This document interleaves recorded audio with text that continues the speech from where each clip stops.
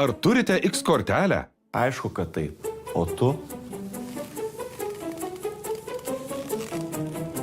Kai kurie žmonės vertina drabužius, prabangius restoranus ar dar kažką. Man tai labai paprasta. Bičas ir jo.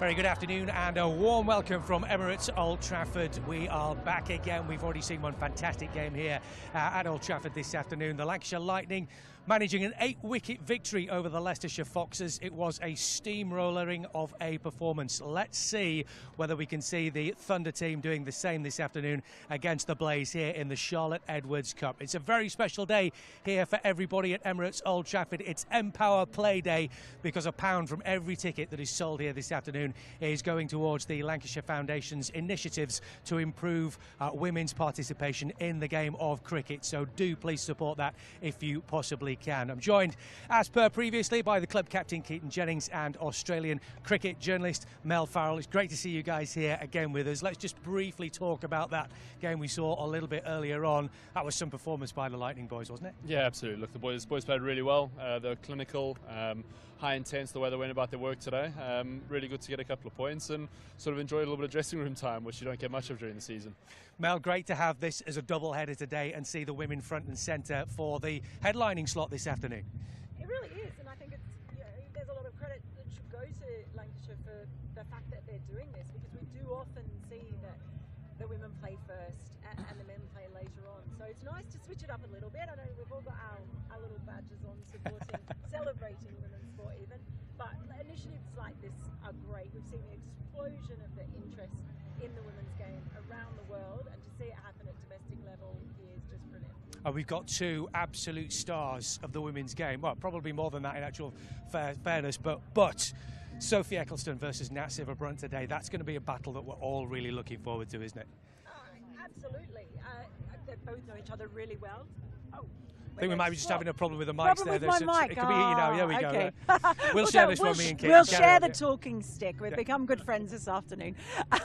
Yeah, obviously they know each other incredibly well, and that makes it all the more tantalising. I think Nat Sciver is just one of the best all-round players in the world. Sophie Eccleston, a dream of a bowler. I've noticed too, I've seen on social media that she's been training with the guys as well, which has been really great to see. But I'm also really excited to see Mahika Gore play for Lancashire. She is, for me, the most exciting prospect in women's cricket anywhere in the world. So she's going to be there, 6'3", I think she is. She even makes Keaton look small. So, you know, that's going to be pretty exciting to see her as well. Tell us a bit about her, because 17 years of age, as you say, she's 6'3". She does look like an amazing, immense talent. She's still at school, though. She is at Sedbergh. I think she's the first girl to represent or play for the first team up there as well. There's been a big buzz around her for a while, and I know Keaton can talk a bit more to this as well, because he was there when Lancashire discovered her. But I was in the UAE last year for the first Fairbreak tournament. Didn't see her play in that, but everybody I spoke to said, you've got to watch this kid. She is amazing. She's got everything, not just the height. You don't see the height, that kind of height in the women's game so much. So she's just able to employ that, and the ball comes from a different angle than what the women are used to facing. So yeah, she is super. But yeah, you were there, weren't you, Keaton, when Lancashire discovered her? Yeah, we were. Sort of, it was in support of Emirates in and around the Expo 2020, and he came down with the school, and she bowled quite quickly to a lot of the boys.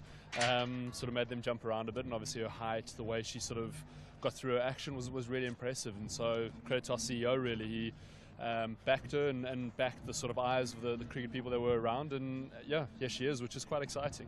She's already picked up a couple of great nicknames as well, in 2-meter Mahika and Magic Mahika. So I mean, so they're already starting, but that shows that she's getting stuck in, she's getting part of the team already. Absolutely. Look, I think key for me, she's still really young. She's got to enjoy her cricket. It's a long career, and you've got to make sure that you love what you do. I think lumping a pressure on a 17-year-old with talent is one thing, but for me, from her point of view, she just needs to enjoy it and just go out, play, and just bowl, have some fun about it. A disappointing result for Lancashire Thunder, first time around, losing that first game, but we've talked about this many a time before, haven't we? In terms of 2020, you get one win and all of a sudden momentum can really start piling on, can't it? Absolutely. You just need a kick start for the season, and then it can go on from there. And you can even have seen in various competitions like this, a WBBL in Australia, where teams have been down the bottom and they go vertical, as they like to say, and get that push on. So this is a huge game, and to have it at home, I think the players are really excited as well to be able to play under lights, which will provide a few perhaps new challenges that they don't get to face as often. But to play second, they're very aware, I think, of the gravitas that has as well. So I think they'll massively be up for this and look to get a big win on the board. And Keaton, it hasn't been the best of starts for the women's team so far. They've had a lot of frustrations, I know, but they don't seem to have been there. It's been too far away from being a successful side this season. Yeah, 100%. Look, I had a bit of a chat to Ellie a couple of weeks ago. They just are frustrated about not sort of turning over and winning those games. I suppose that comes with just playing and exposing yourself to these conditions, to playing more. And the women's game is growing, and that narrative around being lucky for certain opportunity, I think, is going to change and needs to change. The girls are deserving of this. They need to make sure that they enjoy these conditions and go out and have some fun.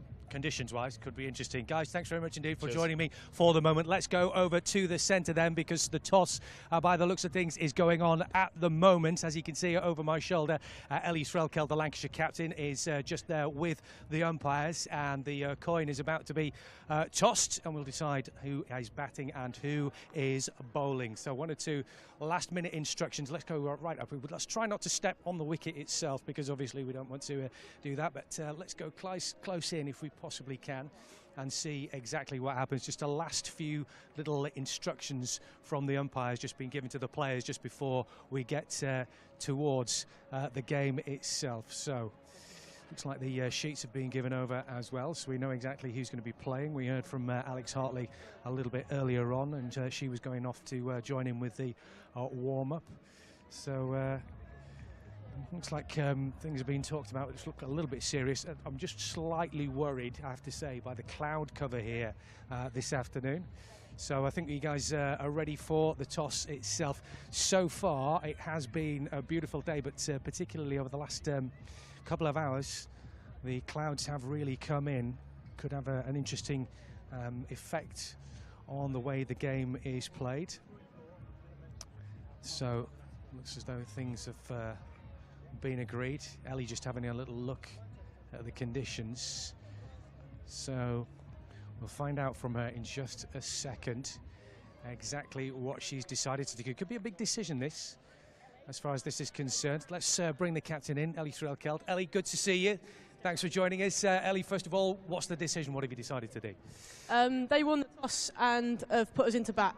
So how do you feel about that, given the fact there's a lot of cloud cover over here at the moment? I noticed you were having a good look at the sky. What were your thoughts? Yeah, look, there's a few dark clouds, but yeah, pretty happy batting first. Don't think the pitch will change too much. So yeah, I think we're best when we try and set a total on the board and try and squeeze in the second innings. So I'm pretty happy. Yeah. How tough a game is this going to be this afternoon? Because we know the players have got some quality players, haven't they? Yeah, definitely, but I think every game in this competition's a tough game, and anyone can beat anyone, and yeah, I'm confident that we can get a win today. Unfortunately, not the way it went for your first game, but what are you doing in terms of changes for today? Kate Cross comes into the side for Alex Hartley. We wish you the best of luck. Ellie, thanks very much indeed for joining us. Go well. Cheers, Thank you very much indeed there. Ellie Strelkeld, who is, of course, the captain for the Thunder this afternoon, up against the Blaze here at Emirates Old Trafford. Can Lancashire make it 2 wins out of 2? Well, the men's side did a fantastic job earlier on, managing to get Leicestershire Foxes out for 99 all out before knocking off those runs in quick fashion. Just after the game, I managed to catch up with Saqib Mahmood, who took 3 wickets and was delighted with the win. Well done, congratulations. You take that microphone from me, my friend. Well done today. 3 wickets for you, but more importantly, a fantastic victory this afternoon. Yeah, it was really good from the start. Sort of we read the conditions pretty quickly, and then communicated among the group, and that bowling innings, yeah, we just stuck with it.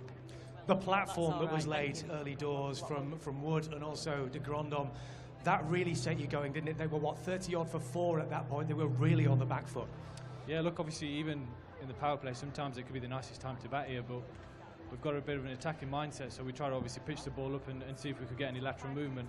Sort of pretty quickly found out that didn't work, and then as soon as we started to hit the wicket and change pace into the deck, it sort of worked for us, and then we stuck with that throughout. But that over from Woody sort of just changed the momentum, especially in that power play, and then from then on, they couldn't quite get going. And you mentioned the track. We could see there was plenty of bounce in there. I think there were 9 catches in total. That tells a real big story about what the conditions were like this afternoon. Yeah, it was actually nice to bowl on. We were just tearing them there on some of the red ball wickets we've had here. They've been slightly slower, so yeah, to see the ball carrying through just meant you could sort of run in and let the handbrake off and really hit the deck hard. And 3 wickets for yourself. Always nice to see in a game. Yeah, look, I'm very happy. My first T20 game for Lancs in 2 years, nearly. So yeah, to sort of come in and contribute, and more importantly get the win as well, it's very nice. And then to see the guys come out with the bat and knock it off in such fashion. Stephen Croft with a terrific performance as well, but it must give everybody a huge amount of confidence with the bat when they know it's a relatively small total to go after. Yeah, look, I think obviously shouldn't go unnoticed. I think sometimes in games like this it can be quite tricky, especially if they pick up a few wickets at the start, but I just thought that power play killed the game off, and credit has to go to the top order for that, and Crofty especially sort of leading from the front with that after an early wicket. 2 wins from 2 now, that's the way to go about it, isn't it? Because momentum in this competition is going to be huge. Yeah, absolutely. And we've got a sort of good core in this squad as well, and games come thick and fast. We've got 2 more games in the next 4 days, so it'll be a sort of rest up tomorrow and then go again on Saturday. And players to come back as well, because Josh Butler will be with us before too long. You can't change your winning team. Right, there's your mention there for you, so you'll be having words to make sure you don't change the winning team. No, I never said anything. They come from me. Saqib, well done today, congratulations, terrific performance, and well done today. Thanks very much indeed for... Great insights there from Saki. Hello, we are back in the famous C stand with some lovely fans. Hello. Hi. How are you and where are you from? Good. We're from Barrow-in-Furness. Barrow-in-Furness. What's your name? Porter. And is this your first time here at Emirates Old Trafford? Yes, it is. How does it feel to be here? Good. Nice. Who are you most excited to see today? Livingston. Okay. So now, he did play earlier. Did you catch him? And we actually have a fun fact, don't we, about your school? Yeah. So Liam Livingston went to our school, and he also went to Barrow Cricket Club and our town. Very fun. What are you most excited for today? Seeing the women probably, and the men, both of them, because we've never seen them. Amazing. We'll have a good first trip to Emirates Old Trafford. Let's have a little look over here. Hello. Where are you guys from, and what are your names? We're here from Manchester. Yep, and I'm Danielle. This is Luca. Hugo. You look like you are enjoying your ice cream. Are you enjoying it? Yeah. I mean, it's all over your mouth. Are you managing to get any in your mouth? Lick it. Are you having a good day today? You getting a lot of treats? I mean, it's making me want a whippy. If that's not an ad for a Mr. Whippy, I don't know what is. And is this your first time here? I love that you're all kitted out there at the back. Yeah, are you ready for the game? Were you here a little bit earlier to watch the men's game as well? Amazing stuff. Okay, well, that's it from us in the C stand. We'll see you very, very shortly.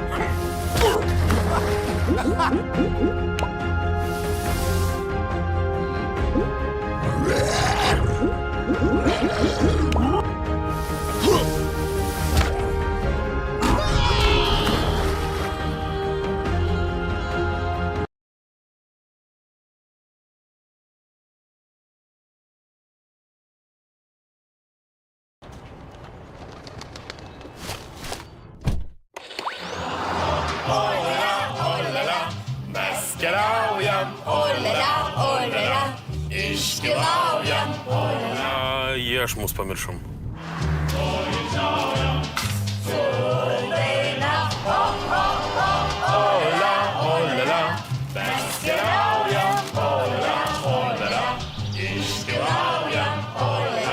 Zefyrų nebeturim. Kiekvienoje mūsų parduotuvėje tai, ko reikia jūsų vasaros griliui. Keliaujam, iškeliaujam ir poilsiaujam su Maxima.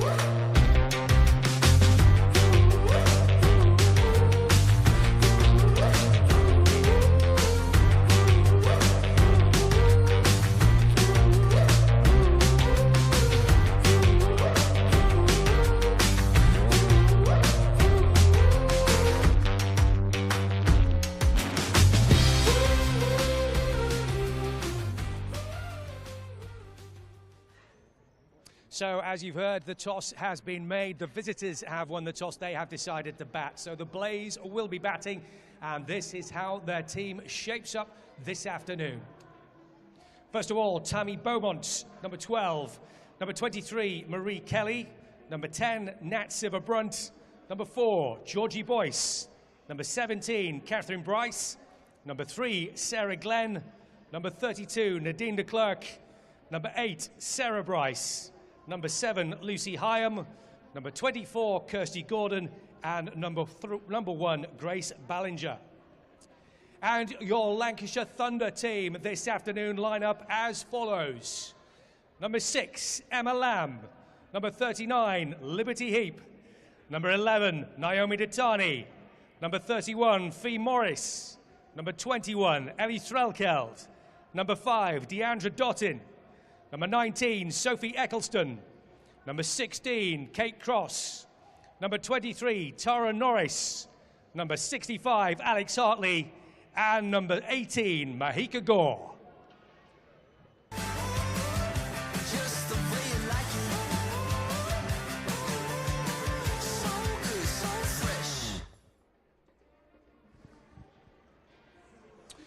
So much to look forward to this afternoon, and we have some winners already, not only in terms of the men's team a little bit earlier, but also the souvenir draw has been made as well, the 25th of May that it is today. First prize going to number 766, that was a bat signed by both of today's teams.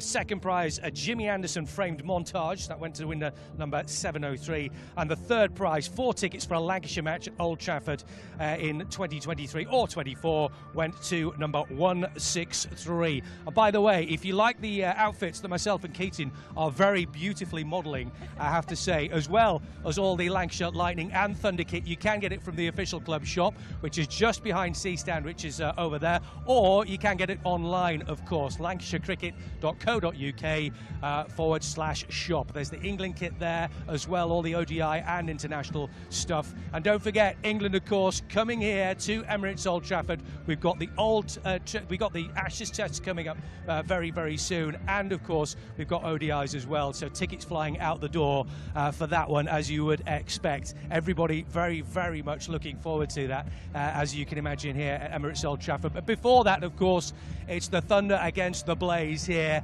and as we heard from Ellie there, just one or two concerns maybe about the fact that she'd lost the toss and the Blaze are going to be batting under these conditions. What would you think? Yeah, to be fair, I'd probably want to bat first, if I'm entirely honest. I always think runs on the board at Emirates Old Trafford is a good place to be. Like I said in the first game, highest first innings runs generally wins a game. But at the end of the day, it's how you exploit it, like we've seen in the first game. If you go about your skill in a good, efficient manner, you can win batting or bowling first.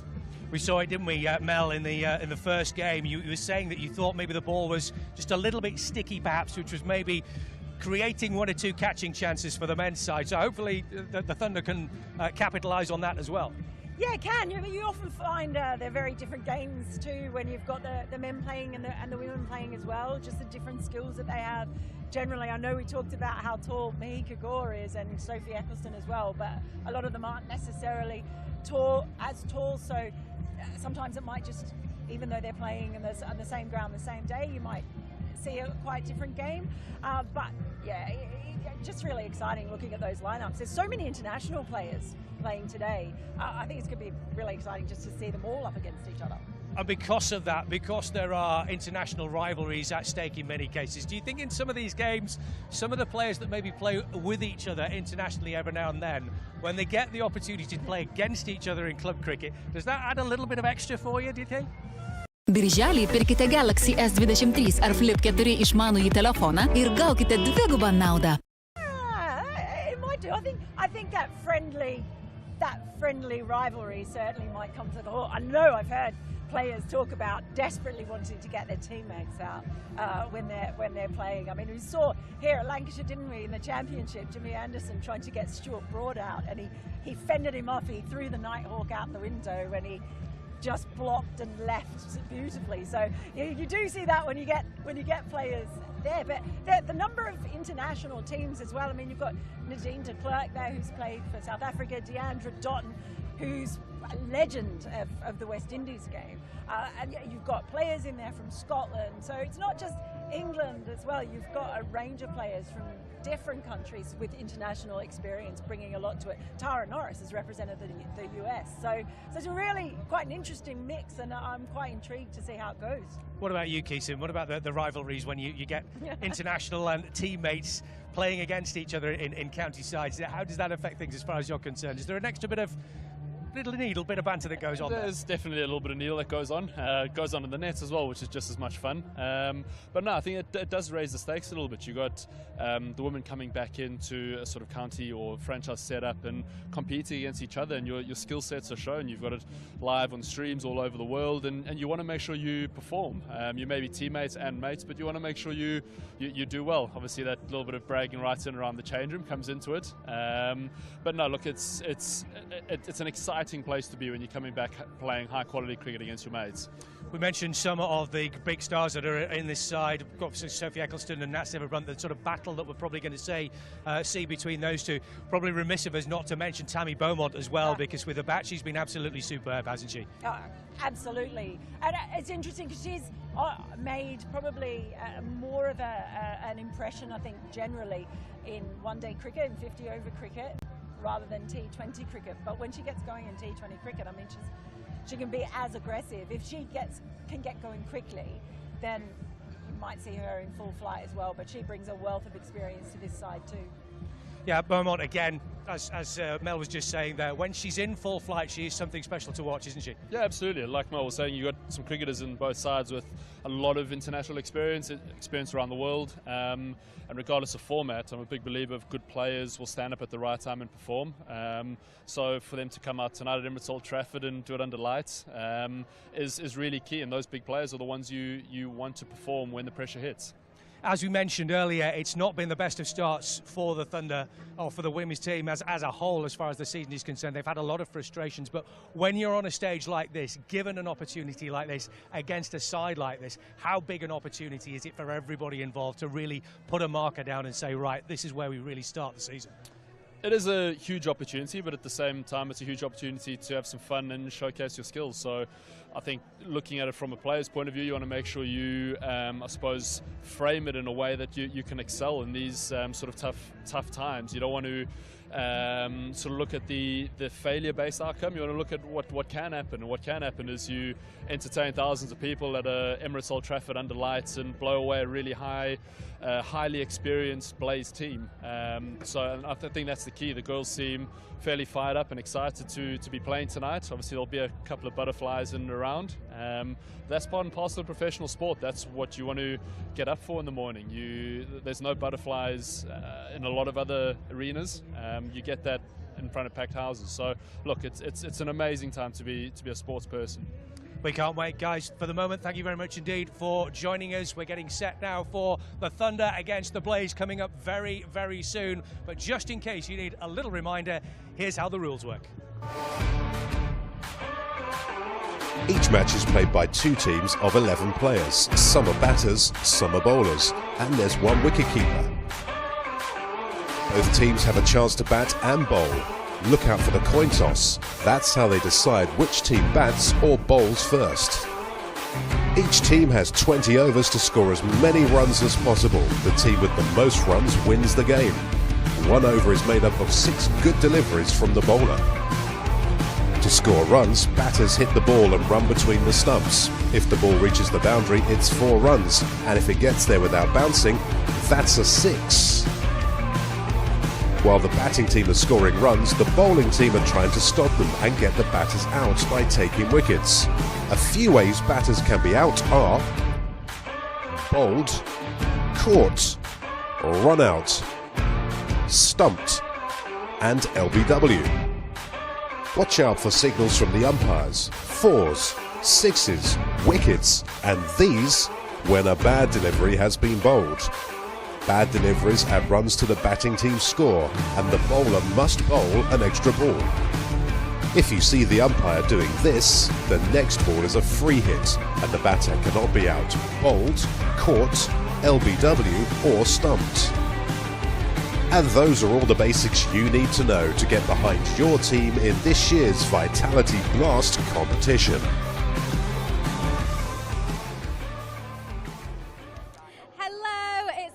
Again, and we are back in C stand with some more lovely fans. Hello, boys. Hi.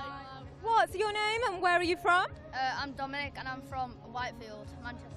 I'm Zach and I'm from Unsworth, Manchester. Nice.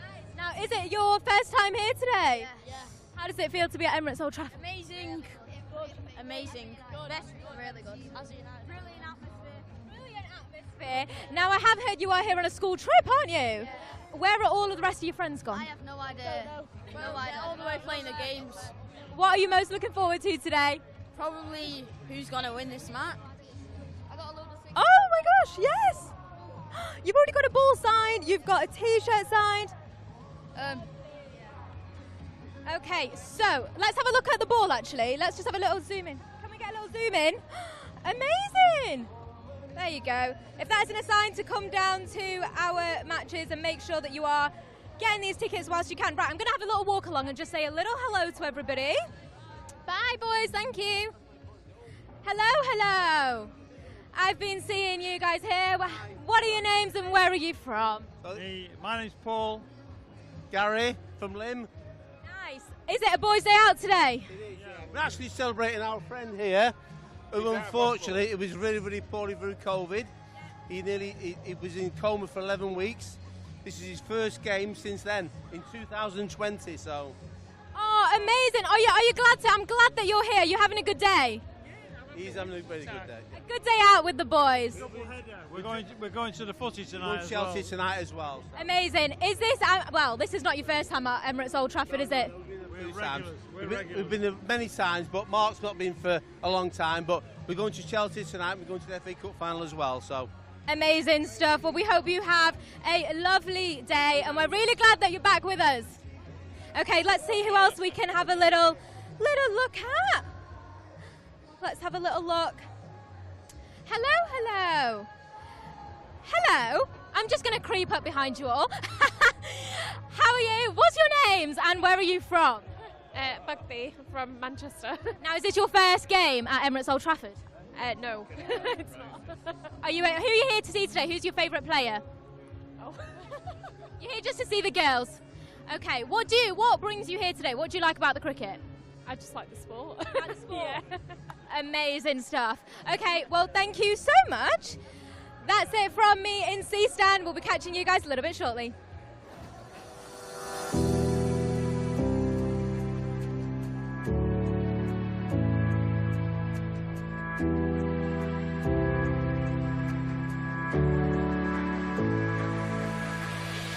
Yeah, it's really special. I've never had that as a player, never had our own changing room and my own locker, and walking in and seeing pictures of us on the walls and our values that we've come up together with as a team.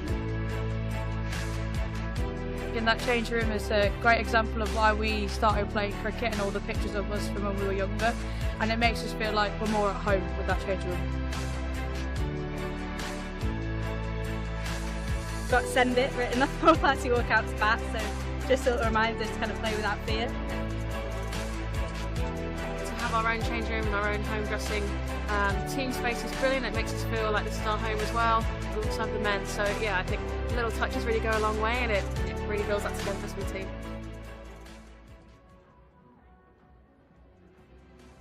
Cute guys. Oh, it's on the floor. Thunder. Big thunder. Nice red.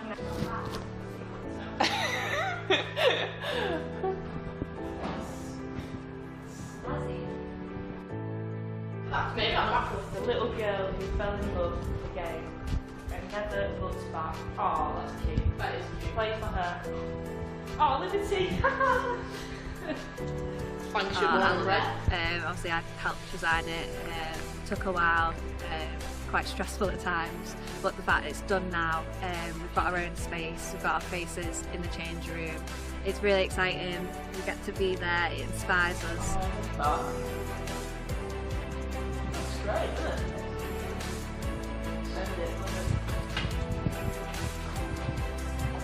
it? Send it. Send it. There's more.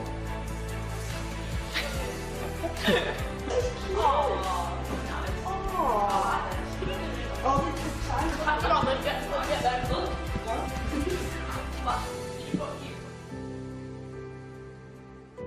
Seneli, kas yra giria? Eime, aš tau parodysiu. Giria yra mūsų šaknys ir visko pradžia. Žalia giria, susitarę su gamta.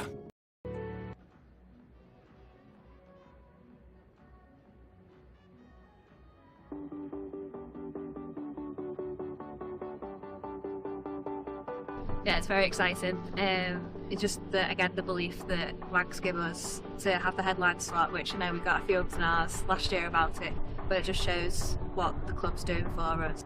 Yeah, it's brilliant. I think any time we get to play here at Emirates Old Trafford is really special, and to have it in a double header, it's just really exciting. It's hopefully going to get a bit of a crowd in and gets a bit more interested in and around the women's game, which is exactly what we want.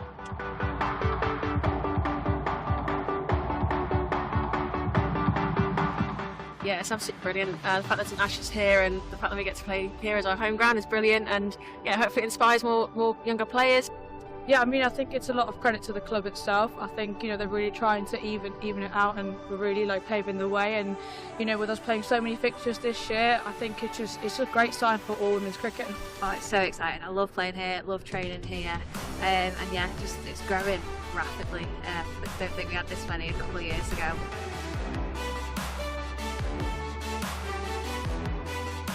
I feel like it's just so exciting to have the opportunity to play that headline event as such, and Under the Lights is always a great game with different challenges, so I think we'll be really up for that one. Yeah, definitely. I've not played much Under the Lights, but every time you do it, it's really special, and it's a brilliant atmosphere. And like I said, hopefully there'll be lots of supporters coming down to watch it. Yeah, I think it's a brilliant scheme, and obviously encourage people to buy more tickets, and yeah, it just shows the growth of women's sport, so it's brilliant. Funding's just a huge issue for women's sport in general, so the fact that we've struggled in the past, but we've got that sport of Lancs, the fact that we can then hopefully give something back and help those people who are also struggling, and it's really important to see other parts grow as well. Yeah, definitely. I think that's kind of, you know, it sounds a bit cliche, but that's why we play the sport. It's to increase the participation, increase the growth, and increase the interest, and inspire the next generation, as they say. And you know, the more we can do to support that, the better. Ladies and gentlemen, Emirates Old Trafford, please welcome to the field your umpires this afternoon, Mr. Ashraf and Wazeem.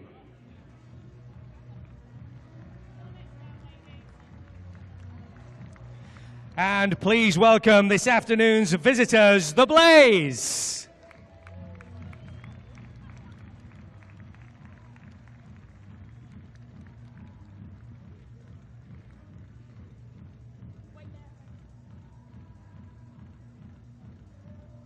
Ten, 9, 8, 7, 6, 5, 4, 3, 2, 1!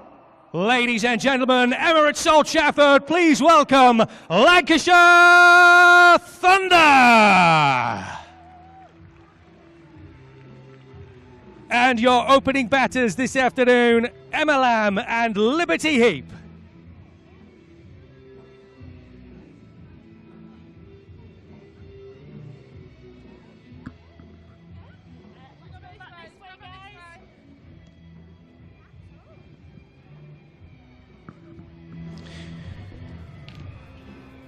So here we go, second match of the double header, then live from Emirates Old Trafford here on Lancs TV, the BBC Sport website and app, and 5 Live Sports Extra. And now we see Thunder against the Blaze. So from a purely biased point of view, we're kind of wanting 2 wins from 2 for our home team. Scott Reed, Faith Lawrence and Paul Horton with you for the first part of this commentary here on Lancs TV and 5 Sports Extra. We're going to see Gordon to open up the bowling from this Brian Statham end, with Emma Lamb on strike for Thunder. We'll have a little natter about how the competition has started, what these 2 teams have been like so far. Very, very early days, but see, we'll have a little look at the 2 teams and what we're going to look forward to here. But the game's underway with Emma Lamb looking to try and cut the ball away through the offside, but picked up at backward point. And there is no run. So, Faith, you've watched an awful lot of the Charlotte Edwards Cup over previous seasons, and at the early stage of this campaign as well, as Gordon bowls around the wicket, and that's driven firmly down the ground by Emma Lamb. And the first runs for Thunder, with a slight misfield down below us, and Lamb comes back for 2. How would you assess, Faith, and good afternoon to you, these 2 sides coming into this game? Good afternoon, Scott. Good afternoon. Thank you very much. It's a pleasure to be here. Always exciting to be here at Emirates Old Trafford for the Charlotte Edwards Cup. I think both sides are really going to fancy this one. Both have 2 different points to prove. It's Gordon bowls again, and that's defended by Lamb, and there's no run. For the Blaze, they've started really well this season, and they're going to want to continue this momentum. They're really riding a high wave. And for the Thunder, they're still looking for their first win in the competition. Being at home. There's Kirsty Gordon balls. Down the pitch comes Leap. Ow! And chipped right up towards mid-off, and Emma Lamb's gone. It's a really, really big blow, that, for the Blaze, to have dismissed Emma Lamb so early on in the piece, chipping it up to mid-off, and Thunder lose their first wicket. I was just going to say, they're really going to want to get going, you know, and maybe that first early wicket is just a sign of that real enthusiasm, maybe almost that desperation to really get going and get a win on the board. Emma Lamb's such a strong batter, strong opener for Thunder for so long. And for England as well, would really have wanted to put on a good show then. Perhaps that shows the intention of Thunder during this game, to get the team going, get a good score on the board and get their first win. Well, that is a significant breakthrough, isn't it, for the Blaze to make inside the first over. Arguably, Thunder's best batter. Yes, arguably, absolutely, but there's still plenty of batting to come, and you know, we see Deandra Dottin striding up to the crease now, perhaps a little bit earlier than she would have fancied, but just an example of how much batting strength there is in this Thunder side.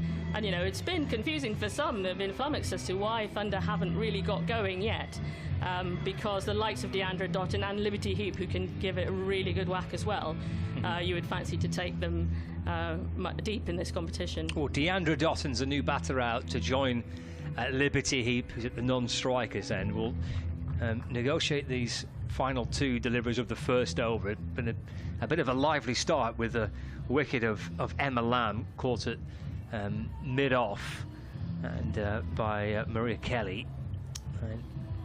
Thunder will be hoping that they can just have a little period of calm, but they've got some experience there.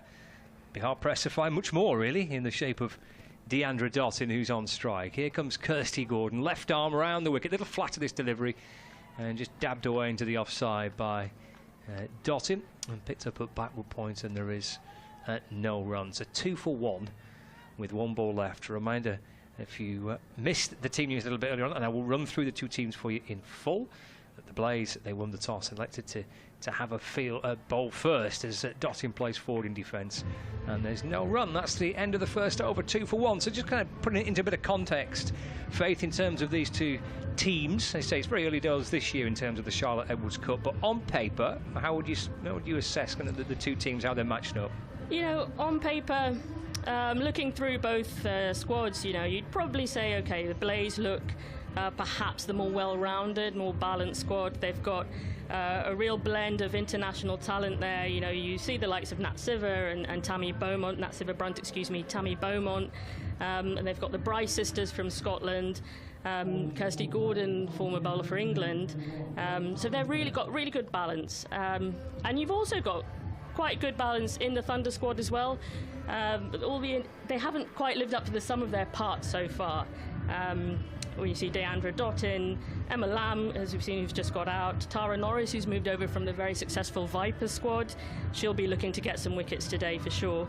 Ellie Threlkeld, many consider the best wicket keeper after Amy Jones, and could be the successor if she gets going with her batting. Sophie Eccleston, of course, everyone knows what she can do. So quite well matched sides, to be honest, on paper. It will be Grace Ballinger to open up from the James Anderson end with Liberty Heap on strike. The ball just comes back in towards her, and she defends it towards mid-on, and there is no run. 2 for 1 as we start the second over of the game. When you look down those names that you mentioned, and I'll run through the two teams in full now. Emma Lamb, who's out already inside the first over of the match. Liberty Heap, Deandra Dottin, Ellie Threlkeld, Fee Morris, Sophie Eccleston, Danny Collins, Naomi Datani, Kate Cross, Tara Norris, Makea Go, who's a real find for Thunder, young fast bowler. As Heap looks to try and carve the ball away, but a play and a miss, and through to the keeper, and there's no run. And the Blaze have Maria Kelly, Tammy Beaumont, Nat Siver Brunt, Sarah Bryce, Catherine Bryce, Georgie Boyce, a former Thunder player, Sarah Glenn, Nadine de Klerk, Lucy Hyam, Kirsty Gordon, the skipper, and Grace Ballinger, who is bowling right now the second over of the match into to Heap. And that's a thick edge down towards deep third, where it's fielded by Georgie Boyce, and Heap gets through for a single and moves the score onto 3 for 1. There are some real standout names across both sides, I think. Yeah, definitely, and Thunder supporters will be really excited this year about the addition of Mahika Gore to the squad, and Tara Norris, as I mentioned, Fee Morris as well. Both really good all-rounders who should be able to, when the side's in trouble, will be able to steady the ship a bit and score some late order runs. The Charlotte Edwards Cup is just a couple of games in for this year's competition. This is game number 2 for both of these two sides.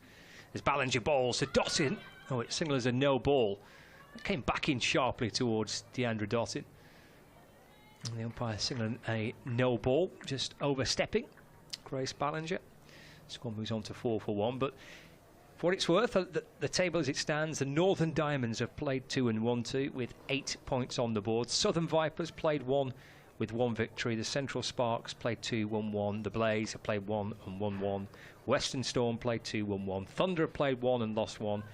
It's 2 defeats from 2 for the South East Stars and 1 defeat from 1 game for the Sunrisers, who are bottom. The Northern Diamonds are top with 8 points and 4 points clear of the chasing pack. Here's Ballinger in to Deandra Dottin. She gets plenty of that, hammers it over mid-off, 1 bounce and up towards the boundary for 4 runs, and she's underway in great style.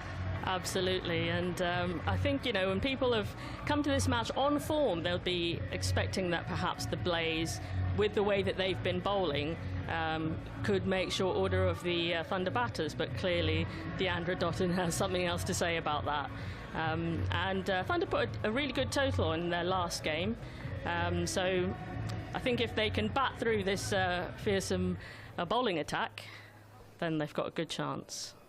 Ballinger to Dottin, and that's jabbed away into the offside, and there's no run. With Deandra Dottin, you get quite a bit of experience, don't you? It's 143 one-day internationals, 127 T20 internationals. So you're signing an overseas player with vast amounts of experience and quality. Absolutely, and she joined the squad last year, so she's really familiar with the setup and with everybody at Thunder. So this is now the year for her to really step things up, I think. They've positioned extra fielder on the leg side boundary, so a deep mid-wicket and a deep backward square leg, and it's just flicked away off the hip by Deandra Dottin out towards deep square leg. And Catherine Bryce comes up to complete the fielding. That's the end of the second over. 9 for 1, 2 overs gone. Thanks to Faith. She'll be back with us a little bit later on. Faith Lawrence with us here on Lancs TV. Paul Horton is alongside me as well. We might hear a little bit from Keaton Jennings through the course of the afternoon. Paul was watching the first game of this T20 doubleheader. I wonder whether the two captains will have looked what happened in that first match, Paul, and will have an idea perhaps how the pitch is playing at the very least. I think definitely have an idea of how the pitch is playing, but whether they're going to change their approach to what they deliver out there, I'm not sure. They've opened with left arm spin, so if they notice the first game, obviously there was less spin bowled initially up top. Obviously that was a tactic to open the first over was left arm spin. There's now been a change of bowling for the third over. It seemed to work. 1 for 2. So it was, got a wicket of Emma Lamb, which I thought was a strange dismissal. Really, it didn't look like she went through with the shot. It was caught mid off. It was quite a tame ending, I think, for a talented player. But hopefully Dottin can get going here for the Thunder. Siva Brunt coming into the attack. Oh well, talk about getting going. There's an example of it. Stand and deliver from Deandra Dottin, hammered up and over extra cover for 4 runs. She's shown obviously the last over when she cleared mid off. It was a free hit. She had a chance to free her arms to get her momentum going. But that ball just shaped a little bit from Siva Brunt there, shaped away, created a little bit of width, and Dottin over wideish mid off cover. Lovely striking and a lovely cricket shot. It seems to be over cover. It's a beautiful cricket shot. Field on the offside is all inside the ring. Cleared that and then some. Play back towards the bowler on the full, I think. Nat Siva Brunt leaping away to her left, just trying to get something on it. One of those return chances that, if they stick, they can look really spectacular. I think she got her fingertip to it. Yeah, just sort of ballooned a bit. She held a bit, she's got one fingertip of her left hand dive. It would have been an incredible return catch. Yeah. Been a terrific catch off her own bowling as she stuck with that. That's drilled to mid-off. Firm-looking shot from Deandra Dottin. Straight to mid-off. Kirsty Gordon having to get everything behind that to stop the ball. It was hit firmly. She's on 9, Deandra Dottin. Thunder are 13 for 1. We're halfway through the third over of this contest. Live from Emirates Old Trafford. Some field changes here. Third man's come up. There's a deep backward square leg and a long on. Interesting field, considering the way Dottin is looking to go over the offside. I find it's an interesting tactic. Dottin kind of hops to the leg side, tries to carve the ball away through the off, but a play and a miss through to the keeper, no run. See the slower ball there, but Silverbrunt really, really well bowled. But Dottin looks like she's strong, opening up to the offside. He's gone over mid-off twice. Yeah, to lose mid-on, I think is an interesting call. You're going to have to really tight on your lines here. Yeah, wanting to be hit into the leg side. Yeah, you got 5 up in the ring on the offside. Doesn't give you much room outside off stump. Silverbrunt from the Brian Statham men in and balls just outside off stump, and Dottin trying to force the ball away, but a ring of fielders inside the circle on the offside. Can't get it past point, and there's no run. 13 for 1. Dottin on 9 from 11 balls faced. First home match of this year's Charlotte Edwards Cup for Thunder, having been on their travels last weekend in Taunton, but losing that opening fixture. Dottin just ducks underneath a short ball, actually, from Silverbrunt through to the keeper, and there's no run. Well, aside from that glorious extra cover drive from Deandra Dottin for 4, they're the only runs off the over. Dot balls the response from Nat Silverbrunt. We've had 3 overs of the game, and Thunder are 13 for 1. It was, to be honest, Silverbrunt there, it was really clever bowling in the end. She bowled 2 slower balls and then changed her field again, had a deep backwards square leg and a deep mid wicket, and used the pace and bounces in this surface here at Old Trafford today. We've obviously seen the men use it in the middle of the wicket in their first game. You know, to use the middle of the wicket, you know, to be hit to the longer boundary, square of the wicket, you know, Dottin got under the ball, so a really good finish to the over. So it showed her experience and her understanding of the surface. So it was really, really good. Well, another example of the international quality that we've got on show today. 108 T20 internationals and 94 one-day internationals and 8 test matches for Nat Silverbrunt. And excellent bowling in the power play too, of course. Good start this by the Blaze. 3 overs gone. Thunder 13 for 1. It's Liberty Heat trying to drive the ball away off the back foot and up towards wide mid-off. Shuffles through for a single. Kirsty Gordon, the skipper for the Blaze, does stop the ball but can't deny the run. Score moves on to 14 for 1. Brings Deandra Dottin back on strike, and again instantly the 2 fielders out towards the leg side boundary. Well located on the rope at deep mid wicket and deep backward square leg. There's Grace Ballinger, slightly angled approach, and in and bowling to Dottin. Oh, she's bowled him. It's a really good delivery. No wonder Grace Ballinger peels away in celebration. It's a lovely ball to beat a very, very good batter in Deandra Dottin. It's a big blow again for the Thunder. 2 key wickets to 4 in the power play. The Blaze have reduced the Thunder to 14 for 2.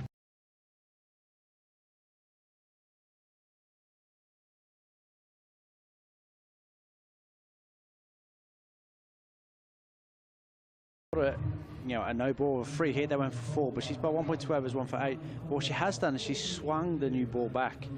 Yeah, swung back through the gate. Dottin looks like she wants to hit through the offside. You know, her scoring shot through that innings, mid-off, over mid-off. The ball swinging back, left arm, that angle, and swinging back through the gate is a really nice piece of bowling. And a real shame for the home side here. Yeah, well, especially with the 2 key batters. I reckon if you give them the Blaze the chance and try and pick up a couple of wickets in the power play, the 2 names that they've got out are probably the 2 key ones that they'd want. Lamb certainly, who's seems to be in good form, season in, season out for years now, and they're big experienced overseas player. Deandra Dottin, tons of international cricket under her belt, and well, you're looking in good form, but both have gone. So the Blaze starting superbly with the ball. Grace Ballinger, 1 for 8. In she comes. Ellie Threlko, the skipper's out there now, just following a ball that's just held back, I think, a fraction by Ballinger. Applause from the keeper, Sarah Bryce. I'm not surprised. And this is really clever bowling ball by Grace Ballinger. Yes, what she's done is she swung the ball. So whenever you're moving the ball, you've got a chance and you're in the game. So she's held her length and she's given the ball a chance to swing. She's pitched it up, and she's bowled really well. She hasn't bowled a great deal of bad stuff, if I'm really honest with you. She's bowled really nicely, but it's a swing that's been the key. In again to Threlkeld, who's hopping back into the crease and pushing away into the offside. And there's no run. The action of the left arm as well, especially if you can get the ball to swing, like Grace Ballinger's at the minute, with it being the left arm angle as well, that poses an extra challenge to the batters. It's just different, I think. And what left arm does to right-handed batters is if you swing it back, there's no width. So the ball swings back onto the stumps. Slip in place. It's a full ball, driven nicely by Threlkeld, not picked up cleanly by Kirsty Gordon at mid-off, and Threlkeld can come back and run 2, so she's up and running. And the Thunder move on to 16 for 2. Yeah, so ultimately in T20 cricket, you want to bowl and hold on your off stump, middle stump. The spinners one that don't leave the stumps a great deal. Anything is in width in T20 cricket, in any cricket really, but in T20 cricket, bowling wide of off stump just, you're not really going to get anyone out, and you just create width for the batter. So left arm swinging back. As it does again, coming back in towards Threlkeld, who does well to bring the bat down and keep it out. No run. End of the over. And wicket in the over. Deandra Dottin. 3 runs conceded.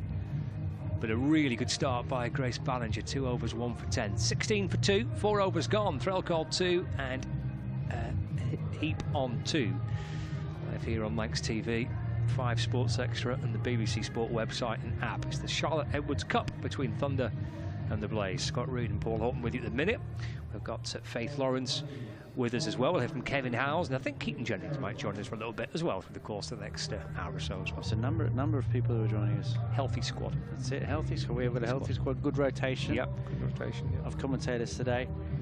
Be interesting to see what the Thunder, what is a good score. I don't think we've got an idea of what a good score is in the first game. 99 clearly wasn't. So I'd be interested to see what a good score is in here in the second game. What the Thunder can post and whether we think that's competitive enough. Well, they've got some canny bowlers, haven't they, the Thunder? But it's whether they've got something to work with. Sarah Glenn coming into the attack to Liberty Heap. Just trying to work the ball away to mid-wicket, but deflects back down the pitch and there's no run. 16 for 2. Heap on 2. There's Glenn in and bowling. Again, Heap trying to work the ball away to the leg side, and there's no run. A bit lucky there. Sarah Glenn, his leg stump, half volley. She's been a bit lucky his first couple of balls. In again with a leg spin. There's a Heap tries to drive the ball away. It's gone past the stumps, past the keeper, down to the boundary. What's it gone down for? It's gone for 4. Little thin inside edge. Heap moves on to 6. 20 for 2. Bowling leg spin in the power play. Ain't easy. And quite got it just right at the minute. To be fair, she's really unlucky there. It's a slight inside edge.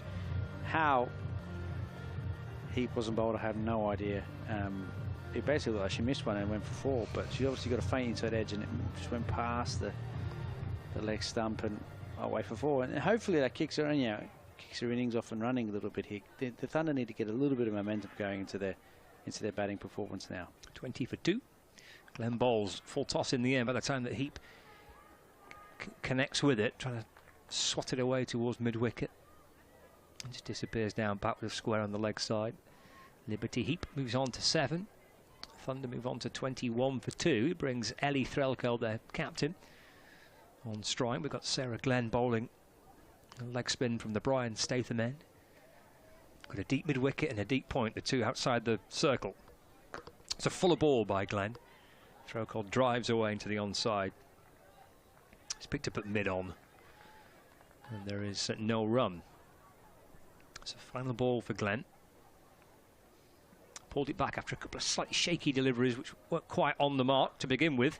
The rest of the over has been good. She's been undone by a bit of a misfield there because that's off the back foot and punched away through cover for a single, but probably should have been stopped inside the circle. In the end, Lucy Hyam coming round to complete the fielding. So 5 overs gone, 22 for 2. Threlkeld on 3, Heap on 7. After quite getting the first couple right in that over from Glenn, came back nicely, I think, Paul. Yeah, a tough ask to bowl leg spin in the power play. I think she was a bit unlucky in the end to go. Unlucky at times, maybe. Obviously, missed out a couple of leg stump half volleys up front. Yeah, inside edge for 4 was unfortunate. It was a nice delivery from a misfield at the end. You know, when the ball should have gone for a dot. So she's a little bit unlucky, but 22 for 2 after 5. I think the Blaze will be comfortable with the Thunder are. There hasn't been a blistering start. We came out of the power play without too much damage, and then obviously looked to squeeze in the middle period. Well, you almost kind of want to get through the over, don't you, now, without too much further damage done. There's always that horrible stat lurking about losing wickets in power play. So Ballinger's going to bowl third on the spin here. I'm not surprised. She's bowled really well. In comes Grace Ballinger and bowls again. That swings back in towards Threlkeld, nudged away into the onside.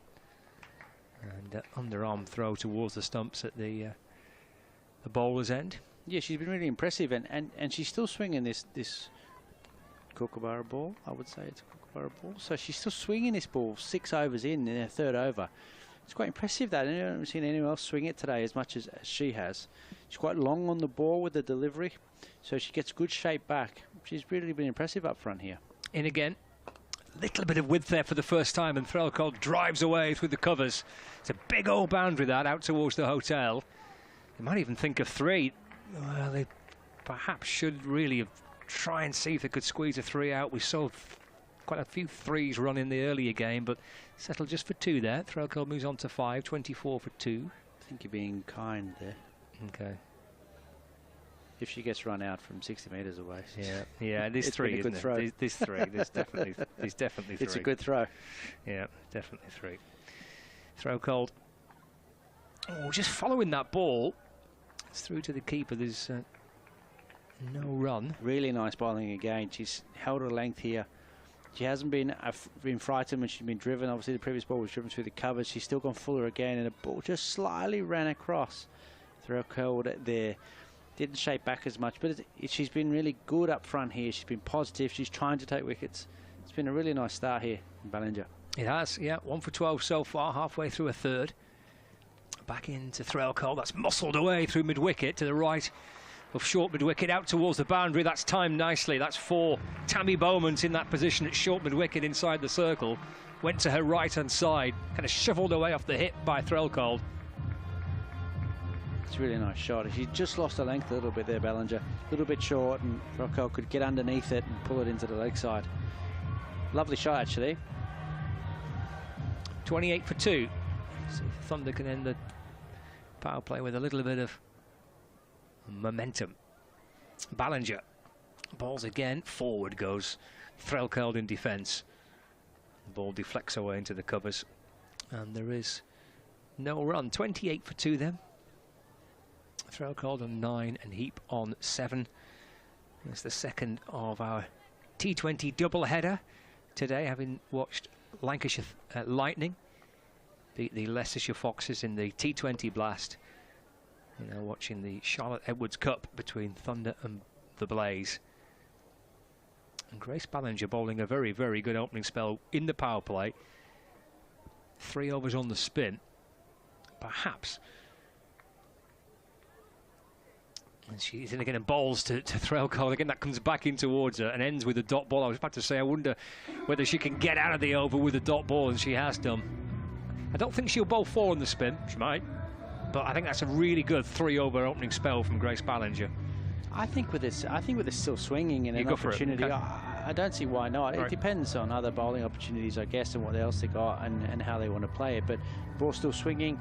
Why not give her another chance to knock over? Unless they got other, don't they need her at the end to bowl some, some finishing, some death stuff. But yeah, her field in that finishing last ball, her field was a little bit better, I thought. The third man up and a deep mid wicket.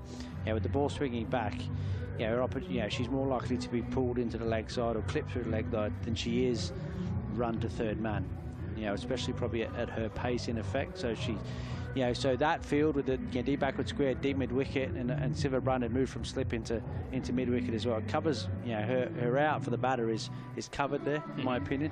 And if they look to hit it through third man, then brilliant. She's bringing the ball back from left arm over the wicket. Kirsty Gordon brings herself back into the attack. Left arm round the wicket, forward goes Liberty Heap in defence. And there is no run, just pushed away into the offside. And the score remains at 28 for 2 as we get into the 7th over of the game. Heap on 7. Here's Gordon in and bowls to Heap. And that's driven down the ground just for a single. Moves on to 8. 29 for 2. So we're out the power play. Fielding restrictions have been relaxed. So we've got a few extra fielders dotted around the boundary edge. Where we got them? Long on, deep mid-wicket, deep backward square leg, and on the point boundary as well. Here comes Gordon to Ellie Threlkeld, who goes back and plays it back down the pitch, and fielded by Kirsty Gordon off her own bowling. And there's no run. Paul Horton's left us for a wee while, and Keaton Jennings is alongside me. Hello, Scotty. How are you, Matt? I'm good, thank you, mate. Yeah, here's Gordon to Threlkeld. That's played back down the pitch on the bounce to the bowler, and there's no run. Having lost a couple of wickets in the power play, important partnership now, you think, for the Thunder. Absolutely, and you can see the pressure just starting to build on Ellie here, for those that are watching on YouTube, on Lancs TV. It's off the back foot and sliced away up through the offside. Nice shot. It's a great shot. Just rocking back, nice quick feet, and just knocked the ball back 2 points left. Yeah, it'll ease the sort of nerves in Ellie's tummy, no doubt. It'll hopefully settle her down and just sort of get her flowing nicely. Beautiful shot. Yeah, 4 runs to Ellie Threlkeld. Captain out in the middle for the Thunder. Moves the score on to 33 for 2. 13 from 15 balls faced. We've got skipper to skipper here with Kirsty Gordon in and bowling to Threlkeld. It'll shuffle down the pitch and drives to mid-off. It's picked up by Sarah Glenn, and there's no run. That's the 7th over of the innings done. 33 for 2. 2 big blows, losing Emma Lan and Deandra Dottin at the top, but a little partnership developing here for the Thunder now. Yeah, absolutely. The longer you stretch this sort of partnership for, you take the game towards the sort of back end of the innings, and hopefully you can get the ball away. There's quite a big ground here at Emirates Old Trafford. Into the corners can be really long. You saw the shot Ellie played earlier through cover. It just seemed to keep rolling away and just kind of never really got to the boundary. So they haven't come in that far from the men's game, probably only 5 metres or so. And the men think it's quite a big field, so it's I can promise you now it's a big surface. Yeah, it's a surface we've been. Well, I'm a bit sad, but I quite like when I see people run 3. I get excited with 3s. I need to get out more. Yeah, I do, don't I? I do. We saw quite a few 3s earlier in the day. 33 for 2. Heaps on strike. Sarah Glenn back in with a leg spin. That's driven up towards long off for a single. Score moves on to 34 for 2. Heap moves on to 9. So much I could reply to that, Scotty. No, I'll leave it there. No, you're too polite. You're too polite to stitch me up too much. Throw called on 13. He's on strike. That's play back down the pitch, and there's no run. I almost like that as much as I do a maiden over in T20 cricket, which we saw earlier on today. Yeah. It would. Yeah, it's I suppose one of those. I don't even want to say unique things to cricket. Down comes Threlkeld and works the ball through mid-on and gets through for 1, moves on to 14, 35 for 2. We don't see it, do you, that often? No, I don't think you should see it that often. No, you shouldn't. Perhaps not. But somehow you made it seem interesting, Scotty. I'll leave that one with you. I think that's in the job description. Keep trying to work the ball away to the onside. A little bit of confusion here. Throw towards the bowler's end. Well, they kind of flirted with the idea of a single, decided against it, and I think ultimately went for it. In the end, it became a rather risky-looking single. There's a bit of yes-no waiting in the middle of the wicket. Both put the handbrake on at one point and then try to start up again.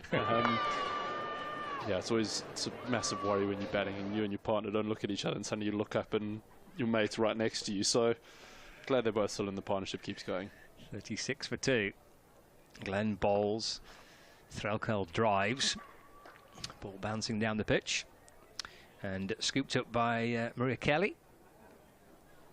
takes Ellie Threlkeld on to 15 not out. Score moves on to 37 for 2. 1 ball left of the 8th over.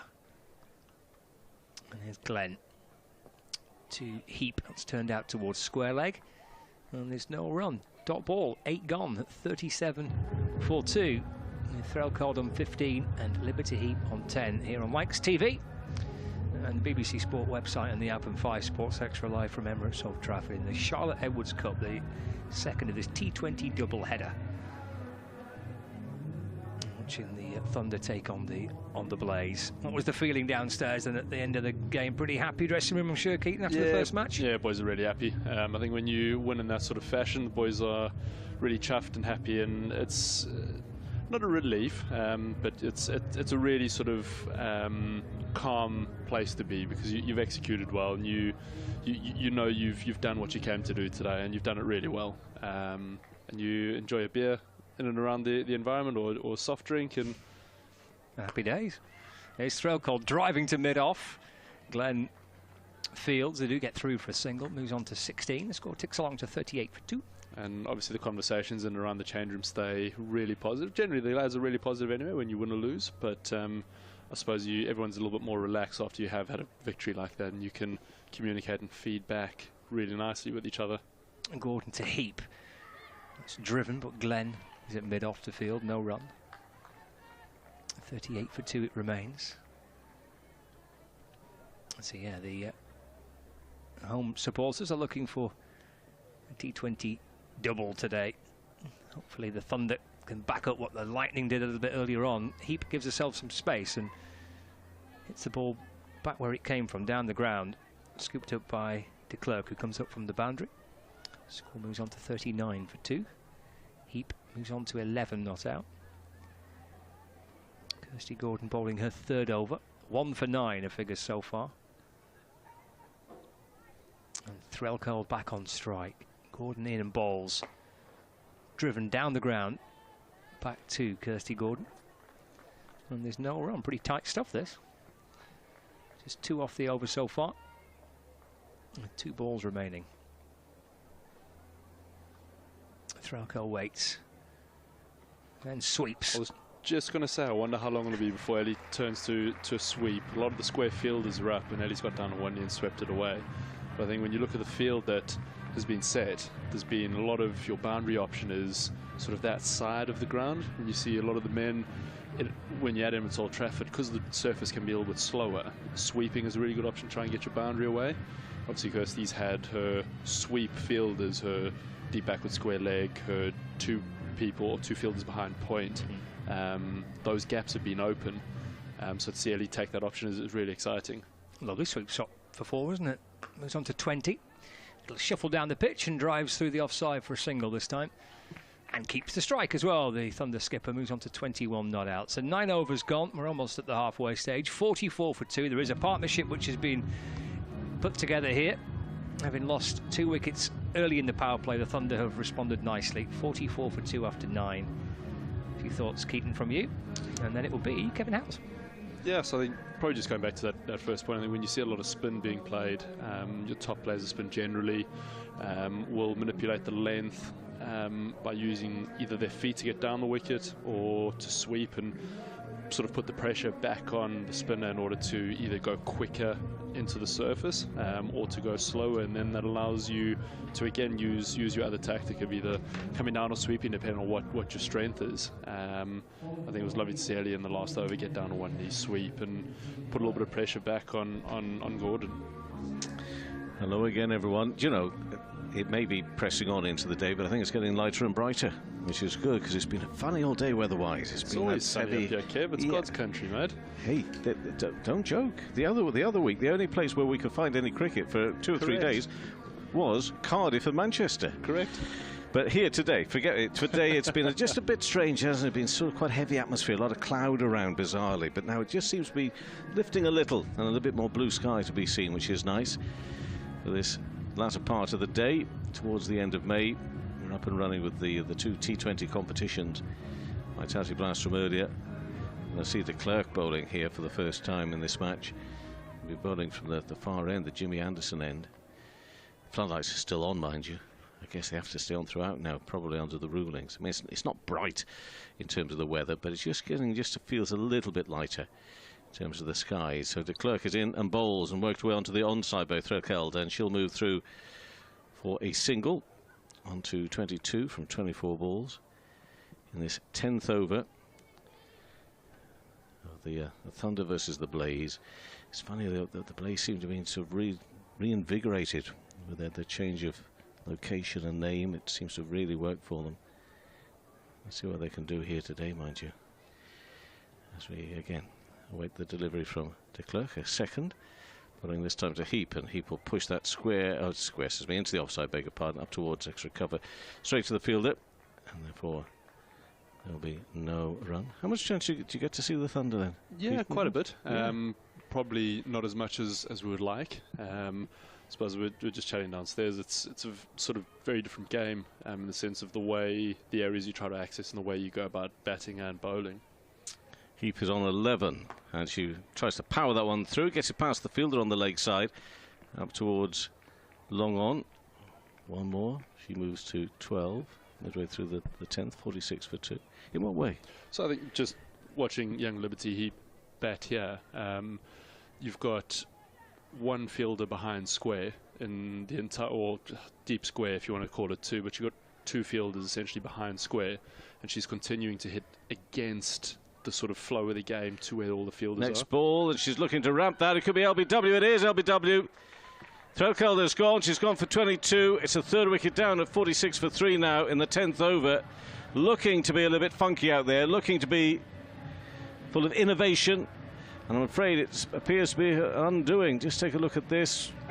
Onto that back leg. Well, she's on her way. She doesn't seem to have made any error there.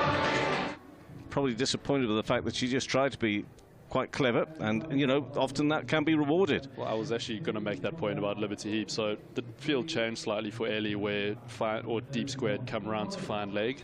So essentially Ellie's trying to access an area of the ground where there's a fielder protecting it. So her risk in that shot is for 1, maybe 2 runs, where Liberty Heap had deep square legs. So the fielder's another 20 or 30 metres round the boundary, and her risk would have got her a boundary. And she continues to hit it against or to all the fielders. So I suppose from a batting point of view, it's being savvy really quickly to make sure you hit the areas of the ground where the fielders aren't. I know young Libs is still really young, so for her just sort of batting and being put under this sort of pressure is key, and making sure she sort of comes to the back end of it. Indeed, but Threlkeld has gone, and it's a third wicket down. And a wicket for de Klerk with just her 4th ball. So 1 for 2 so far, start of her spell. And it's Fee Morris who's coming in to join Liberty Heap here for the Thunder. And we just await the next ball, wait the music to stop, but maybe the music is waiting for the bowler. I hope the bowler's not waiting for the music. We could be here all night. Morris is facing. And this is in the air. Is it going to be safe or not? Falls just short of the fielder out there at deep mid-wicket. No wonder de Klerk just puts a hand on her head there. I think, is that Sever Bruntner was coming in there. So just going back to that first point there, Kev, that's if you see where deep backward square leg is, she's a couple of metres behind square. So if Libs had to try the same shot, Ellie's just tried. Her risk in potentially hitting the ball gets her that boundary. Heap is on strike now. She's on 12. It's aerial, but it's going to be okay. It's going to arrive rolling along the ground more or less up there as long on, and completes a very successful over for de Klerk. 1 over she's bowled, 1 for 4, 48 for 3 after 10 overs. Morris on 1, Heap on 13. Carry on your point there. So my point was basically Libs is trying to hit the ball towards the fielders, so it's a very big playing area. Essentially what you want to try and do as a batter is hit the ball away from the fielders, and there's a massive space in the ground at fine leg for Libs to try and access, and then that allows, if she does access that ground, you take your risk. That then allows an area in front of square which she's clearly stronger in accessing for her to access later. So I suppose it's that cat and mouse of being able to take the risk, get away with it. The correct risk, obviously. You're not just sort of pot luck and playing a shot because you feel like that's an option to take. It's you accessing the ground, the pace of the bowler, and then manipulating the field in order to try and work for you later on. That's Siva Brant's going to bowl her second over. She bowls it now and it's driven into the offside by Heap. It won't get past the fielder, or half parried, half stopped. Decent stop. So it stops any runs being scored. It remains at 48 for 3. Quick thinking. You've got to be on your toes, and that comes from experience, though, doesn't it? Does it come from a few grey hairs as well? Yeah, and losing sometimes, Keaton. This Absolutely. one's squeezed out. They'll go through for 1. Comes from looking like a bit of a muppet at times. Mes Lipton atrenkame geriausios kokybės arbatos lapelius iš mūsų geriausių arbatos plantacijų visame pasaulyje.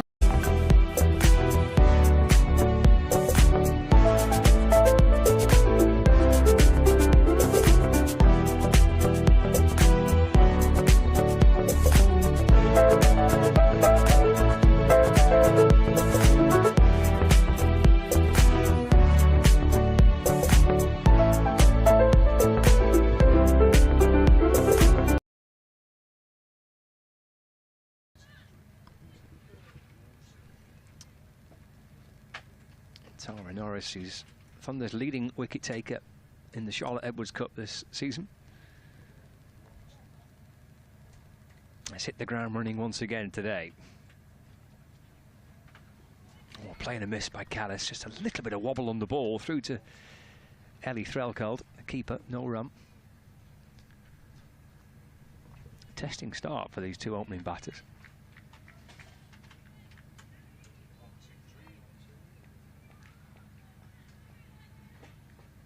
Just 2 runs off the over so far. Callis on 1, turns and comes back in towards us. Callis waiting as Norris bowls full, but just wide above stump, driven down the ground, but for no run.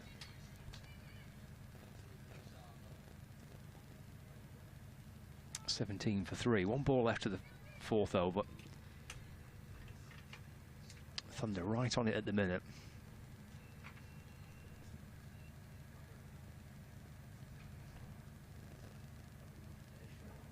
Super opening 2-over spell this by Tara Norris. Pushed by Callis, but again to mid on. Oh, slight misfield. Olivia Bell has allowed Diamonds to force a couple of runs there. Just to complete the 4th over, 2 runs off it. Callis to 3, Heath on 1, 19 for 3 after 4.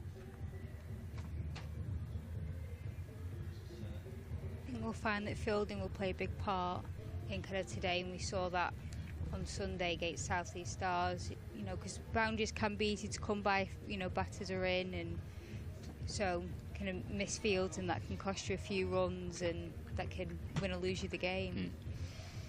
It's quite a firm, hard out ground too, isn't it? There's to be quick scoring ground here, you would think.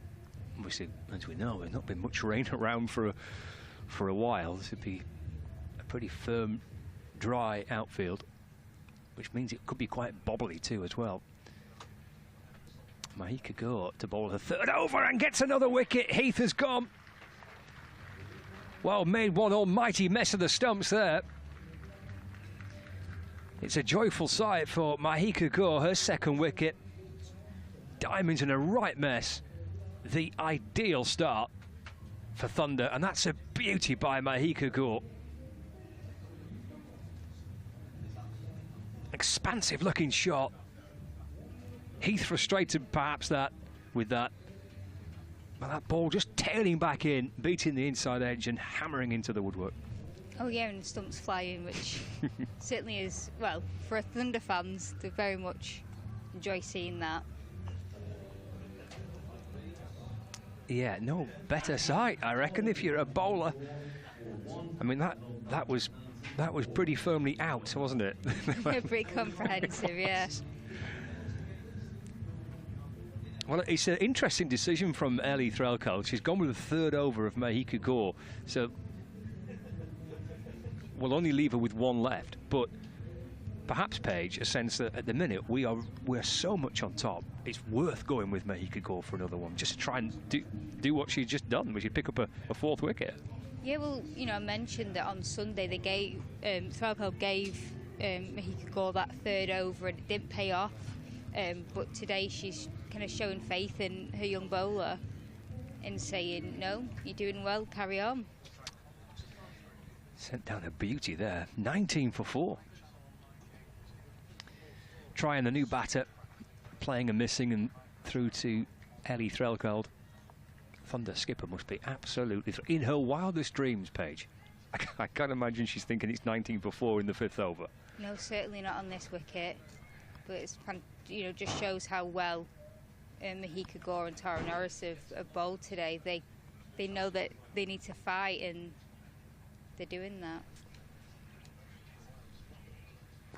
It's driven away. There's runs here through the covers. All along the ground, there's a chase on. Down towards the deep extra cover boundary. Does reach the rope. We mentioned the speed potentially of this outfield. Bounced its way along the grass out towards the cover boundary for 4 runs. And Diamonds perhaps trying to counter-attack a wee bit here. 23 for 4 in the 5th.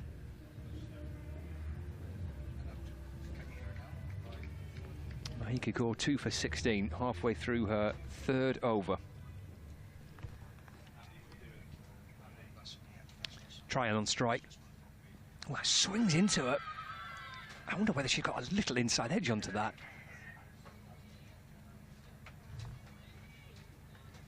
Interesting to watch back on the replay. Let's take another look at this. Must have got a little inside edge onto that. Getting the ball to swing too, Mahika Gore. It's a really impressive opening spell by both bowlers. Tara Norris likewise at the other end. It's driven. Straight to cover. And there's no run. So 23 for 4 with 1 ball after the 5th over. If you're Ellie Threlkeld, do you go with another one for Tara Norris? Well, obviously, you know, kind of tails up. I think, you know, she's put her faith in Mahika Gore, and she's got plenty of bowlers to kind of pick from. But obviously, just it's her call. Okay, that just shapes back into try, and that's pushed into the offside. And there's no run. That's the end of the over. It's excellent by Mahika Gore. Wicket at the start of that 5th over. There was the boundary play through the covers, but then a dot balls either side. 23 for 4. We're live at Stanley Park. There's the tower. Can't come to Blackpool without having a look at the tower. You know, I've never been up the tower. Have you not? Never been up the tower. You have a glass floor up there, so you can walk on it, and then you can see the ground below. Oh, I'm not sure about that. I do feel ashamed. There's a proud Lancashire, but I've never been up Blackpool Tower.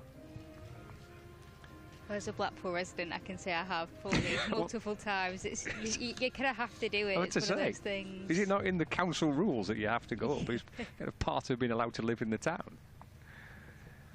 Well, it will be a 3rd over from Tara Norris. I think it's really interesting this from Ellie Threlkeld. She's backing her 2 bowlers here in the power play. Both will bowl 3 on the spin. She's pushed away off the back foot, but for a run for Callis. Moves on to 4. 24 for 4 in this. Well, Daniel Gidney, Lancashire's chief executive officer, described it as almost like a quarter-final tie. It's a group game. It's the last match of the group stage, but I get what he means. It is kind of basically a playoff, isn't it? Yeah. And a winner takes all potentially for a place at New Road on Saturday. And driven away towards deep backward point by Triumph. Good stop. Throw comes in. We'll run 2. You mentioned early on, Paige, that fielding could be important here. Dry, quick, bobbly outfield. So far, it's been pretty spot on by Thunder. Yeah, obviously the occasional one, but I think the morale's high in the team. Obviously, they've gotten a very strong Diamond side, 4 down early, not for many, you know, runs inside the power play. So they have every right to kind of be very pleased about that.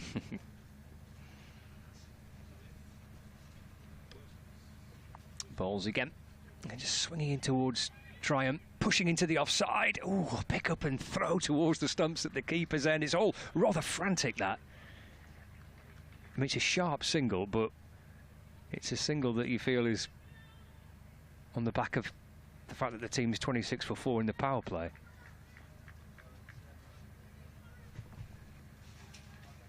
Diamonds don't want to be adding a run out. It's what has already been a pretty poor start. 3 balls left of this first 6 overs. Tara Norris 2 for 11. She's bowling left arm over the wicket. Driven. And driven out toward deep point. Just for 1 run. There's Danielle Collins, whose birthday it is today, I'm told. Yes. Happy birthday. What better way to spend your birthday than playing a game for your team at Blackpool?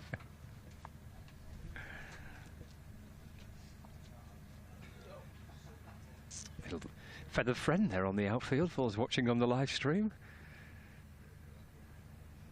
All sorts of wildlife at Stanley Park. The zoo's behind us as well. It is, yeah, it's not too far at all. It's driven by Tryon out towards Blackpool point. Again, there's no run. 28 for 4.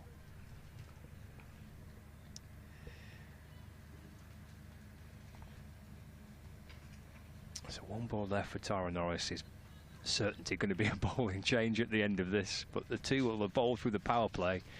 Mahika Kaur and Tara Norris, and they've bowled beautifully. They've bowled Thunder into a really strong position here early on.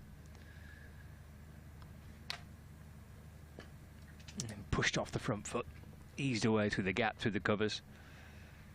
With the birthday go coming up to complete the fielding. And that's the end of the 6 overs. Well, that's just about the perfect power play for Thunder, isn't it? 29 for 4, the Northern Diamonds. And look at those bowling figures. Super stuff by Mahika Kaur. 3 overs, 2 for 16. Tara Norris, 3 overs, 2 for 13. Could not have asked for anything more, the Thunder skipper. Well, no, you know, you hear those kind of cliches of, you know, if you take 2 in the power play, that kind of thing. Well, you know, Thunder have been able to take 4, and we're seeing, I think, Gore come in for her 4th over. Blimey, 4 on the spin. Okay. Well, she's full of confidence. She's picked up 2 early wickets. I wonder if this was a element of pre-planning involved in this, or whether it is very kind of instinctive in the moment from Ellie Threlkeld to think, actually, a bit of a gut feeling. She's bowling really well. She's in good rhythm.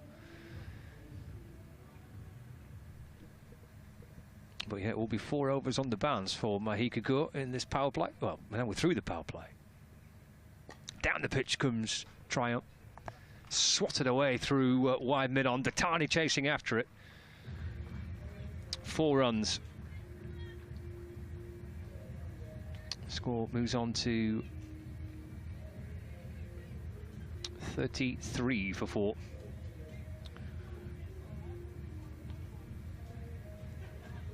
They'll shuffle down the pitch and hit with plenty of bottom hand through mid-on.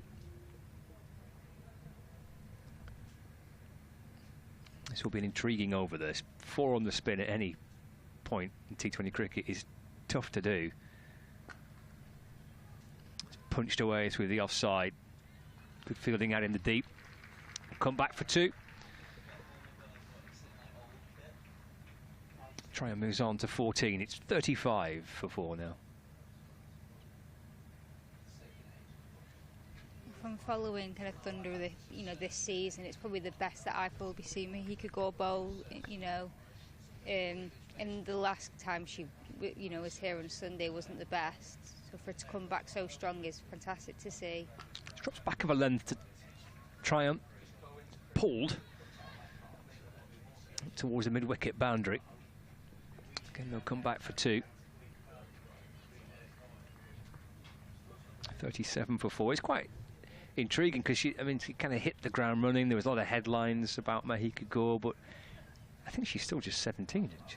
Yeah, she's still incredibly, young, but, when you have that kind of reputation behind you, you make your international debut at 12, you kind of got a lot to live up to. It's eased away off the front foot, just with an open face of the bat, down to Blackpool point. 38 for 4.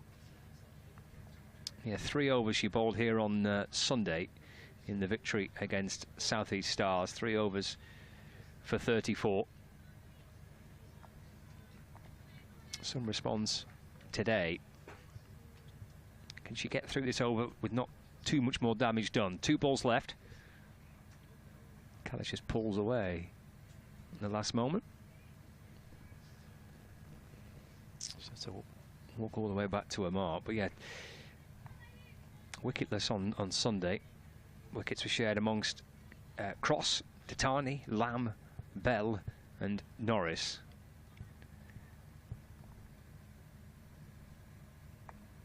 Callis on 5 waiting. Here's Gore in and bowling. Down on 1 knee, driving nicely away through the offside. Again coming back for 2.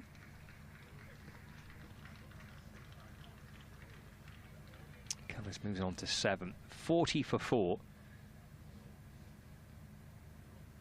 11 off the over so far, so it's the most expensive over so far.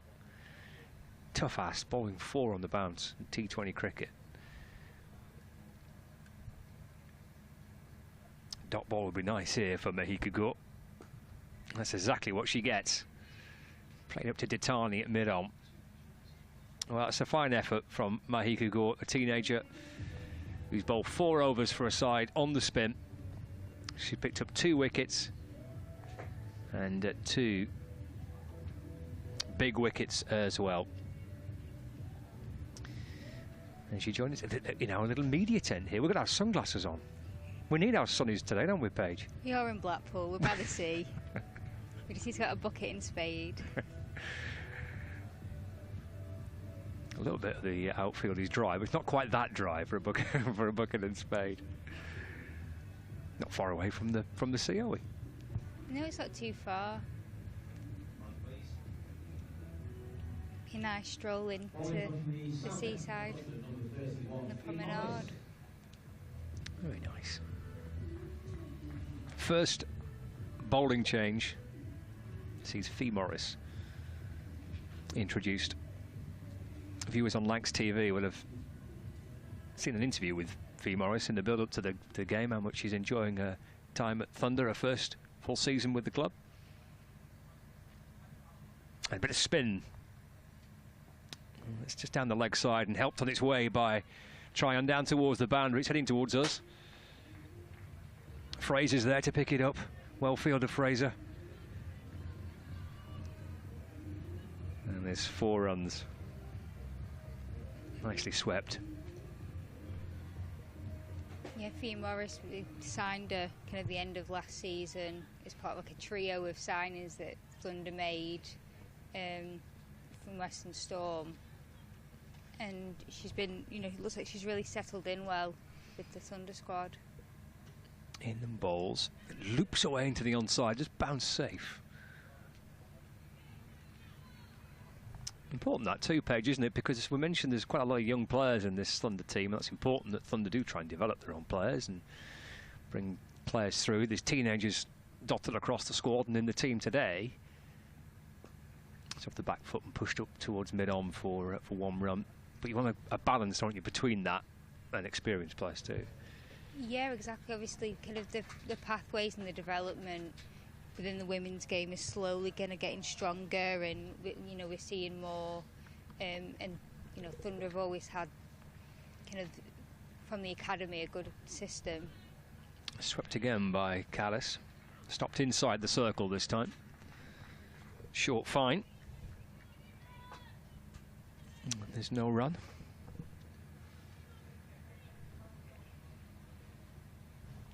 think after the last kind of 2 seasons, it was great to see some experience brought in. Always balls forward because Tryon defends, no run.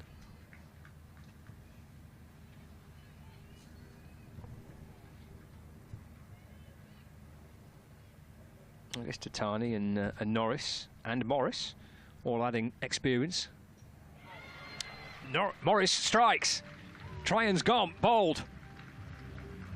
Got himself into a rather ugly looking position there, Tryon. 5th wicket to fall, 46 for 5. Fee Morris strikes. Chloe Tryon's gone. And that's a huge wicket for Thunder. She's been striking over 140 in the Charlotte Edwards Cup, so you know, to have someone of such international kind of calibre gone somewhat early, you know, it's just another thing for Thunder to be happy with. Well, Thunder are making a real mess of the Diamonds batting lineup here.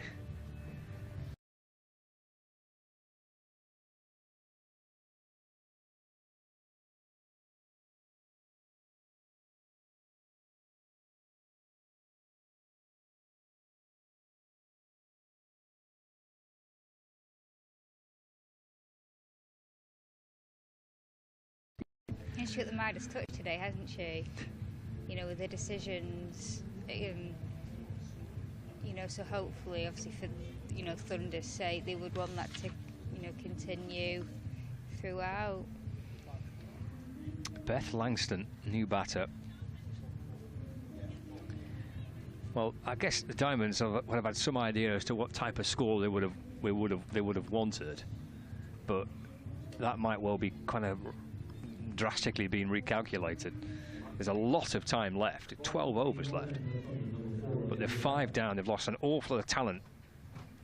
They're already back in the dressing room.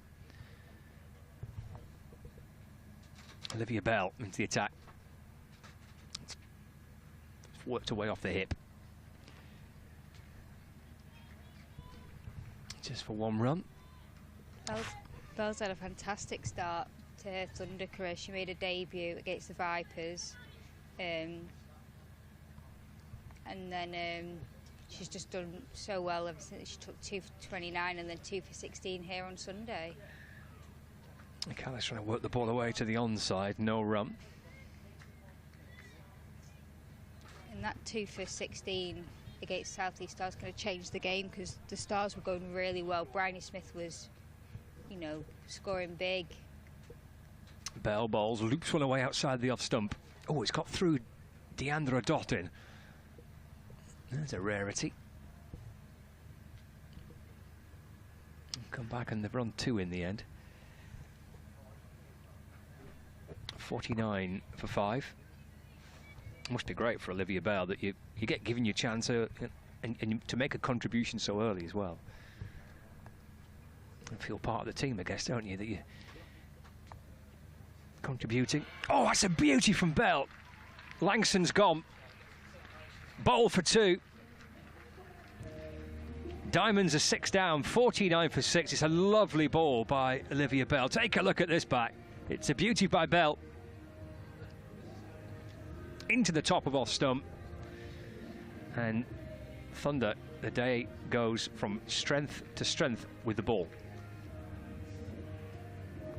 You know, it was a big ask for Beth Langston. She hasn't played so far this year for the Diamonds in the Charlotte Edwards Cup, so it's coming in such a tricky position, and then to be facing Bell, who is just, she can't seem to do anything wrong with the ball ever since kind of making her debut.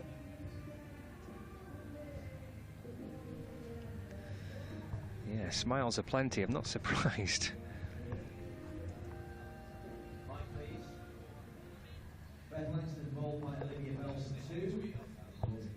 So 49 for 6.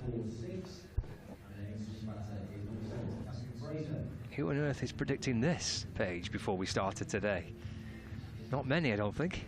No, it's, you know, very surprising to see, especially on a wicket that we know can be so high scoring.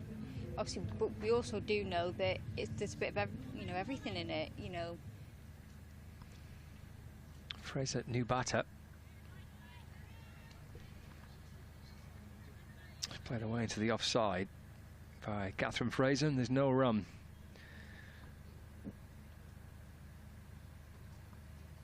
Berlin balls. Oh, it's tempting Fraser onto the front foot with that loop. She just shy of tossing the ball up, inviting the batter to try and play, bringing the batter forward. Taken by the keeper. End of the over. 49-4-6. 9 overs gone here at Stanley Park in Blackpool.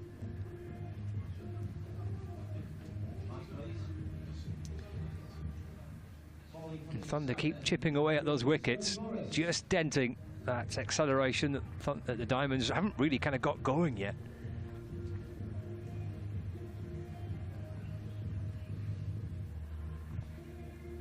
Callis on 9 on strike. Looks like another bowling change. It's Sophie Morris on debut.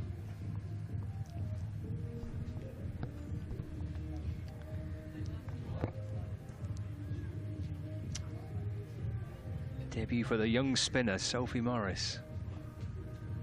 Nice way to come in to make your debut this, actually, isn't it? Your team has got the opposition at 49 for 6 before you come on to have a ball. Left arm spinner. Oh, I think they're appealing for a stumping. It's signalled as a Y. You can be stumped off a Y, but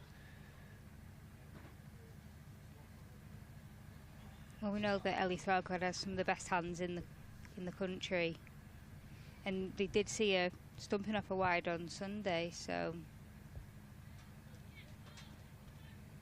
50 for 6. Here's Sophie Morris.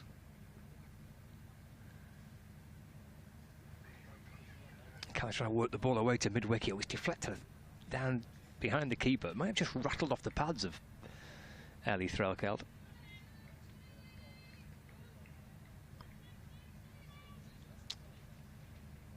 It's been given as a bye, I think. 51 for 6. Catherine Fraser back on strike.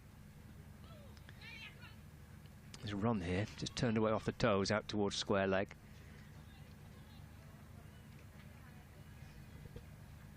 Through they go, 52 for 6.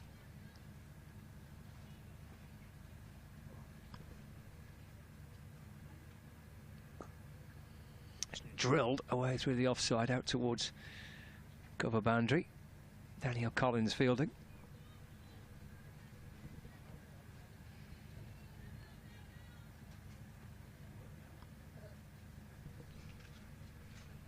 And again in balls.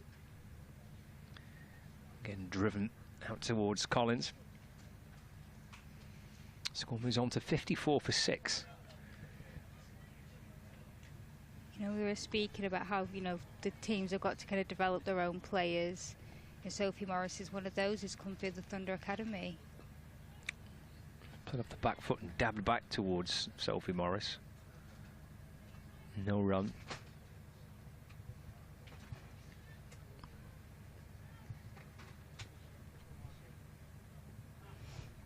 Completing a first over, left arm round, bowls, just defended again. And there's no run. Well, Sophie Morris, first over, sent down as a Thunder player in the Charlotte Edwards Cup. And a pretty decent start, nice and steady, not too much damage done. And backed up the work previously done by Fee Morris. Everything is going to plan so far for the Thunder.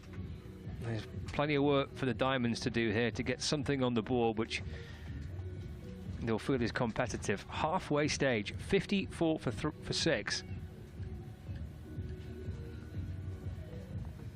10 overs left, so 60 balls left for the Diamonds.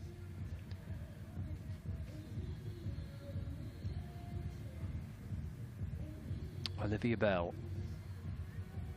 to continue. We mentioned coming into this about the pressure potentially on the Diamonds because they have been in a strong position through the course of the group stage. So the front foot by Fraser and driven away, and there's no run. Already they've had two chances to try and book their place into Saturday's finals day, and they've missed out on the 2 previous games that they've played, so they're probably a bit more pressure on the Diamonds. That's worked away towards mid-wicket. Liberty Heap leaping away to field the ball. Fraser moves on to 3, 55 for 6.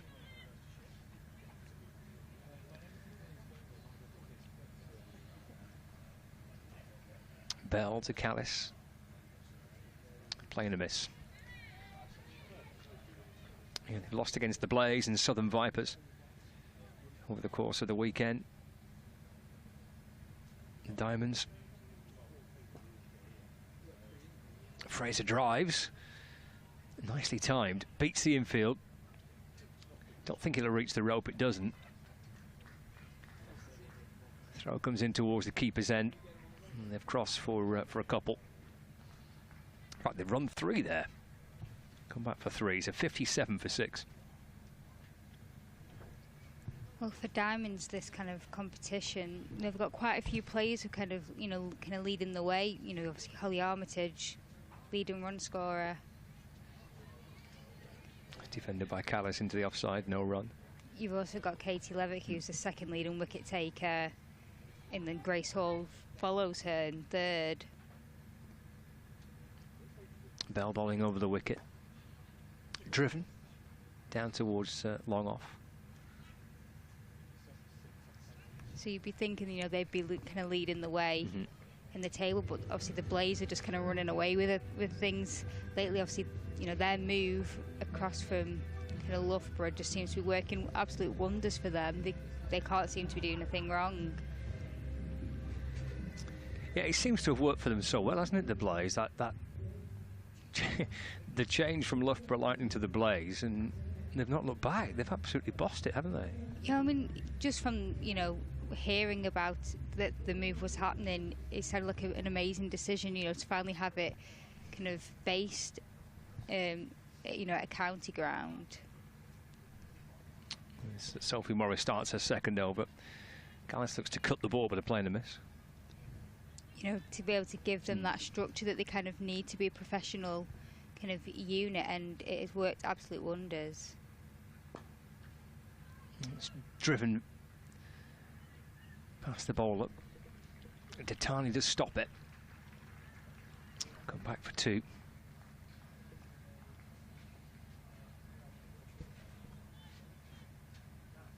Moves on to 13 not out, 60 for 6. And the Blaze, 6 wins from 6, already booked their place in the final on Saturday evening. Callis driving. Good looking shot out towards the cover boundary that rattles into those little white fencing. Welcome boundary that for the Diamonds. They seem to have evaporated, but Callis strikes it firmly away through the offside for 4. Moves on to 17 not out, 64 for 6.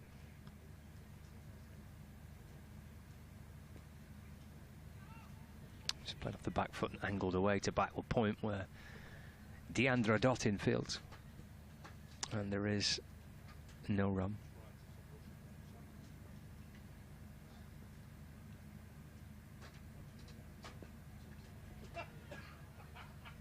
Again, pushed out into the offside. Again, there's no run. Dot ball. So just 6 off the over so far. That 4, which was a good-looking shot over cover. Sophie Morris. Final ball of a 2nd over. Oh, it's run off an edge down towards 3rd. It's going to be a 2nd boundary in the over. Reached the rope. It's gone for 4. Just took the shine off Sophie Morris's 2nd over. Callis off the back foot, just trying to deliberately steer it down to 3rd. It certainly was a thickish edge. 4 runs to complete the over. So that's 12 gone. 68 for 6. Callis 21, Fraser on 5. And maybe Page just a sense of a little partnership developing here for the Northern Diamonds. Yeah, it's definitely a good sign for the away side here, slowly kind of building that kind of partnership. Otherwise, it could have been very easily and kind of all out very quickly. the situation if it had stayed as frantic as it was, but they've just been able to kind of steady the ship here and kind of wrestle some kind of momentum away from the Thunder bowlers. It's only 19 runs, but it's a start. I think Thunder would be too concerned at the moment. Datani coming into the attack, pushing this one wide of off stump.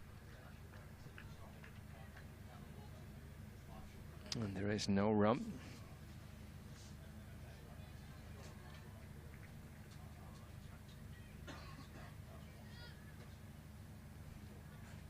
And Callis the key here for the Diamonds. International experience. 21 not out at the non-striker's end.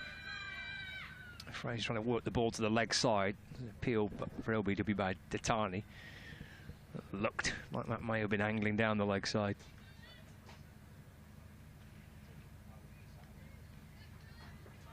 Good start though by Datani. 2 dot balls to begin with.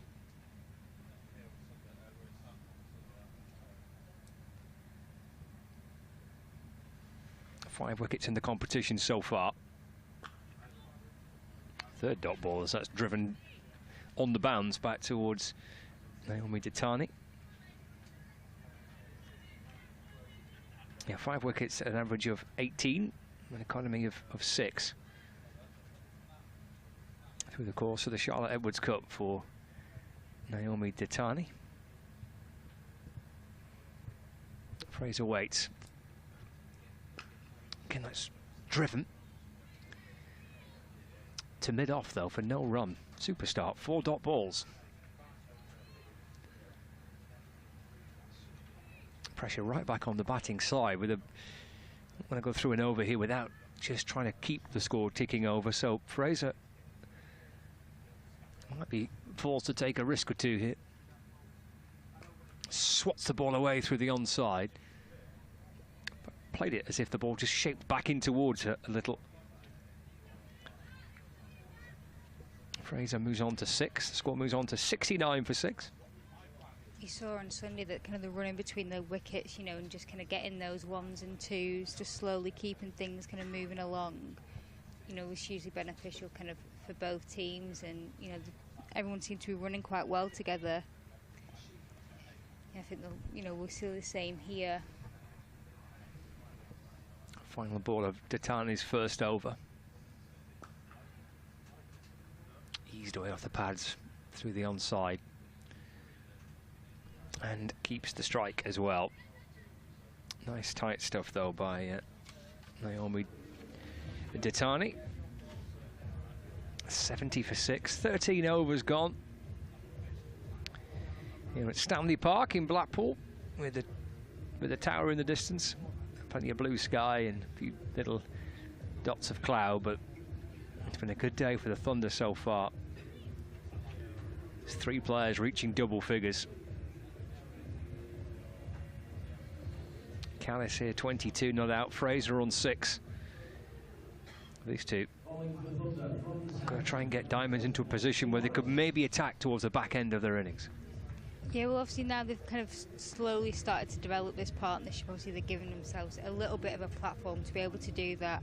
Obviously ideally they wouldn't want it to be kind of 6 down at this point, but unfortunately it's kind of what they're working with now. Fee Morris returns. Driven a foolish ball to mid-off. Through for a single.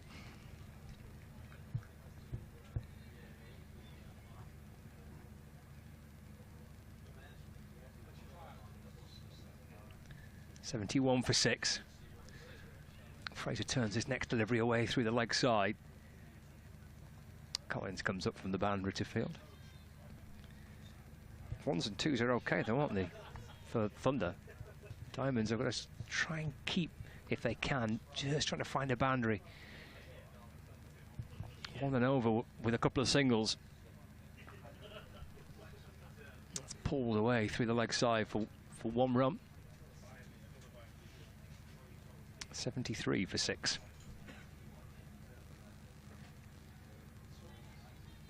I think Thunder are doing well at being able to kind of just keep facing like the same batter, you know, for a few balls and an over. They're not letting too many ones and twos kind of go, so then, you know, the batters can keep kind of changing and kind of, you know, it's all kind of in Dunder's hands, kind of the pace of the game.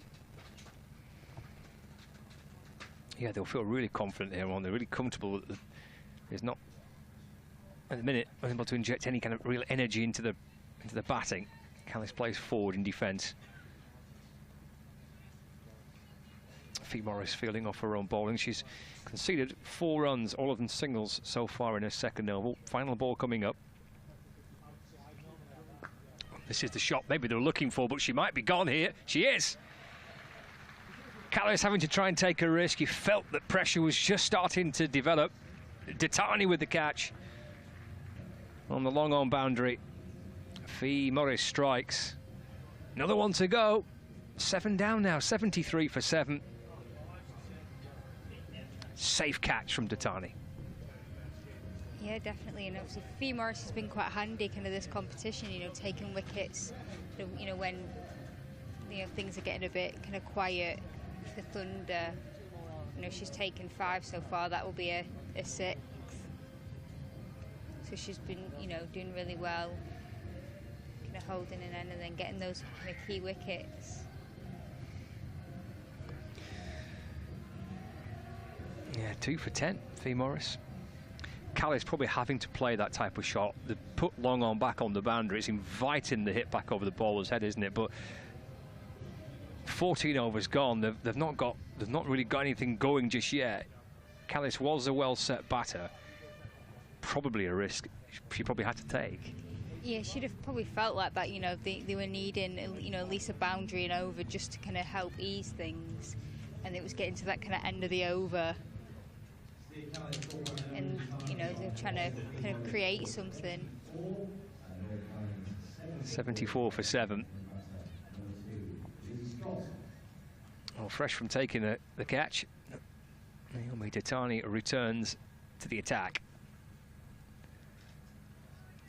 Fraser following that ball that's full and wide and through to a smiling Ellie Threlkeld. You can't blame her for having a grin on her face, can No. you? Skipper's feeling pretty chilled out about things. I'm not surprised. The opposition 74 for 7.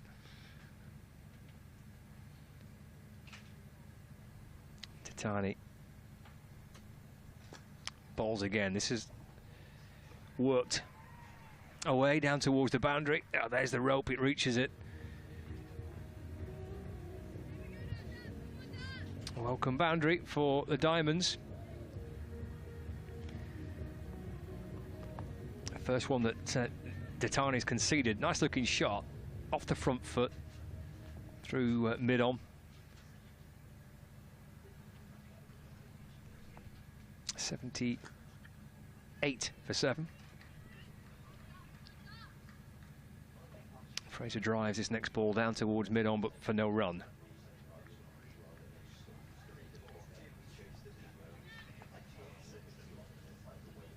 Fraser on 12. The Diamonds just might want to try and bat through 20 overs here, and what they get is what they get. We'll be leaving overs left and being bowled out. Fraser works the ball away through mid-wicket. Moves on to 13 not out, 79 for 7.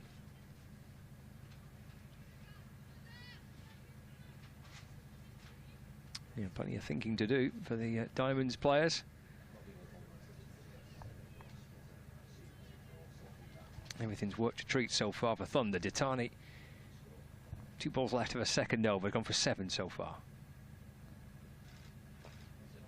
It's pushed off the back foot by Scott, picked up at backward point by Deandra Dottin. And there's no run. It's left to the bowlers now for Diamonds to try and push this score further along. Lizzie Scott waits for Ditani and just snakes away past the edge of the bat and through to Threlkeld. And that's the end of the 15th over, so 5 overs remain. 79 for 7. And the Thunder players are buzzing around out there, Paige, and they are so much in control of the game. It's gone to plan and then some, really, for Thunder so far today. Yeah, it really has. It's probably kind of an unusual kind of situation they find themselves in, where they're so on top. Because usually they've been quite kind of close games in the wins that they have had, so they'll certainly want to kind of revel in this and enjoy it.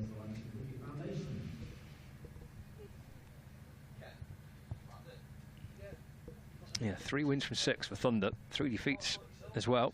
Oh, this is a full toss by feet. Might be no ball, that. I suspect it probably will be.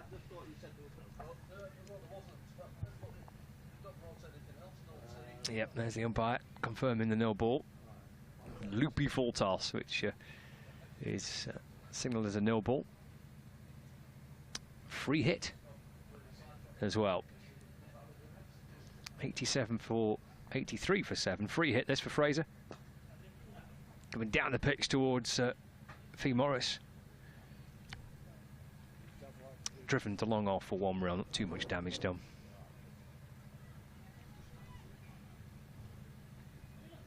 .82 for 7.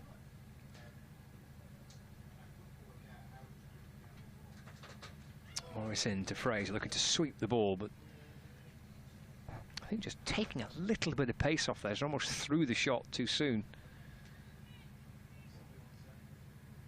Just holding it back a fraction, Fee Morris. Fraser mistiming the sweep.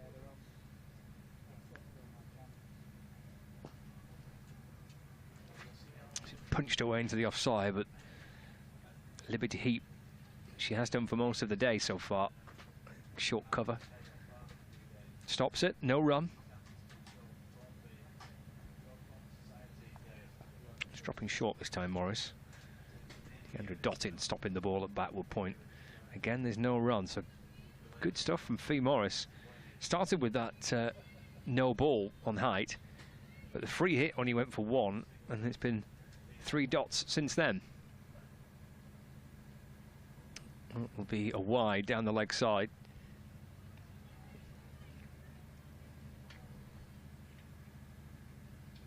Still 2 balls remaining.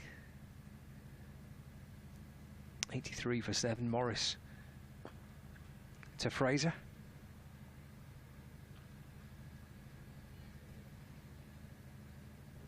Punch to mid-off for a single. Fraser moves on to 15. So the final ball of the 16th over. 84 for 7.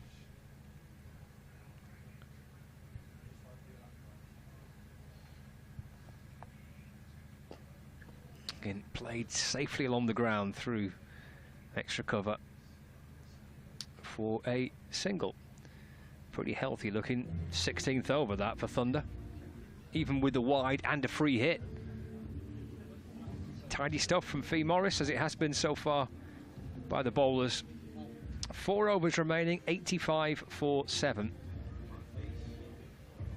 Spike in the run rate early on, but it's plateaued since then. Just not found any momentum in their batting innings, the Northern Diamonds. It almost looks like the big one. It does a bit. with that spike at the start, but that was kind of Winfield Hill's 2 quick boundaries at the start, and then it's all kind of gone downhill very quickly for Diamonds. And Thunder have been very disciplined. You know, we haven't seen too many, obviously bar that kind of last over for Morris, but even then it wasn't to too much detriment in terms of the score. Take it you've been on the big one then. Oh, many times. Norris returns. That's full but wide of off stump. No, again, I wouldn't fancy that myself. I've not been up the tower, I've not been on the big one. I've been to Blackpool loads of times. Never done the 2 main attractions. I do think that as a Blackpool resident you have to do the Pleasure Beach and you have to kind of tick off the big one. Otherwise you get kicked out of the town. I don't think I fancy it. Norris comes around the wicket, balls. Scott will push it into the offside, no run. Last thing I want is to be giving Lancs TV the idea of putting me on the big one. It's not happening.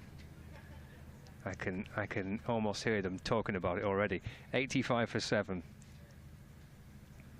We'll get you a little GoPro. Absolutely not. Not happening. Norris around the wicket balls. And again, Scott trying to flick it away to mid-wicket, no run. 85 for 7, halfway through the 17th over. Live from Stanley Park in Blackpool on the BBC Sport website and the app, and on Lancs TV. It's the first of a T20 double-header today, with Lancashire Lightning in action a little later on, 5 o'clock start. We're watching Thunder, enjoying a really good day so far. It's driven away. There's runs here. Nicely timed by Scott. There's 4 of them, in fact. It's going underneath the van. It's underneath the van where all the magic happens. 4 runs. Welcome boundary, though, for the Diamonds. Driven safely through mid-off. So, still got the possibility, and they should, from this position, push up and beyond the 100. They'll definitely want to get kind of past that mental kind of milestone, and then just kind of see where they get from there and push as close as they can, you know, to 110 then 120. Pulled away by Scott towards deep mid-wicket. Moves on to 790 for 7. It does give you, I guess, a little bit of a psychological boost if you can get up to 3 figures. I'm with you though, Paige. I think kind of 115. Can they get to 120? Give them something to work with. Thump down the ground, burst through the hands of Tara Norris. Scramble through for a quick single. That's the end of the 17th over. 91 for 7. Fraser 16, Scotland 7. It's just so difficult to build momentum, isn't it, in the back end of an innings when you've lost wickets throughout the course of your innings? Yeah, and obviously for these kind of batters, they're not the ones who've been kind of in, you know, form with batter. You know, they haven't got any big scores to the name. You know, Lizzie Scott's high score this kind of year's 6 not out. You know, so they haven't had the chance coming into this game to have got some runs under their belt. To then have come in with the confidence now, you know, when they're in a tough position to be able to kind of pull something out of kind of nowhere. But I think Thunder have been really good with, you know, how they've been bowling and been able to kind of keep targeting, you know, the same batter, you know, in the same over. Olivia Bell to come back into the attack. Worked out through the leg side for a single by Fraser. Yeah, it's such an intriguing point, that, because you, I mean, it's great that you've got so much runs in your top order like the Diamonds have this season, but on the day it doesn't work, you're then relying on batters who've not had to do too much to try and see if they can push the score beyond that 100 mark. Bell to Scott. It's just dropped away into the offside. There's no run. 92 for 7. Bell bowls. Pushed back down the pitch on the bounce to the bowler. Got through for a quick single. I think that was on the bounce to the bowler. I don't think that was a chance for Bell.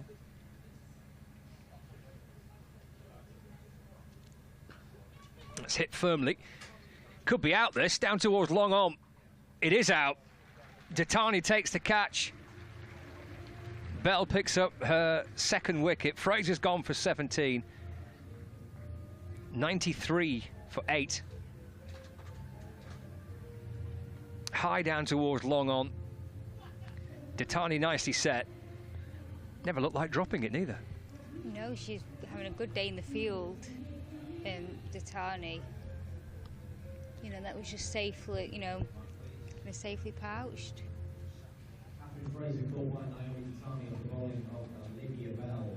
Work in the field has been excellent by Thunder today. Chances have been taken.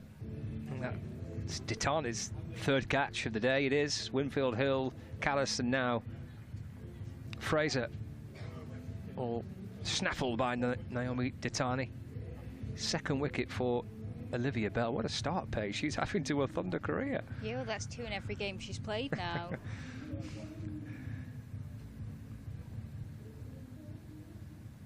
Dream start for Olivia Bell. Katie Levick, next batter out. And she's going for another big hit. Plenty of height, not much distance. Might be caught. Is. It's 2 in 2. Bell's on the hat-trick. Levick's gone. And any sense of momentum at the back end of the Diamonds innings is all but coming to an end. 9 down now. Liberty Heap with the catch. Plenty of height. It barely left the circle. Heap takes a good catch. And they're in danger, Paige, of being bowled out before they get to 3 figures. Yeah, they are. Obviously, Olivia Bell's come back in and she's just continuing doing what she's done so well. And taking 2 wickets and 2 balls. And now she's on a hat-trick. Hat-trick ball. 93 for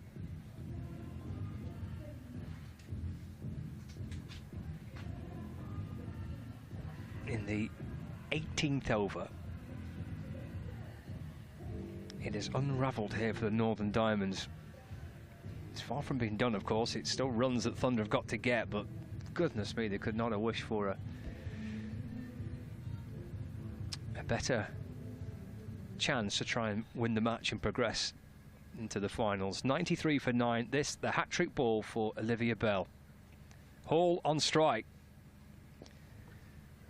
No hat-trick on this occasion. That's driven out towards Heap, who took a really good catch. Might be able to catch a replay back of that, because the way that she took it was a sharp piece of work. Watch this now back on the replay, because it went high, but it's the way she got underneath it, and it was the bounce actually, both hands on it, and then hits the deck. In the end, the ball in one hand could easily have bounced out that. Every chance had been really sharp. Good fielding. 93 for 9 is start of the 19th over. She's driven down the ground as Datani returns to the attack. Scott remains on 8. 93 for 9. Datani balls again. Oh, it just beats Bell inside the infield. Too much damage done. The run back for second. Fee Morris coming up from the boundary to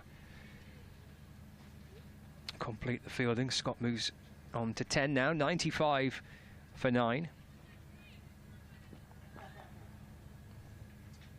Titani's been excellent with the ball.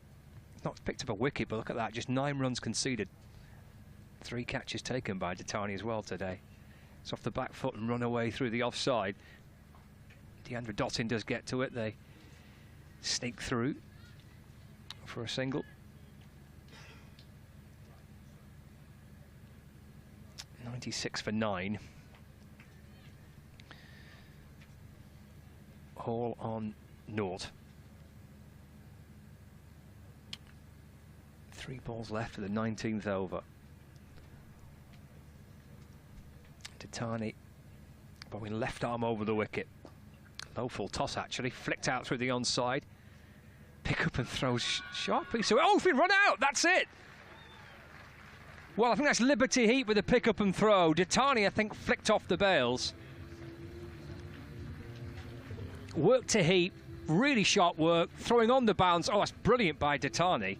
She's taken it and thrown back, kind of backwards towards the stump. She's not really even looking at the stumps. But that quick reaction from Titani, and that is the Diamonds all out. And all out for 96. Goodness, Hall and Scott unable to get the Diamonds up to 3 figures. Paige, that is a brilliant effort by Thunder with the ball and in the field. Yeah, phenomenal.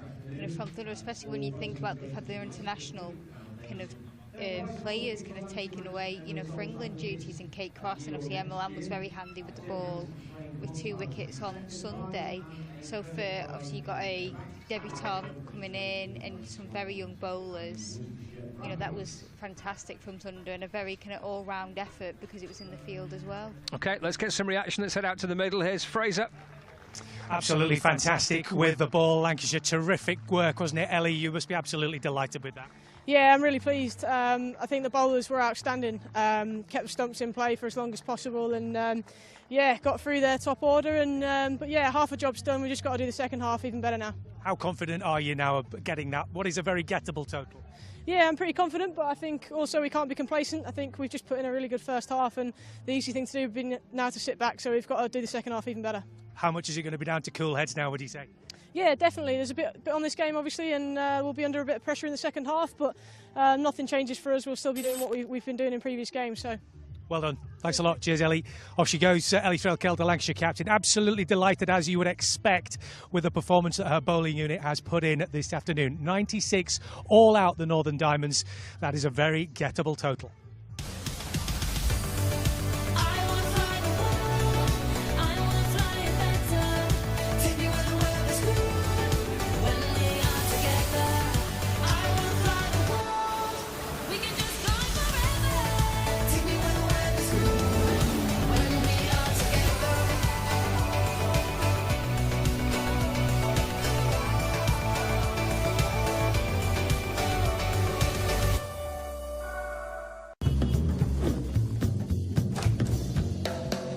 Room.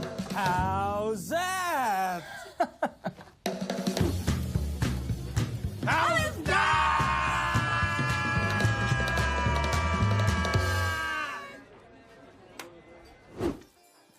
Oh. Oh. How's that? How's that?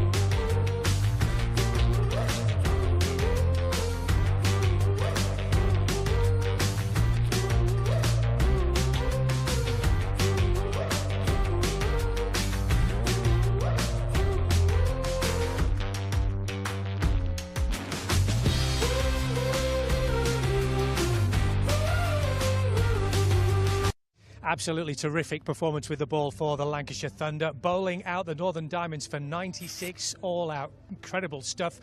Scott Reed had the pleasure of commentating on that this afternoon. That was a terrific performance with the ball, wasn't it? Outstanding, yeah. I mean, set up in the power play beautifully. Mahika Gore, in particular, to bowl 4 overs on the spin in a power play is a really difficult thing to do. Went for perhaps just a few more than what she'd have liked in her 4th over, but it was set up by the way that Tara Norris and Mahika Gore bowled in those 6 overs, and then it just kind of built on from there. I thought across the board with the ball and in the field, the ground fielding was outstanding, and it was a pretty hard, quick outfield. Yeah. And their catching was outstanding too. So yeah, just a brilliant performance there.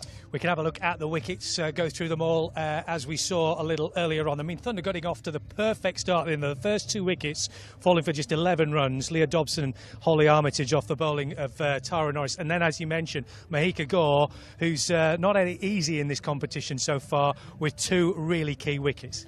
Yeah, absolutely. What you want from your premier bowlers is to make an impact in that power play where possible. And the intriguing thing with Mahika Gore, as you mentioned, she's a young bowler, still a teenager, and she's had a little bit of tap this competition, but she's faced some really high-class batting from some international batters, of which Lauren Winfield-Hill is one of them. But to be able to come back and show that ability, to have the character to do it and the skill to do it, was really impressive. So yeah, I think she could take an enormous amount from that, from the way she bowled today. They dug in a little bit, the Northern Diamonds, after that, but then 2 more quick wickets. 46 for 5 off 7. Chloe Tryon bowled by Free Morris, and it quickly dropped down to 49 for 6. And at that point, you're starting to think, aren't you, that this could be a good afternoon for the Thunder? You are, because the Diamonds just couldn't get any momentum going, really. They couldn't really find a partnership that seemed to settle things down. They couldn't really find a way to try and release the pressure that Thunder were building in the field. And you're starting to think, well, unless they can try and find something here to try and push the score to maybe a 120, 130, then they're going to potentially be quite some way short. But that was just kind of relentless nature of the way that Thunder bowled. They kept pressure on at both ends. I don't recall a period in that innings where a bowler came into the attack and you felt, right, that's the release of pressure that the Diamonds are looking for. It was just a really solid all-round performance with the ball. Everyone backed up each other. When someone bowled well at one end, someone else came in and backed it up at the other end. It was Carlis and Fraser, I think it was, that got a half-decent partnership late on. They put on 25, I think, between them. But again, as soon as that finished, then the wickets would tumble again. And then just right at the end there, that just little piece of little luck, I suppose, if you call it, maybe with a bit of fielding there to get a run out. They're going to need a little bit of luck in this afternoon in making sure that they chase this down now. They are, that's the thing. And it can be a little bit awkward, these low-scoring run chases. You've got perhaps 2 ways of trying to go about doing it. You either try and set off like a train and get it won inside the first 6 overs, get on top of the run rate and try and win the game, get ahead of it early and try and win the match early, or you try and build slowly and you use your ammunition, you use all your wickets and all your overs to try and get the job done. It doesn't matter whether you win inside 12 overs or whether you win inside 19 overs. Normally that is the equation. Of course, the other element of this, and we're waiting for confirmation as to what the requirement is there is a bonus point up for grabs. Yeah. So they'll want to get the game won within a certain time frame, and once we've got a clear idea of what that is, then we'll know what they need to do. As far as I understand it, they have to be 1.25 times better in terms of we're going to have to get the abacus and the calculator and all sorts out here. It's going to be difficult. Bottom line is they have to win, and they have to win well. Yeah, and we'll get the data will all be fed back, and we'll get an idea in terms of how quickly they have to win. We'll know that, I think, pretty certainly, as you say. It's that run rate 1.25 times. I can't do the maths. Rule me out for that one. But we'll know that they'll have to win it inside the certain number of overs left. And if they can do that, then Saturday becomes a fantastic afternoon for them. Northern Diamonds got 96 all out from their just over 18 overs, so we're getting that worked out in terms of how exactly Lancashire Thunder have to win this game in order to guarantee that they will be going through to those finals days on Saturday. But the run chase is coming up.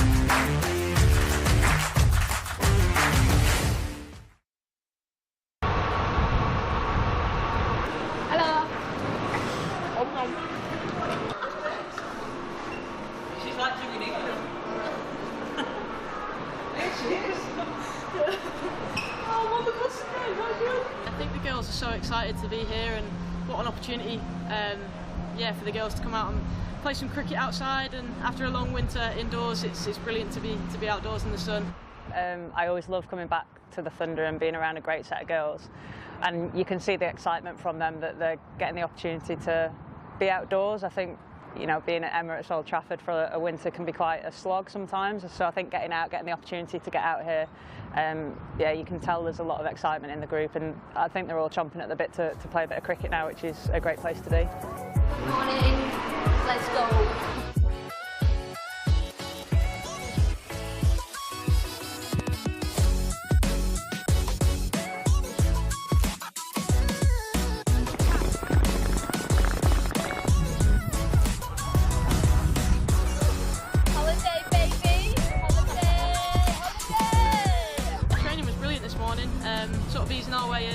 obviously heat was a little bit of a shock. It's been really nice to just get outside, and yeah, no better place I'd rather be. So yeah, the girls are really excited. For us as a group, it gives us a really good chance to play some cricket before our competitive games as well, and put into practice a lot of the things we've done this winter. So yeah, to get the opportunity to do that abroad in different conditions as well, it's just fantastic. So yeah, we're really grateful to Hilton and to the club for giving us this opportunity.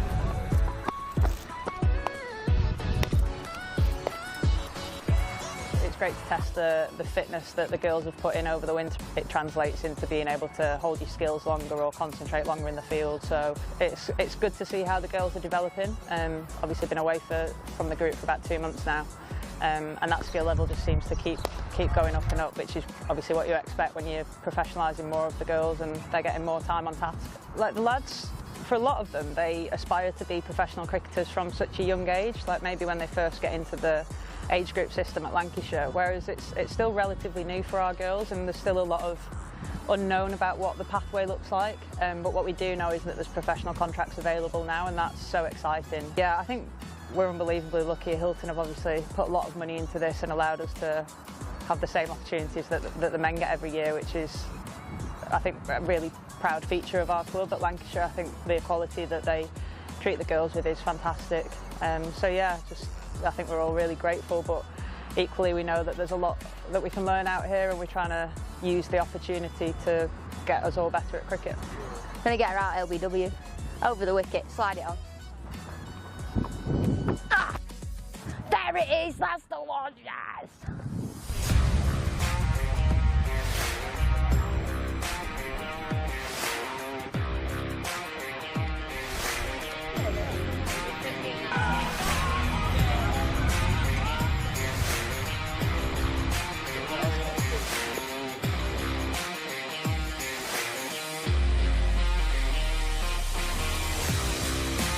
From my perspective. So here we go. Welcome back on Lancs TV and the BBC Sport website and app to Stanley Park in Blackpool, where it's lovely. It's a lovely day, and it's been a lovely day so far for Thunder because they've bowled the Northern Diamonds out for 96. And you'll be delighted to know, Paige, that no one's had to rely on our mathematics to work this out. There's greater minds than you and I have worked out what they need to do to win the match, but not just win the match, but win the match with the extra bonus point, which would get them to the final on Saturday. And the equation that we've got from the magic computer, it's like something from the National Lottery. You've got this magic computer where you punch in numbers, and it tells you what you need to do. And they need to win this match and chase these runs down before the 16th over. And if they can do that, then that will see them through to the final on Saturday. So they've got 97 to get inside 16 overs. And if they can do that, the Thunder, then they're through to Saturday's finals. And they're up and running straight away. First ball of the reply. Good looking shot, driven away through the covers for 4 runs. Perfect way to start, Paige. Yeah, what a wonderful way to begin the innings. It really shows some intent. Obviously, they're not chasing a huge total that they probably would have expected to when they came here today. You know, they're both done an excellent job in restricting Diamonds to just a 96. And then their opening batters are off to a good start. It's off the back foot by Datani. Nicely played. Good looking shot. Run down to a deep backward point. Successive boundaries. What a way to start it for the Thunder. 8 off the first 2 deliveries. And Datani has been excellent today with the ball and in the field. And now started nicely with the bat. Someone's with an enormous sneeze. Scott in and bowls to Datani. He's off the front foot and pushed into the offside. No run. Someone's got a touch of hay fever, I think. Naomi Datani enjoyed herself on Sunday. She scored her highest score of this year's competition. She's been batting kind of up and down the order depending on when we've had people like Emma Lamb available. Scott into Ditani, and it's angled him towards her and worked out through the leg side. Just for a single, top, yeah, 30 not out for Ditani, highest score. Liberty Heaps enjoyed a good year as well with the bat. 135 runs. Top score of 46. She's on strike for the first time.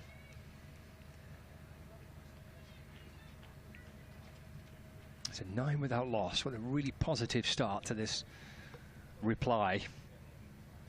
It's down the leg side by Scott. It's not taken cleanly by the keeper neither. Oh, it's run down towards the boundary. That's an expensive wide. It's gone for 4. Everything really is going Thunder's way. It is. Even,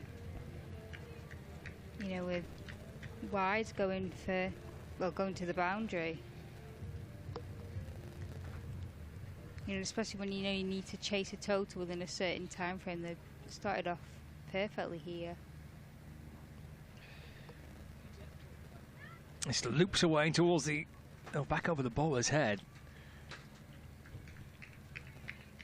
And lands safely in the end. Quite had all sorts this over, hasn't it? 2 4s off the first 2 deliveries, and the wide down the leg side, half a chance of a return catch. There's been 14 runs conceded. It's been a lively first over.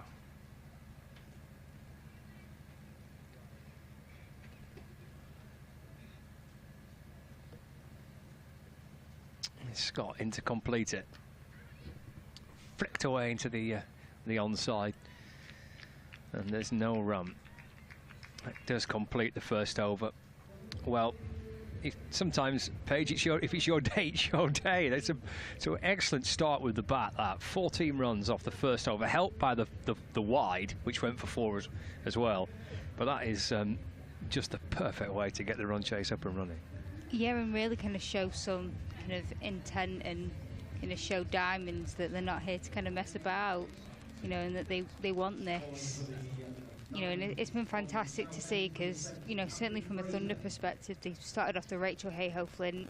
They haven't got a win with that, and they started off with a few losses in this tournament, and then they kind of got those first 2 wins under the belt and kind of haven't looked back. And you can see the effect that it's just having on the team. Well, it's a funny thing, isn't it? Confidence. You win a couple of games, and all of a sudden, you can look a different team. Fraser in and bowling. Ditani off the back foot. It's pushed into the offside, no run.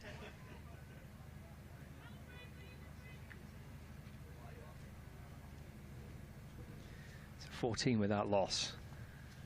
Fraser bowls again. Driven by Ditani away through the covers. Just for a single, moves into double figures though. Naomi Ditani moves on to 10. 15 without loss. As we start the second over.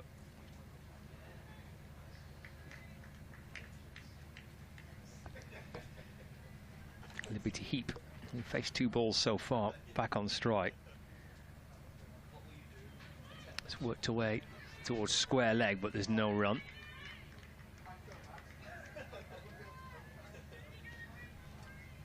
Halfway through the second over. Thought about taking a single, decided against it, which was the right move. Again, Heap using the feet to get down the pitch.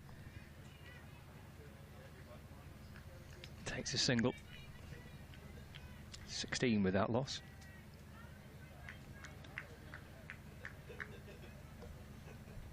Brings Ditani back on strike. It's worked away off the back foot again through the offside for 1 run. I mean, that's such a good start. 14 runs off that first over. Just take an awful lot of pressure, doesn't it, off the second over of the innings. Yeah, because they can just kind of take those singles now and not worry too much at the, you know, about a run rate kind of going anywhere. Heap rocking back, trying to cut the ball, but no ball signalled by the umpire.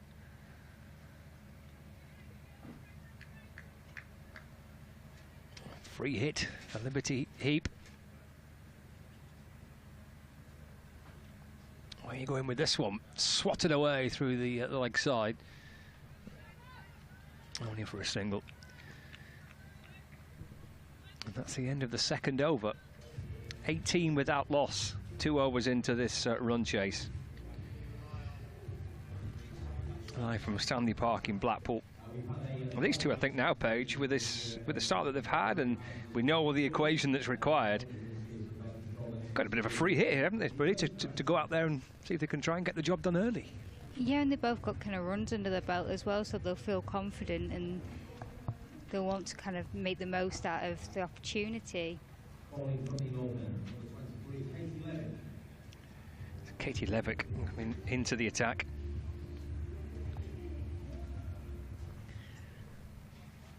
What's the Diamonds' response?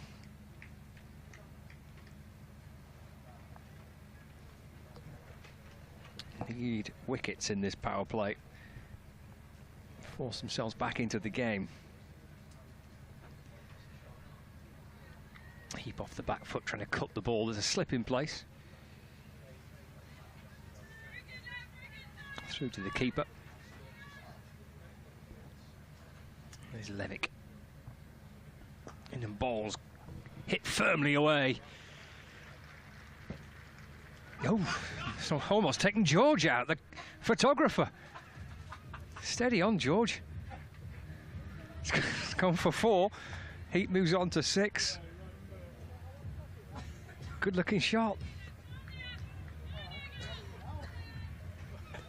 He got himself into an almighty mess there, did George. He's in no position to take that. 23 without loss. Heap on to 6. Hammered away. Might be 4 more. It is. It's into the shrubs. Successive boundaries for Liberty Heap, and we're wondering, Paige, whether they might view this as being a bit of a free hit, these two.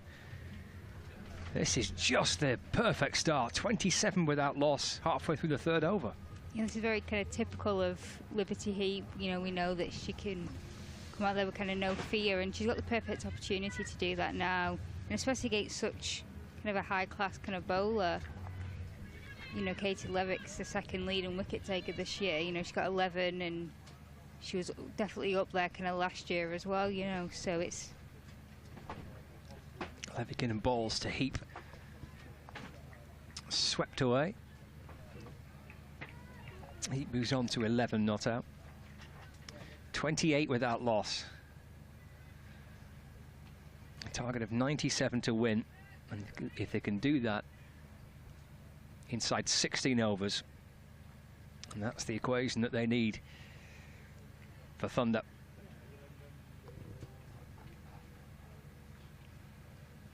Oh, Datani coming down the pitch to Levick.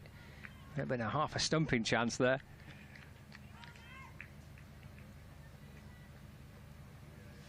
Datani on 11, Heap on 11. 1 ball left of the third over. Katie Levick. Bowls and Datani off the back foot, just trying to run it down away to backward point, and there's no addition to the score. That completes the third over. 28 without loss. Heap on 11 and Datani on 11. Halfway through the power play. Well, this is a perfect example about kind of getting ahead of the game, isn't it? Yeah, well, it's a kind of stark contrast to where the Diamonds were, because they were 15 for 3 in the third over. So they're doing very well here. Fraser continues. It's nudged away towards mid-wicket by Liberty Heap. And there's no run. Catherine Fraser searching for Diamond's first breakthrough. Going on the sweep. Heap, plenty of height on that. Landing safe, actually. Almost a top edge, really, on the sweep. Went ballooned high up in towards the bright blue sky here in Blackpool, but landing safely. Heap moves on to 12, 29 without loss. Vitani off the back foot, keeps his next delivery out.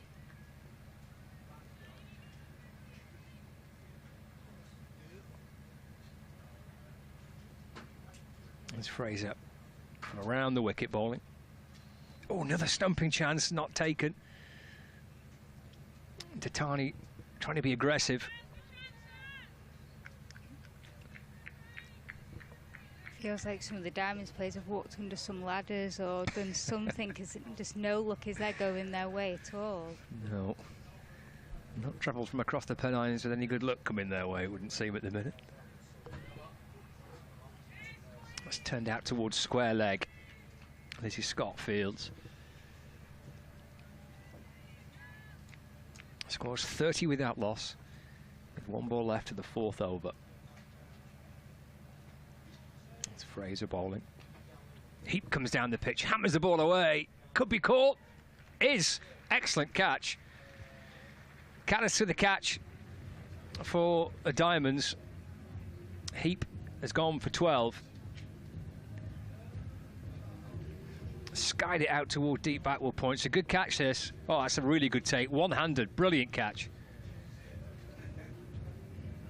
It's a breakthrough the Diamonds were desperately searching for.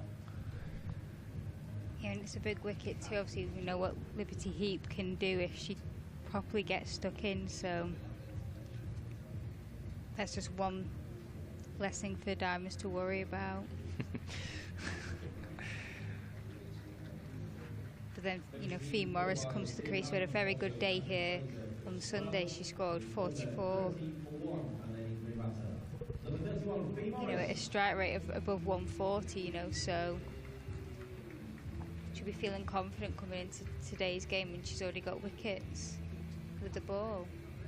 Yeah, can't really put a price on that, can you, in terms of having belief and confidence, especially when you've contributed as well as she did with the ball. I've got to say, Paige, they look a different team. I watched them really early on in this competition. They didn't play well. Looked a team short of confidence, short of belief. They were well beaten against the Blaze in a match at Emirates Old Trafford a few weeks back.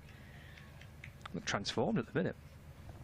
Yeah, as I say, I think it's just, you know, that one win that got under their belt against Sunrisers, and then suddenly there's that belief in the team. You just feel a bit more revitalised, and then they've kind of continued that through. And even with the loss against the Vipers, it wasn't enough to kind of put them back where they were at the start of the competition in terms of morale. Titani looks to sweep. Gets a little bottom edge on this. Scamper through for a quick single. Chloe Tryon into the attack for the Diamonds. 31 for 1. We're in the 5th over. Sophie Morris takes guard from the umpire.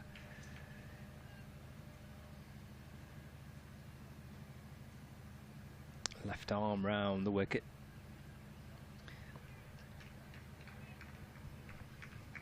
There's no run. Morris is trying to work it around the corner. Picked up by Catherine Fraser.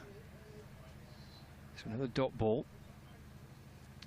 Trying to force a bit of pressure here, the Diamonds. Wide of off stump and driven away to the offside. No run.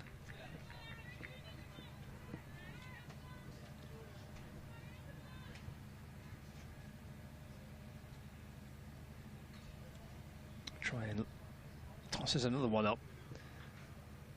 Hit away into the deep. Score moves on to 32 for 1. Brings Titani back on strike. Just a 1 run conceded so far off her own bowling from Tryon in the first over. And that's defended neatly away into the offside for no runs. That's a good backup over that. Having found the wicket in the previous over, Chloe Tryon coming into the attack and just trying to keep a bit of pressure on there for the Diamonds. You know, she's been bowling pretty well, you know, in this tournament. She got 8 wickets. She had a slightly very high economy rate, but, you know, she's clearly, you know, bowling well. She's just been able to take those wickets when they're needed, and obviously Thunder now just want to probably, they know they've got some breathing room, so they just want to probably get, you know, Fee Morris in, and then they can accelerate later on and chase that total quickly. Final over of the power play, this. Fee Morris facing Catherine Fraser. First ball is off the front foot and played up to mid-off for no run. Fraser balls again. Coming down the pitch towards the bowler.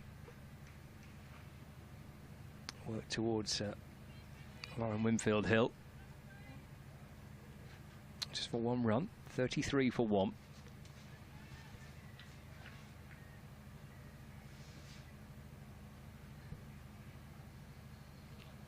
Fraser around the wicket bowling. Detani looks to try and sweep. Doesn't make any clean contact. And dot ball. Fraser right on round the wicket. Detani comes down the pitch. It's a good looking shot. Fields up inside the circle in this power play. Using her feet to come towards the bowler. Lifting it up and over mid-off for 4 runs.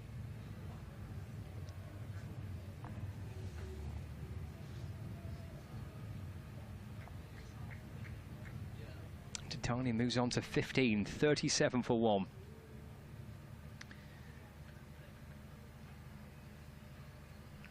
It's clever cricket by Detani. Calculated shot worth 4 runs. That's worked off the pad, just turned away towards backward square leg and get through for 1. It's good running that, isn't it, Paige? Because she's hit a really good shot for 4. Next delivery, she turns away to square leg, gets through for 1. This really kind of clever cricket. Yeah, and it's not allowing the kind of the bowlers to kind of just settle at her and keep bowling. Fee Morris on strike. Gonna lift it over mid-off. She got enough to clear the infield. She has. It's bouncing its way towards the boundary rope. Don't think it'll get there. Doesn't. Morris comes back for 2. That's the end of the power play. That's Graham Onions, part of Lancashire's coaching staff, watching from the edge of the boundary at Stanley Park in Blackpool. This is the first of a T20 double-header, with Lancashire Lightning in action a little bit later on. Got the men's and women's matches back-to-back. It's a 5 o'clock start, the men's game. Both games available for you on Lancs TV and the BBC Sport website and app. And the men's game later on will be on BBC Radio Lancashire as well. Plenty of ways to keep across the coverage. Look at this, Lancs TV, boys. They're going to the ice cream van already. This is outrageous. Goodness gracious. The ice cream van's inside the ground here at Stanley Park. With Katie Levick bowling to Detani. Worked away behind square and get through for a quick single. Detani moves on to 17 from 18 balls faced. Run a ball stuff by Naomi Detani.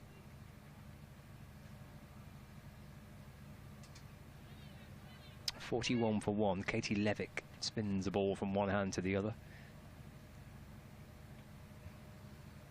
Morris looking to try and just paddle the ball away. Runs here down towards the boundary. Doesn't quite reach the rope. You've run 3 though.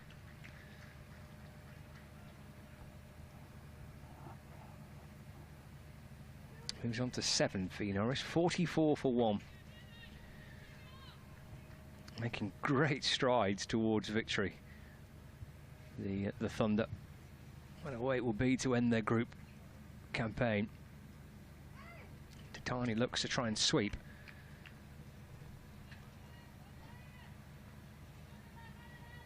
Doesn't make any contact. Play and a miss in the end. Sweep and a miss from Detani, taken by the keeper. A little flatter this time by Levick off the back foot. And played away down the ground for a single. Score moves on to 45 for 1. Detani on 18.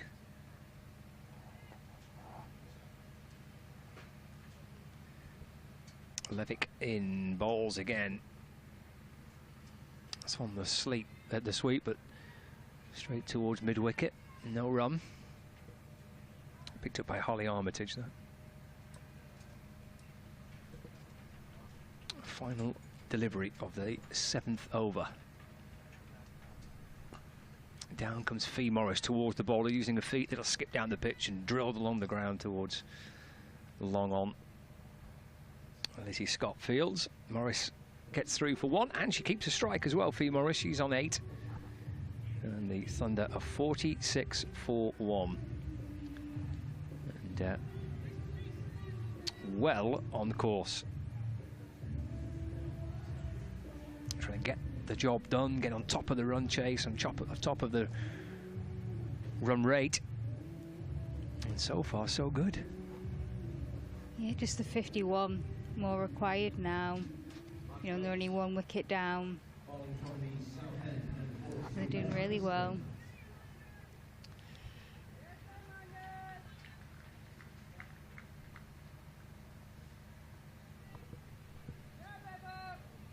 Yeah, it's going to take a bit of something special here with the ball in the field for the Northern Diamonds. Beth Langston going to introduce a bit of pace into the attack. Fee Morris on strike. That's down the leg side, the first delivery. Taken by the keeper. The score moves up to 47 for 1 though. Nudging that target a little bit nearer. You can see the run rate and the run rate required, they're way above where they need to be. Almost double in front. It's gone high through the onside, out towards mid-wicket. Should land safe, it does. Fee Morris will come back for a second. He's on to 10 now, 49 for 1. Yeah, the rate and run rate required 3.74, and they're currently going at almost 7.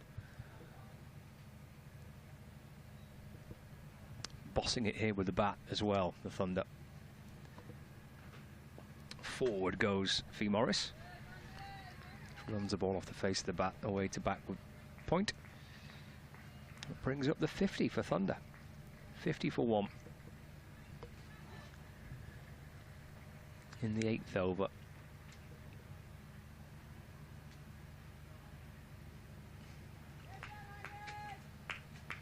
Titani on 18 comes back on strike.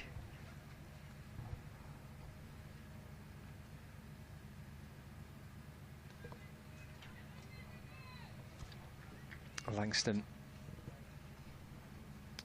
top of her mark, just waiting for Titani, who takes guard from the umpire. In and bowls, drilled away into the covers, but for no run.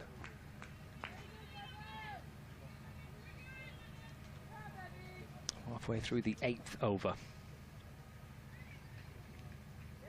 These two players, Page, Titani and Morris, 2 of the 3 that the club signed in the winter, bringing some experience to a pretty young dressing room.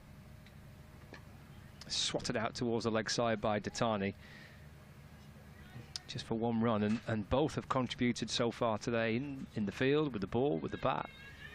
They're showing kind of that experience, I guess, that they've been brought to the club to try and deliver. Yeah, definitely. And I think even across the 2 tournaments, you know, they've brought something different, you know, in, and they seem to be settling really well, which is obviously a really good sign, especially at, you know, the club, because you want that, you know, everyone to have that kind of bond. It's onto the pads of Morris, and Katie Levitt does get well across the ground to stop the ball. Good fielding. Going to run 3 though. Come back for a 3rd. 54 for 1.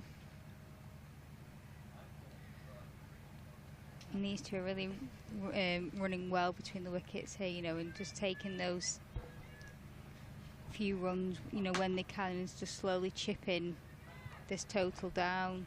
So they know they're more than halfway there now, because, you know, knowing that their, you know, total's 97. That just makes every ball a bit easier. It's a wide ball by Langston, chopped into the offside by Datani. And there's no run. End of the over. Yeah, there's a real sense of authority here between these two batters, Datani and Morris. They are absolutely on top of this run chase, of where they need to be. And Thunder on course for the victory that they need.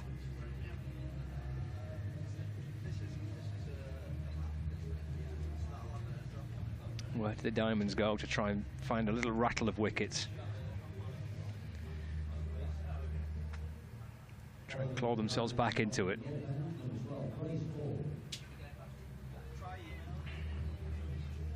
Grace Hall for the first time with the ball, coming into the attack.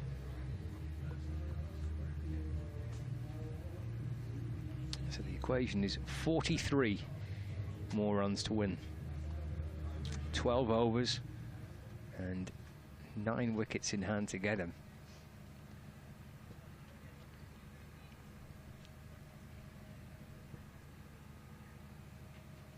Here comes Hall then. In the balls of fullish length, just on off stump, and it's driven by Fee Morris. Winfield Hill coming up from the boundary to complete the fielding. 55 for 1. You know, Diamonds need something special from their bowlers here, just to try and wrestle some momentum and take a couple of wickets. And they've gone to Grace Hall, who has 10 wickets so far this year. Third leading wicket taker behind Katie Levick. So hopefully she can provide the goods for Diamonds. Around the wicket, spearing a Yorker into Datani. Dug out by Naomi Datani.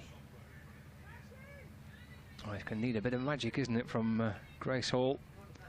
Can she find a bit of a special spell here to drag her team back into it? Single down the ground by Datani. As Winfield Hill comes up from the boundary to field. Datani moves on to 20, 56 for 1. Halfway through the 9th over.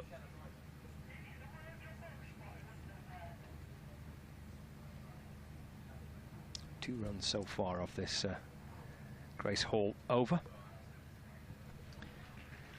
Morris sweeps and gets that successfully away for 4 runs. Swept it in front of square. Good stride down the pitch, dragging that bat across the front pad. 4 more runs towards the required total for victory. 60 for 1. They're cruising this at the minute, Thunder. Hall balls again, shuffling right back into the creases, Morris, and that's worked down to back point. And there is no run.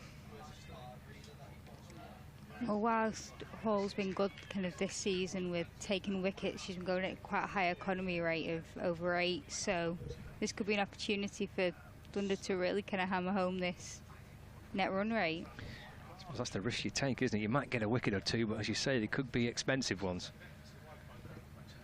Swept again. This beats the infield down to fine leg. It's going to be 4 more. 23 to Fee Morris. 2 4s in the final 3 balls of her first over, taking the shine of what was before that a pretty tidy start with the ball. But I guess if you're going to introduce a bit of pace into the attack, you can run off the bat a bit quicker. And also the sun's come out a heck of a lot more than it was this morning when there was still all of those clouds, so it's, you know, the outfield's getting even drier and it's better conditions to bat. Sun's come out. Perfect timing for Thunder, isn't it, really? Yeah, another thing that's just going their way today. Yes. It's been that type of day so far. Well, they have, in the minute, making mincemeat of this run chase. Datani drives, but for no run. A little reminder for you, though, that it's not just the target, it's winning and winning well and getting this victory done inside 16 overs is what the equation is, what the Thunder need. That will get them the points that they require.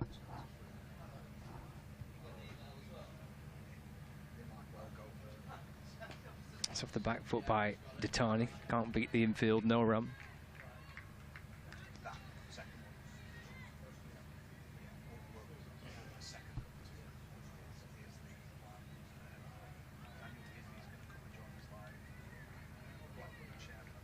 This is the first time Beth Langston's bowled, or played this year in the Charlotte Edwards Cup, so it's a big ask to come in and try and slow down this run rate or take wickets. Langston balls again. Tony trying to work it to the leg side, just rattles off the pad. Deflects back down the pitch, no run.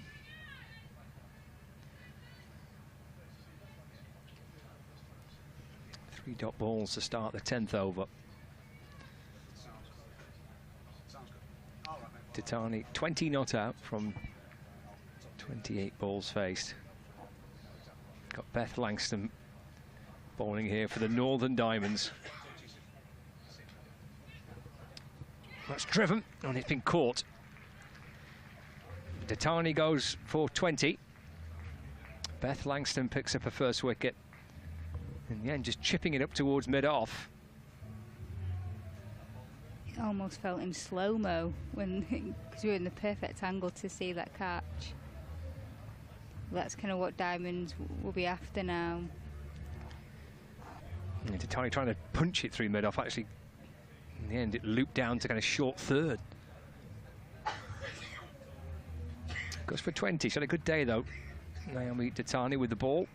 And in the field, taking catches, bowling pretty tidily to try and to set this relatively modest total for Thunder to chase.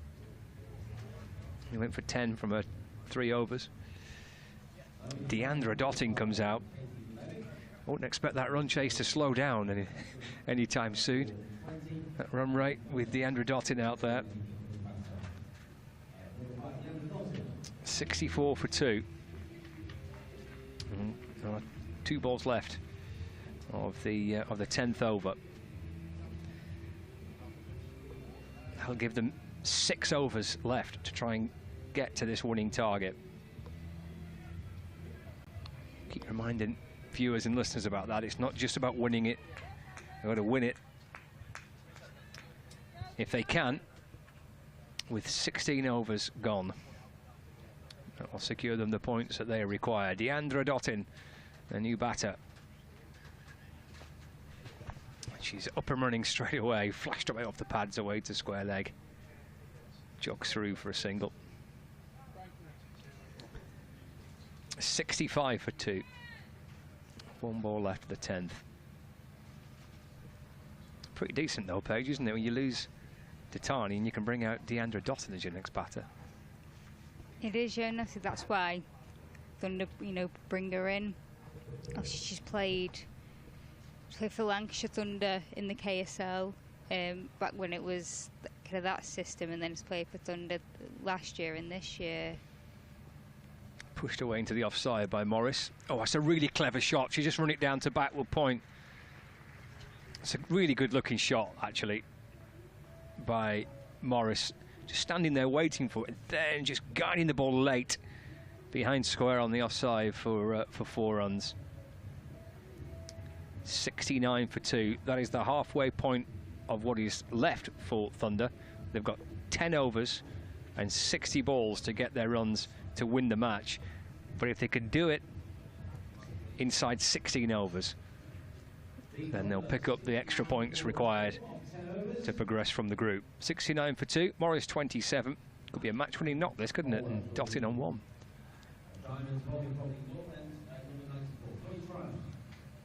Chloe trying coming back into the attack for the Diamonds. 28 more needed.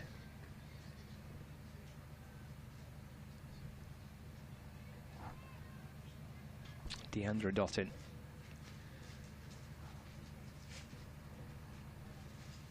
Goes off the back foot and just watches this one. Just perhaps get a little bit quickly onto her there. where she played it shuffling off the back foot and defensively pushing it back down the pitch and then glaring back down the pitch. Deandra Dottin maybe just bounced a little more than perhaps she was expecting. Chops this next delivery out through the offside for 1 run. Lauren Winfield-Hill comes up from the long off boundary. Score moves on to 70 for 2. 26 needed. Correction, 27 needed now. You know, both of these batters know they don't have to take too many risks. And obviously just taking, you know, a single when you can, and boundaries will come. Morris tries to run it down to third. Bounces into the gloves of the keeper.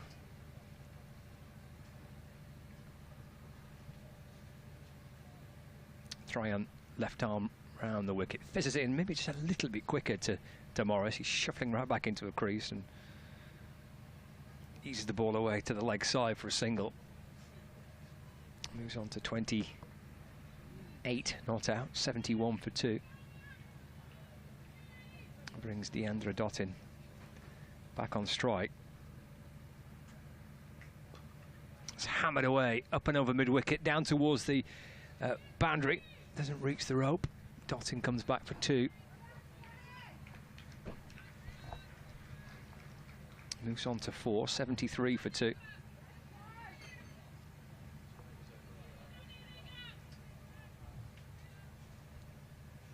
Final ball of the 11th over. Dottin down on one knee, trying to drag the ball away towards the leg side. It's gone behind square and in towards the boundary. And it's 4 runs.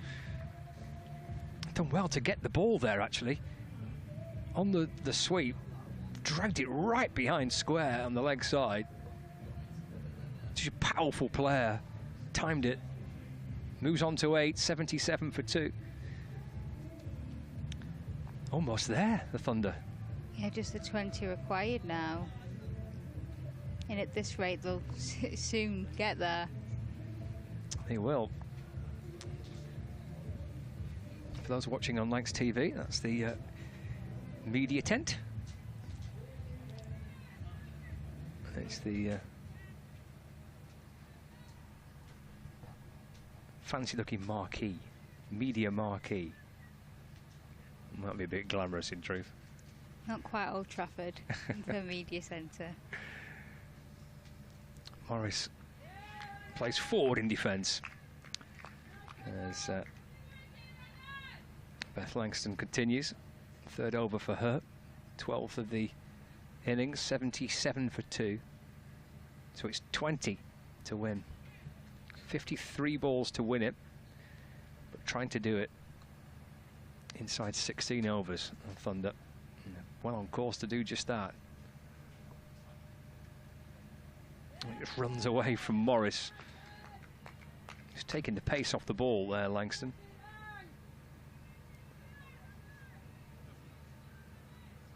Barely anything to work with in terms of pace on the ball for Morris. 28 not out from 21 balls faced.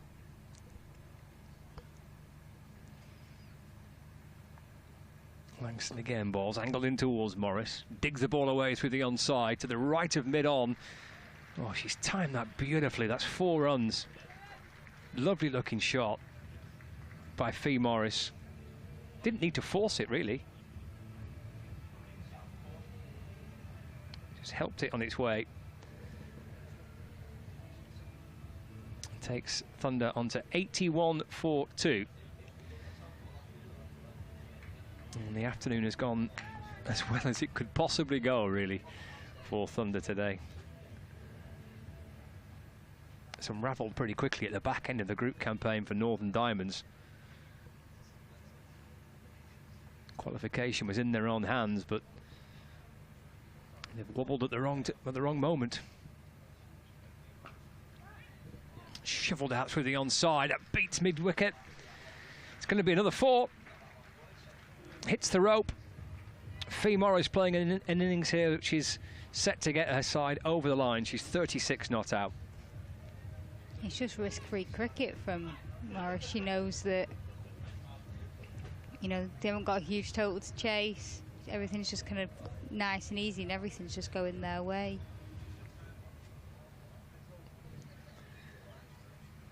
And just a 12 needed now.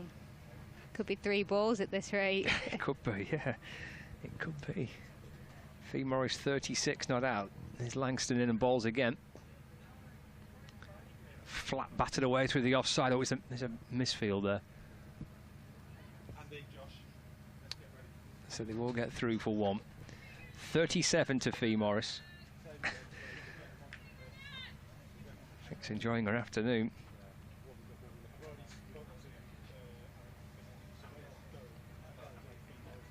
Brings Dottin back on strike.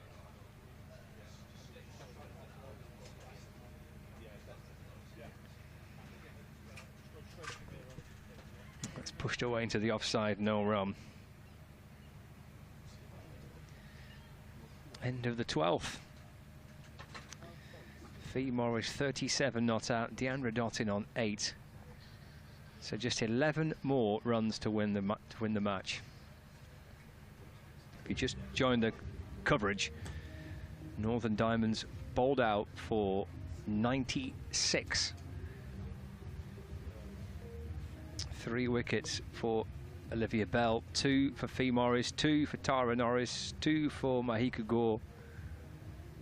And just a couple of batters reaching double figures. Winfield Hill and Callis, Tryon. Just didn't get going at all, the Diamonds. All out for 96. Morris total for the Thunder to chase, and they're making light work of it. There's another run. Worked away along the ground for a single. And Page, they're getting some momentum, aren't they? They're in form, they're playing well, they look confident, perfect timing.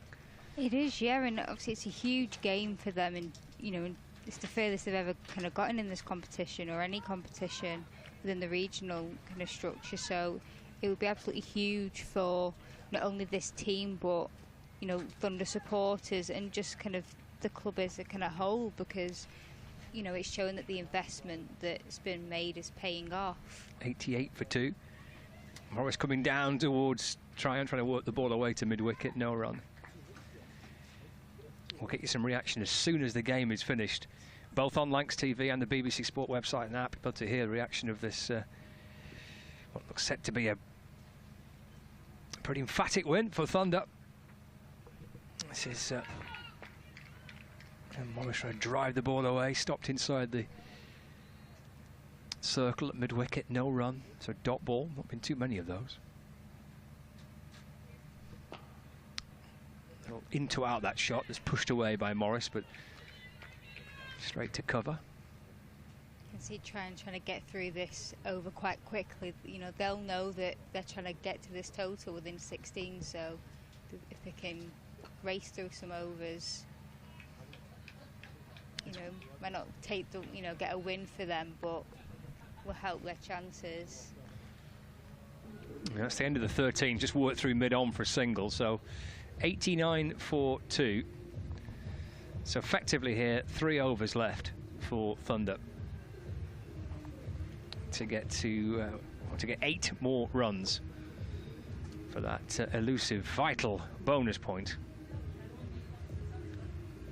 Got pretty chilled out Fee Morris and Deandra Dottin, but she brings so much international experience to this Thunder team. Kind of calm approach, full of authority from Deandra Dottin. I'm going to bring Katie Levick back into the attack. Morris on 39. So Levick for the Diamonds, into Morris. Morris takes a single through mid-on. Moves on to 40. Not out. 90 for 2 now.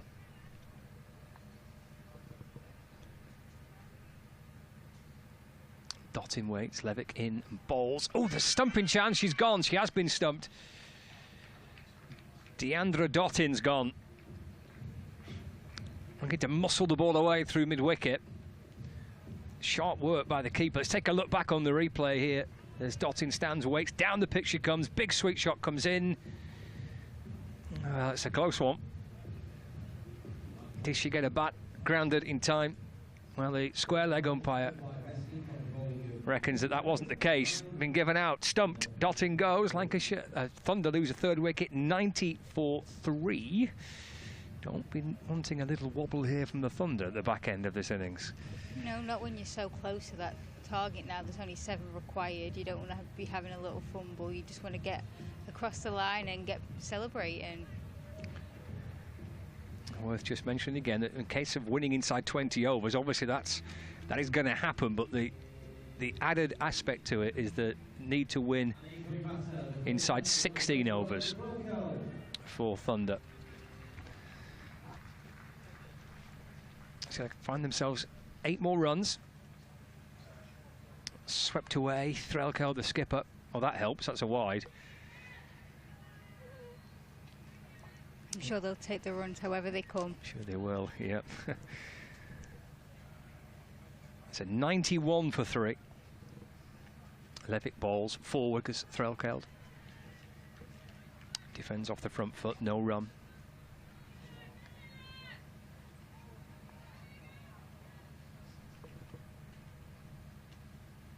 Threlkeld waiting, Levick in. Can't find a run here. It's worked off the front foot, but mid-wicket comes across. Stops the ball to a left-hand side, no run. Levick again balls, Threlkeld drives. Ooh, well, it maybe flirted with the idea of a single, but not taking the risk as Winfield Hill set right back on the discs at mid-on fields. Would have put a lot of pressure on the fielder to try and run through there for a single. That's swept by Threlkeld. Will that reach the boundary? No, it's stopped. She'll come back for 2. They might think of a third. Yeah, they're going to run 3. No, they decide against 3. So just the 2. It's a good start by Lizzie Scott, saving runs on that boundary. So that's 14 overs gone. 93 for 3. You never know, these could be crucial runs. It's a good stop, diving away, flicking the ball back. It's effectively 2 overs left here for Thunder to get to 97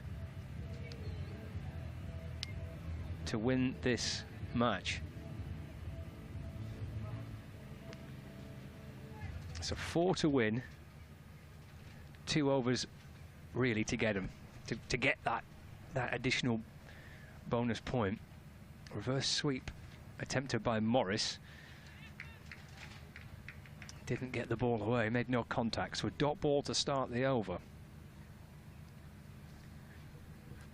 I fancy Fee Morris will try and get this done here.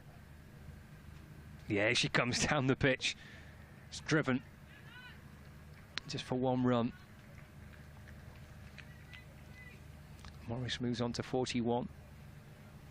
94 for 3. Brings Ellie Threlkeld on strike, the skipper of the Thunder.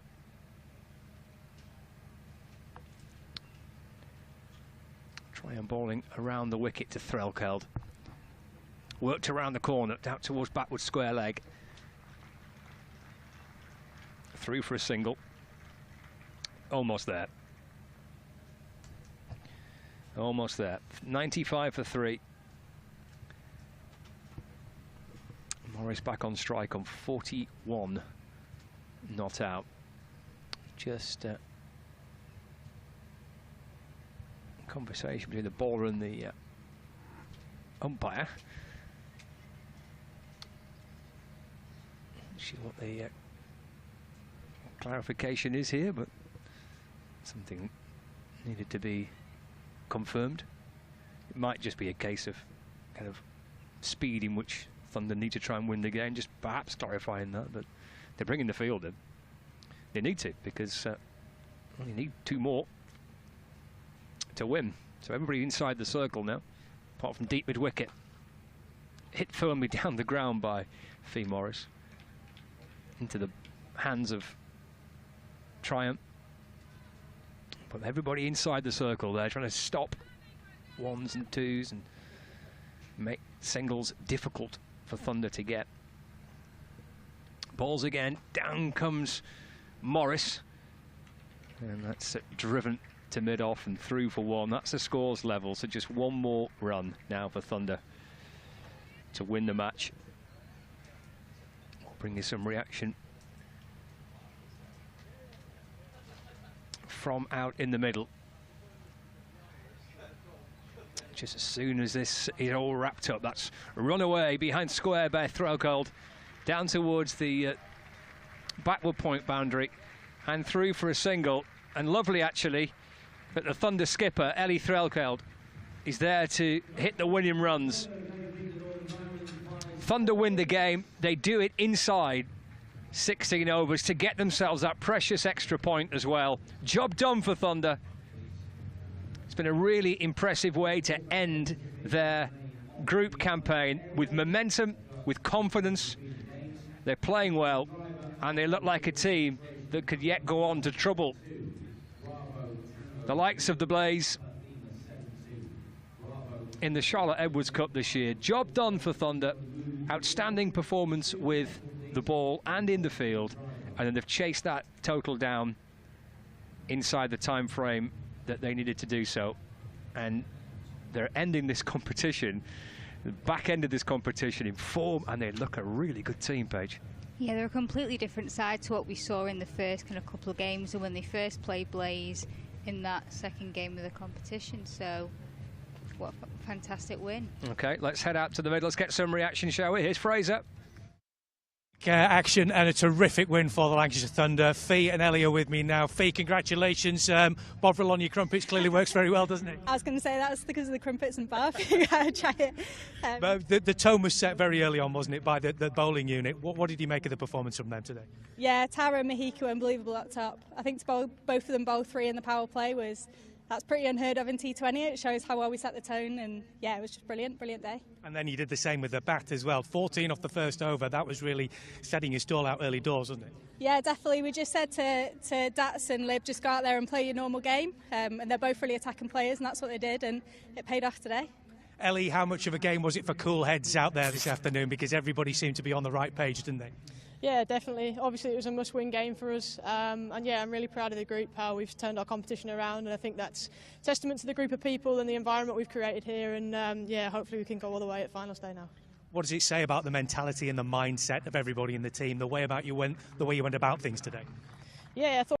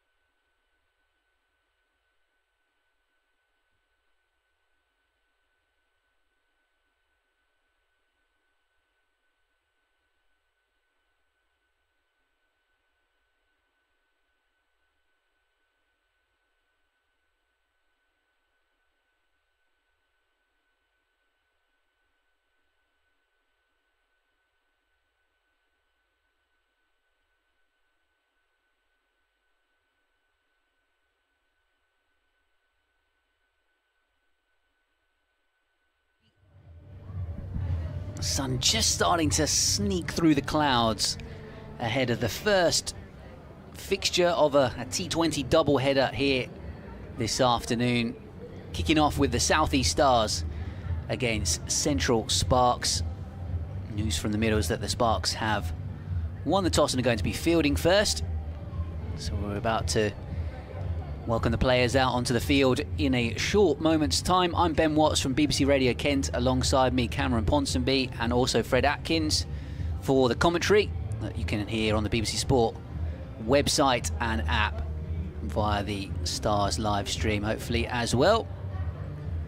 So looking forward to a game of cricket that doesn't necessarily have anything on it. It doesn't in terms of qualification, but this is a great opportunity for these two sets of players to get out in front of a Canterbury crowd that's going to be making their way in, or is already here, ahead of Kent v Essex this evening in the T20 Blast. But first of all, good afternoon to Cam. How are you, mate? I'm very well, thanks. How are you doing? Good, I'm very well, yeah, looking forward to it. And yeah, we'll run through the two teams in a moment, but just in terms of the fixture we're about to see, I guess this is, for the fact that there's England squads, England A squads that have broken away. It's a young group for both of these two teams, and I guess a chance to get out and impress in front of a bigger crowd than they perhaps normally play in front of. I think that's exactly it, really. There is England women are out at their camp at the moment ahead of the Ashes, and they are currently playing a 3-day match against an England A side, and so players that would normally be here for the Stars, such as Alice Davison-Richards, is away, as well as Paige Schofield. And so, kind of speaking to the Stars coach Johan Myberg before the game, he was talking about this as being kind of an opportunity for a lot of the younger players to come into the squad, come into the 11 and get some kind of top tier experience. Yeah, absolutely. Well, we're looking forward to seeing the respective teams in action, just in terms of the Stars lineup. I believe this is in batting order. Bryony Smith, the captain, and Chloe Hill, who's on loan with the Stars to open the batting. Ailish Cranstone and Kira Chatley coming at 3 and 4. And then a very Kentish middle to lower order with Phoebe Franklin, Tash Farron, Rhiannon McDonald-Gay, Callian Moore, and Alexa Stonehouse. And then the two outstanding spinners in the Stars side, Claudie Cooper and Danny Gregory, making up the 11. And then for the Central Sparks, Amy Campbell, Bethan Ellis, Davina Perrin, Erin Burns, Abby Freeborn, Katie George, Chloe Brewer, Caris Pavley, Georgia Davis, Hannah Baker and Ellie Anderson, the 11. The umpires just heading out towards the middle. And we're going to be getting up and running very shortly. The Sparks about to take to the field in their largely black strip with some very edgy patterning on the sleeves, and then the two openers for the South East Stars in their bright yellow tops, navy trousers. Heading out to the middle, the skipper Bryony Smith and Chloe Hill. Blast of the flamethrowers to welcome the players onto the pitch, just in case they needed warming up slightly as they make their way out onto the field.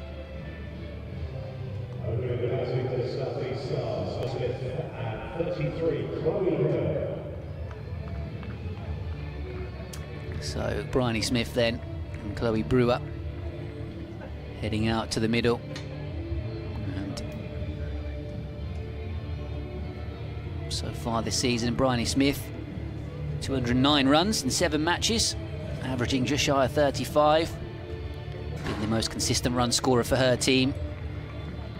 Only Alice Capsey, who played just 3 times, averaging more than her, so I feel like she's going to be a key wicket, certainly for the Stars, and then for Sparks to try and dismiss. Just waiting to see who's going to be opening up the bowling for the visitors.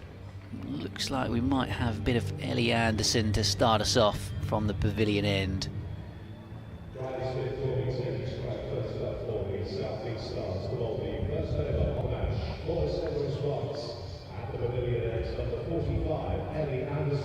There you go, Steve Watts on the tannoy agrees with me. So it's going to be Ellie Anderson to Bryony Smith. Stars up against the Sparks here on BBC Sport Online and via the Stars live stream. Going to hand over to Cameron for the first over, just as fielders make their way out into their positions. The two outside the circle out at long on And deep mid-wicket, everyone else up inside that 30-yard circle for the first power play. Thank you very much. Ellie Anderson, right arm over, running in up to the wicket now. And that drifts down leg side for a wide first up. Now, you'll have known this for years and years and be very bored by this fact, but I've always found it my favourite bit of Kent trivia that the announcer here is the England announcer. So whenever you're down at Canterbury, you go, why do I recognise? Why do I know this guy's voice? Yeah, Steve, he's a busy man, gets around the circuit, and like you say, there's a number of England games, but Canterbury is home for him. Anderson in once more, past the umpire, and that is cut away, but finds the field on the edge of the ring. That's well fielded there by Bethan Ellis. Just a little bit of width there to Bryony Smith. Bryony Smith has had a fantastic season. It's kind of this South East Stars kind of superhero player at the moment. She bats, bowls and keeps when injuries demand. Yeah, when there was that injury to Chatley. Stepped in. Once more. That's short and wide and cut away for 4. Has reached the boundary already. Anderson just struggling to find her line here at the moment. She's drifted down with her first delivery, and the second 2 have been wide of off stump. She broke into the team this year. This is her first season playing for the Sparks. Her 4th consecutive start. Made her debut against the Thunder. Just struggling at the moment, like you say, with that line.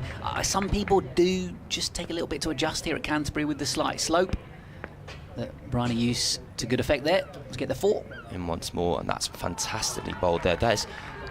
She's trying to move that ball in, and there she's just got her line right where it hasn't dipped all the way down the leg side, but instead kind of forced Bryony Smith to have a waft. As the technical term goes. Maybe just a little bit of movement down the slope as well, which, if you can get it right as a bowler, you use that slope to your advantage.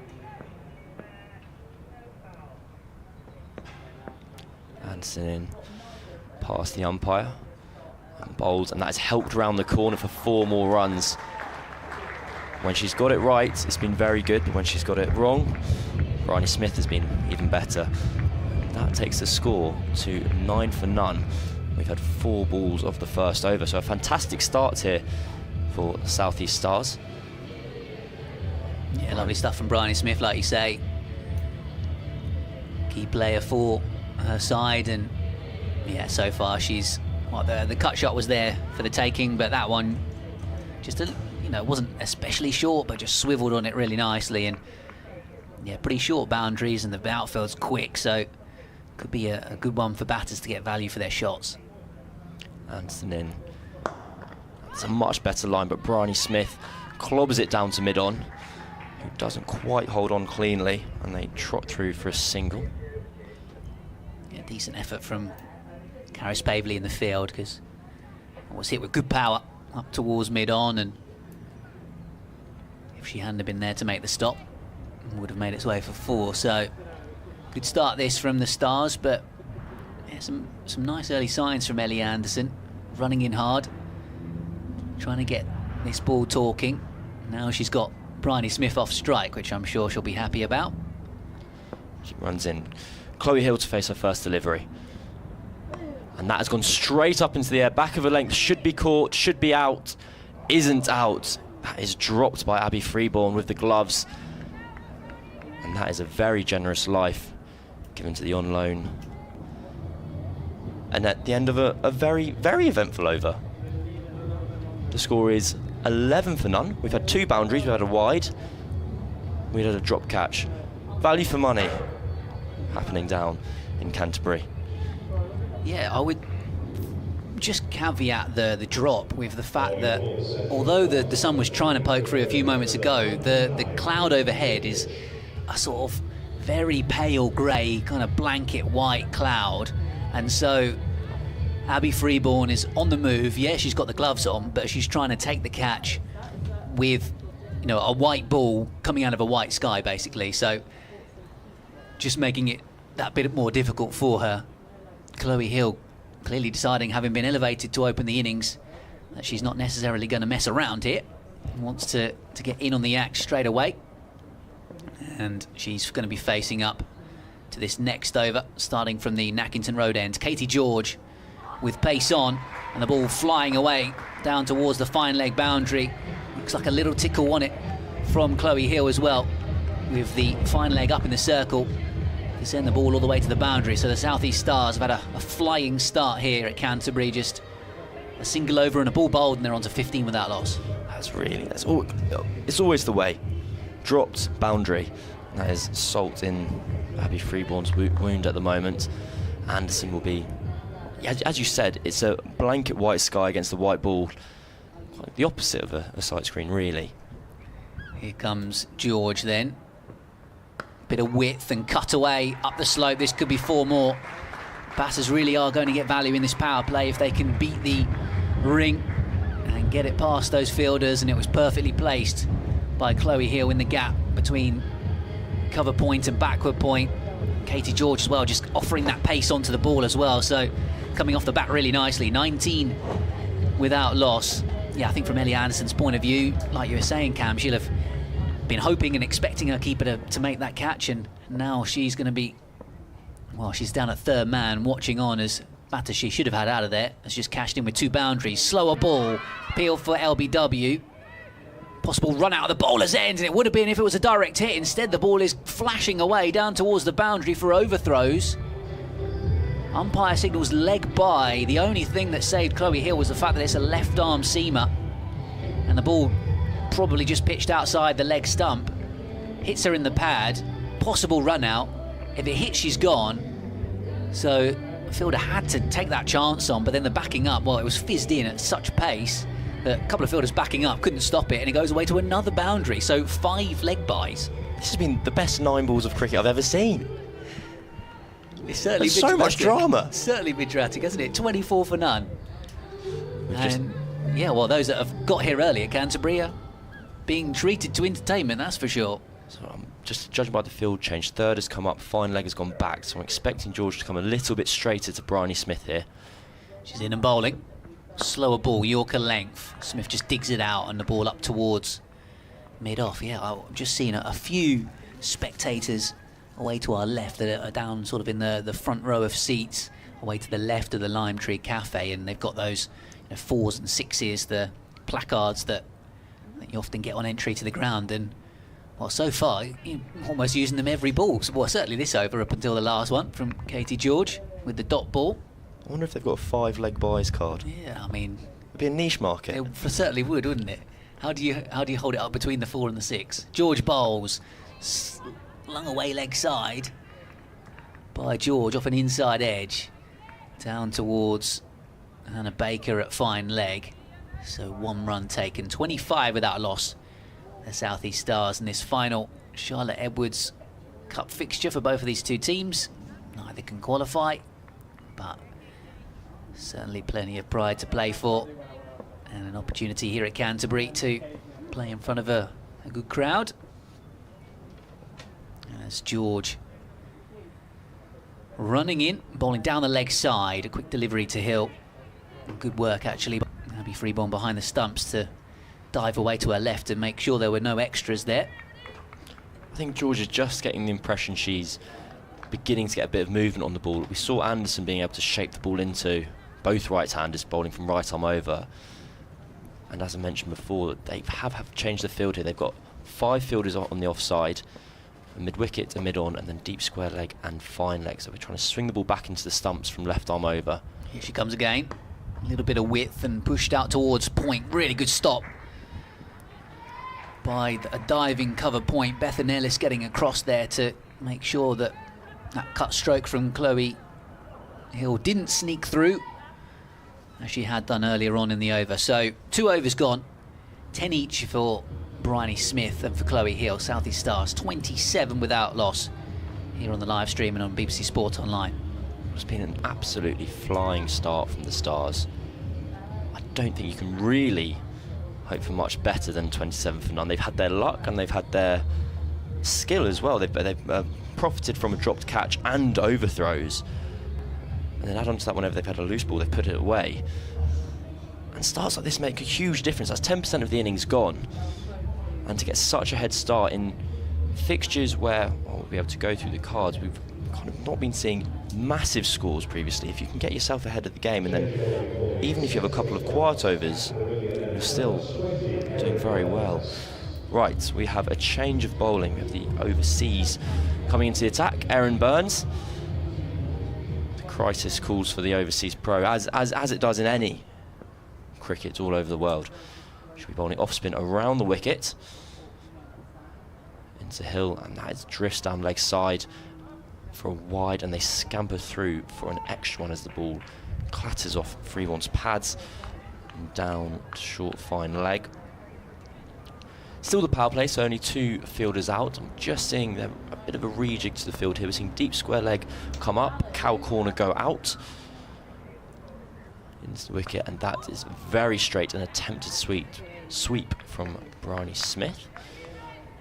So 4 fielders in the offside. We have a backward point cover mid-off. A mid-wicket in the ring, and 2 fielders out either side of her. Burns up to the wicket once more. That was an off-stump line. And that just beats Bryony Smith as she backs away, trying to cut the ball through that offside ring. Really is .4 an option on the offside, whereas your singles are available on the leg side. Into the wicket once more. Cuts away again, finds the fielder. And this is the beauty of having a spinner in the power play, or spinner whenever it's, they can fire through and over here with 3 balls in. Smith has hardly blinked. Up to the wicket once more, that's straight. Driven firmly down the ground for 1 to long on. Burns bowling to her plan perfectly here. It brings Chloe Hill back on strike. Only their second game for the Stars after joining on loan. Here she is facing Erin Burns.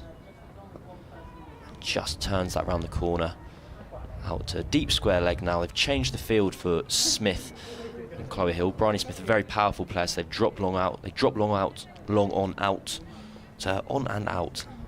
Tongue twisters. And for Hill, they have square leg out instead. Smith back on strike. That ball drifts outside off stump. Gets a bottom edge, and that might run away for 4 there. It does indeed. And Erin Burns, having bowled a fantastic over to that point, just loses her line off the final delivery, and as the Stars have done for the entirety of this game so far, they've taken full advantage.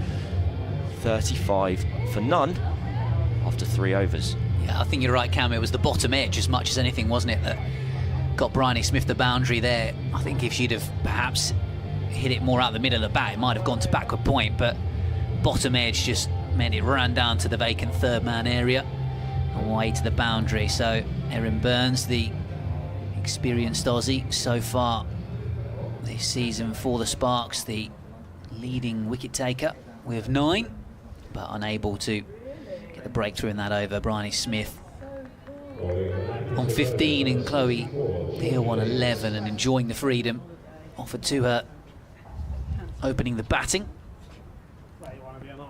She's trying to tickle this next delivery wide of the off stump from Georgia Davis down towards the vacant 3rd man area, but wasn't able to lay any bat on it.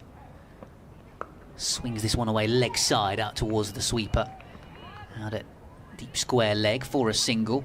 Just in terms of those totals you were talking about a moment ago, Cam, Central Sparks' highest total of the series, 156 for 6, and that was in a run chase. And then South East Stars wise 169 for 6. As Davis bowls, slog sweep attempt. Bryony Smith, good work by Freeborn, nice quick hands behind the stumps to whip off the bails. And she played and missed. So spin so far has certainly brought about a few more dot balls than we were seeing with the pace early on, which was just flying away to these nice short boundaries. Lovely outfield as well at Canterbury, really fast. Tossed up, driven hard down the ground by Smith up towards long on. Sensible enough cricket for a single. So yeah, the switch to spin thus far for Central Sparks has definitely becalmed the run rate.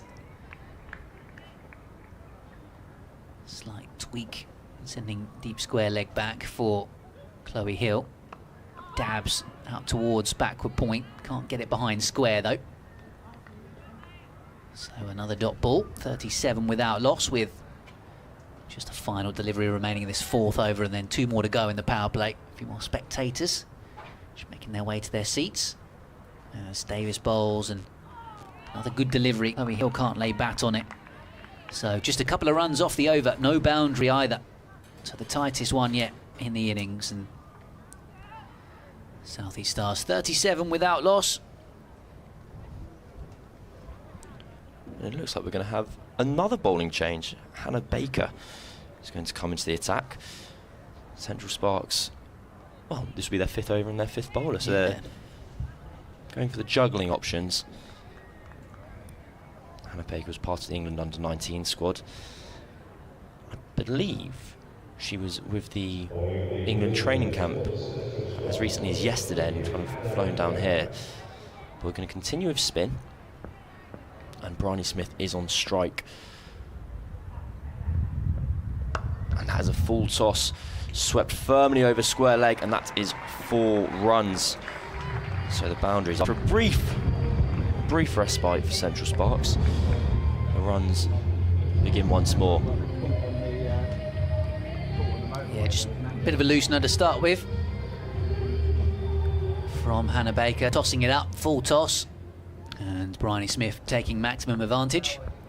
Baker comes in once more.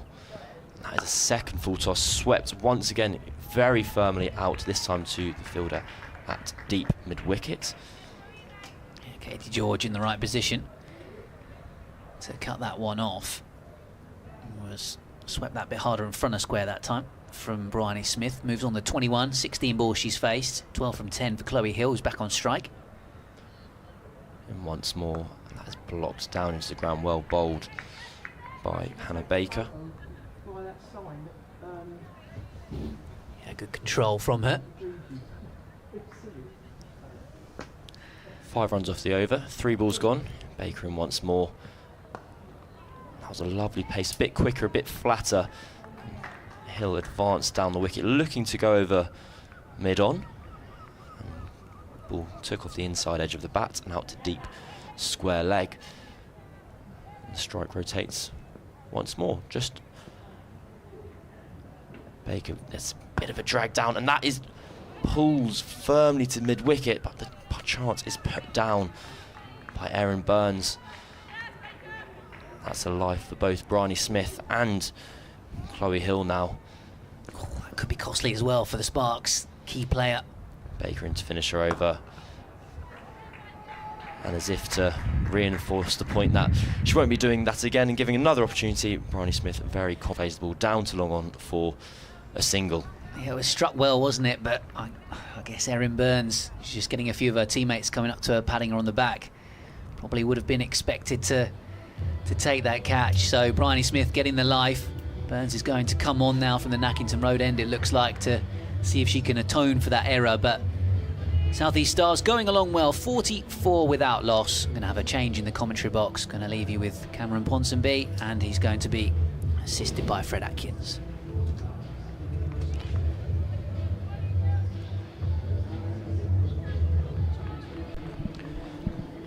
Burns switching ends.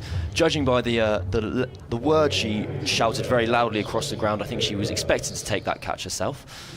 She comes in and bowls to Bryony Smith, who sweeps away behind square. That's a fantastic shot.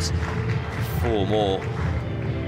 Smith races on now to 30 of 20 deliveries, and that is the 50 up for, I tell a lie, it's the 48 up for South East Stars. I was behind the scoreboard even. Fred, how are you? Very well, thank you, Cameron. It's a slightly unusual view that we've got here, isn't it? So that's dropped short once more by Burns. And this time, having swept the delivery of her over, she's rocked back and pulled the second, both for the same result. And that is the 50 up after 5.2 overs. And Burns is having a tough minute here. She was very frustrated with herself putting down that catch, and the first 2 balls of her over have both gone for 4, just as South East Stars are trying to round out this power play. Yeah, I think that catch was, I think it was mitigation for the first one, as Ben pointed out. It was a white ball coming out of a pretty white skyline here. that last catch was pretty regulation. Burns in once again, Paul. She's rocked her weight back fantastically well there, and the Sparks are having a tough time in the field here. That ball has just split the hands of the fielder out a deep square leg. Charis Pavley out there, and as the ball split her hands, went through her legs and onto the boundary, a number of fielders on the offside sunk to their haunches. Bryony Smith onto 34 of 21. Burns in once more, and that's pulled once again out to Pavley. Fields well this time. Yeah, she's filled out the second attempt, but it hasn't cost them a run this time. I think the Sparks are a bit ragged at the moment. You can see frustration brewing in them. They know that the Stars have got off to a phenomenal start here. Burns into Hill. And that's a fantastic shot again. Yeah, terrific shot through cow corner there. Just as a posse of school children walking in front of the scoreboard there. See that hit the advertising hoardings. Wow, 17 runs have come with this over. We had 4, 4, 4, 1, 4. And there, Burns just lost the line. The ball just started drifting outside off stump. The stumps weren't threatened. Hill threw her hands through it. Now to finish off the over, Burns comes in. That's well bowled, but Hill is able to rock back onto the back foot and just tuck the ball away for a single to square leg. 18 off the over. And that is the power play done for Central Sparks and South East Stars for that matter. 62 for no wicket. Bryony Smith on 35 of 22. Chloe Hill 18 of 14. There's been a lot going on. There has. I mean, it could very easily have been something like 40 for 2 if those catches had been taken. And a couple of bits of ordinary fielding, I think it's fair to say. So looks like it's going to be Ellis, is it, to bowl from the pavilion end? 14, Bethan Ellis is indeed. So Bethan Ellis is going to come on to bowl, and Chloe Hill will face. Bethan Ellis, her first season at Central Sparks, having signed from, well, then Loughborough Lightning, now the Blaze. She'll be coming in bowling right arm over. Keeper up to the stumps. That's tucked away into the leg side by Chloe Hill for another single. Yeah, just keeping the scoreboard ticking along after the power play. It's 63 for 0. So just a single from that first delivery from Ellis. Ellis had a fantastic game, described to me as her breakout game for the Sparks in their victory over the Vipers. Paired up a little cameo of 16 not out with 4 for 29 of the ball. So she'll be hoping to recreate that. And she comes here to Bryony Smith. Slightly short of a length, and that's cut to cover. So we've had the fielders disperse. We have 4 fielders on the offside. We have backward point, cover point out, cover and long off. On the leg side we have long on, mid wicket, cow corner, square leg, and on one field on the 45. That's a bit of an air shot, that one, from Bryony Smith. We have, I was just thinking, it's a field you often see to an off spinner here, kind of 4-5, kind of swinging the ball or drifting the ball into the stumps, and Bryony Smith's looking to play Ellis much like an off spinner there, trying to get down on one knee and slog sweep her over mid wicket. Ellis comes in once more for the 4th ball of the over.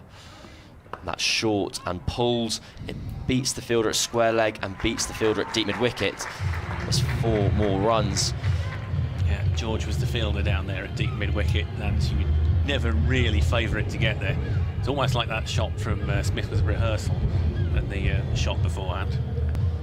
And I think that one very much did go where she was intending it to go. I think Sparks here, they're just quite a bit fearful of pitching the ball up to Smith and losing their length the other way a little bit, bowling quite short.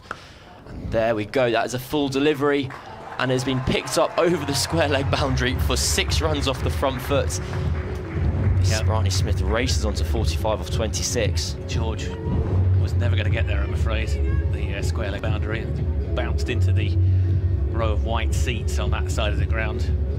Well, there is the dilemma facing Central Sparks when bowling to Bryony Smith. The player in such good form. They don't want to get the ball too full to her because she's powerful enough to hit the ball, clear the boundaries, drop it short, and she'll pull it away as well. Ellis in, full once more, and that is driven down the ground. It beats mid-off. Will Long On get round in time? She does indeed, but the Stars sneak a second run. That's very well run by Chloe Hill. And what had threatened to be a very good over for Sparks ended up with 12 runs coming off the final 3 balls. Bryony Smith is on 47 off 27. Chloe Hill's on 19 off 15. South East Stars 75 off 7. Yeah, it's definitely the Stars will be happier with the way that they've started this so far. So it looks like it's going to be, I think it's going to be Davis who'll continue. The captain will continue from the Nackington Road end. And, Davis, without having the figures in front of me, would certainly seem to be the most frugal of the bowlers so far. Well, Georgia Davis probably looking at her teammates, wondering whether she can get any help. Her over's gone for 2. And she comes once more. That is full, and that is swept fantastically by Bryony Smith. Will they get back for 2? I beg your pardon, swept by Chloe Hill. Didn't quite have the power, did it? It was aerial for a little while, but there were no fielders anywhere near it, so it ended up towards Cow Corner there, but only worth a single for the Stars. Davis in once more, and that is full. That should be caught. It's top edge. Fantastic catch at mid-off, diving forward. The ball had just gone over cover. I believe that's Erin Burns, but I'll need to see a number just to confirm that. She's quite a long way away. Bryony Smith, a fantastic innings comes to an end. She advanced at the off-spinner there, looking to go over mid-off. Just the ball kind of skewed off the outside edge, looped up over cover, but it was Erin Burns who caught the ball fantastically well, diving forward full length. And when you think about the difference in difficulty of catch, the one she put down, the one she's held on to, yes, I mean, that's always the way. That's the mystery, isn't it? Because that was actually, I struggle to say how much more difficult catch that was than the first one, and that was a brilliant bit of fielding. The first one was sort of chipped straight at her. She's had to make up a long way to get there, and she has held that absolutely brilliantly. It's great to see from a team perspective, to see a fielder, you know, it hasn't let that drop affect her, and she's gone on to take a catch like that. Well, Central Sparks desperately needed that. That will hopefully, for their sake, the break starting to be put on South East Stars. Well, yeah, because the Stars were very well set during their last game. They were, you know, certainly favourites at the halfway point. I think they were 88 for 1 at one point. And they just fell away at the end, and of course that ended their hopes of qualification. Now we have Phoebe Franklin in. A change to the card that was originally listed, so maybe a tactical change from the Stars. Davis is in here, and the ball is defended back by number 10, Phoebe Franklin. I think must be one of the best feelings in the world, playing professional sport with number 10 on your back. Davis in once more. That ball just holds its line and beats Franklin's outside edge. Fantastic job being done here by the captain. I suppose it doesn't have quite the cachet in cricket, does it? Number 10, as it does in certain other sports, perhaps. Davis in once more. And Franklin rocks back and almost pulls that ball down to long on for a single. Davis captaining today in the absence of Eve Jones. No, you're right, it doesn't. Football number 10 is the kind of the premium kind of number in world sport, I'd say, and I guess it's transferred in my head to cricket as well. Well, there was a phase when lots of footballers wanted to be number 23 as well, because of Michael Jordan. Davison to finish the over against Hill. That is a fantastic over. A second fantastic over from Georgia Davis. Only 2 runs off it, and the wicket of Bryony Smith, which means the score is 77 for 1 after 8. No, I always wanted number 23 on the back of my tops as well, but that's because that was my front door number as opposed to Michael Jordan connection. Okay. But it was a happy coincidence when I found out Michael Jordan used it as well. But it's not quite the same in cricket, is it? I can't think. Certainly in England, I can't think of a player who would be known for their squad number. Obviously, you'd always be talking about batting orders and positions, but squad number here, you've got Darren Stevens, who is of course the South East Stars coach, was the number 3 in his jersey, was retired at the end of last season. And neatly enough, we've got the Sparks number 3, Baker, is on to bowl from the pavilion end. A wonderful coincidence. Baker in once more of her leg breaks, and that is hit over the top. That's a fantastic shot by Phoebe Franklin. She's hit it straight enough that mid-off was never really in the game, and powerfully enough that long on didn't have time to get round. Was told ahead of the game, Phoebe Franklin very happy to hit the ball in the air, which as a spectator and commentator I was very, very pleased to hear. I guess David Beckham, number 7, was the football squad number I always had, and then he went to number 23 as well, I think, when he went off. I think he did, yeah, when he went to Real Madrid. Further evidence of why the door number, Cameron Punsby's door number, had a hold around the world. Baker in once more. That's a drag down, and that is pulled very firmly, but just over the grasp of mid-wicket. Phoebe Franklin's looking in fine touch to begin with. Yeah, but the fine margins there, because as I say, I think that eluded mid-wicket by Burns there, probably no more than a couple over the top of her grasp. Baker in once more. Bit more flight there, it's very well bowled. A muted appeal for a stumping. Yeah, they weren't quite, they didn't seem to believe it, did they, really? Sort of half-hearted cheers from around the square, but when the bowler's not really joining in, then it does sort of sow that element of doubt, doesn't it? I know there was. It's a point and backward point, and the wicketkeeper all had a small shout. So I imagine there was a little wobble of Franklin's back foot. Baker in once more tossed up again and driven firmly down the ground out to long off, who has been dropped back pretty sharpish after her first shot of the over. With Chloe Hill, will we see a field change? Will the field come back up? Yes, we are seeing that change immediately.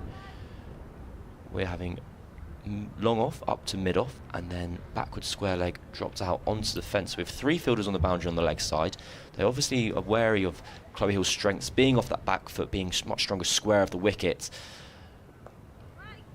And just on cue, Hannah Baker drops the ball on the length and sees Chloe Hill dab the ball away for a dot, kind of really encouraging her, or offering to her boundary option, they're saying, is straight. Come forward, hit me down the ground. Baker in once more to finish off the over. Another full delivery, skipped down the ground by Hill, who caught the ball very well. And the ball raced out to deep mid-wicket in a flash. Only just the 1 run. That is the end of the 9th over. 7 for 1. Chloe Hill on 21 off 19. I'll be amazed if she's faced many dot balls in her 21 so far. And Franklin off 10 off 7. No, there haven't been too many dot balls so far in this thing. 87 for 1, as you say, after 9. So not far off 10 and over so far. Certainly the Stars, I think, would have taken that if offered at the start of the innings. But as we say, just keeping in mind, they did rather collapse from this sort of position during the last game. Georgia Davis to continue, and that is floated up, skipped down the track. Does it beat long on? Well, yes. It's a 4. Is the answer. So in live time, Chloe Hill's skipped down the track. She's hit the ball over mid-wicket. Long on's run round, done very well to kind of parry the ball back into play, but her body weight's taken her over the rope, and the momentum on the ball's taken it eventually to the boundary. 4 runs, Davison again. Has struck so firmly down the ground, and that is going to have to go down as a dropped catch, although Chloe Hill hit the ball incredibly firmly straight back at kind of Georgia Davis' left hand. She barely had time to get to the ball, let alone try and think about catching it.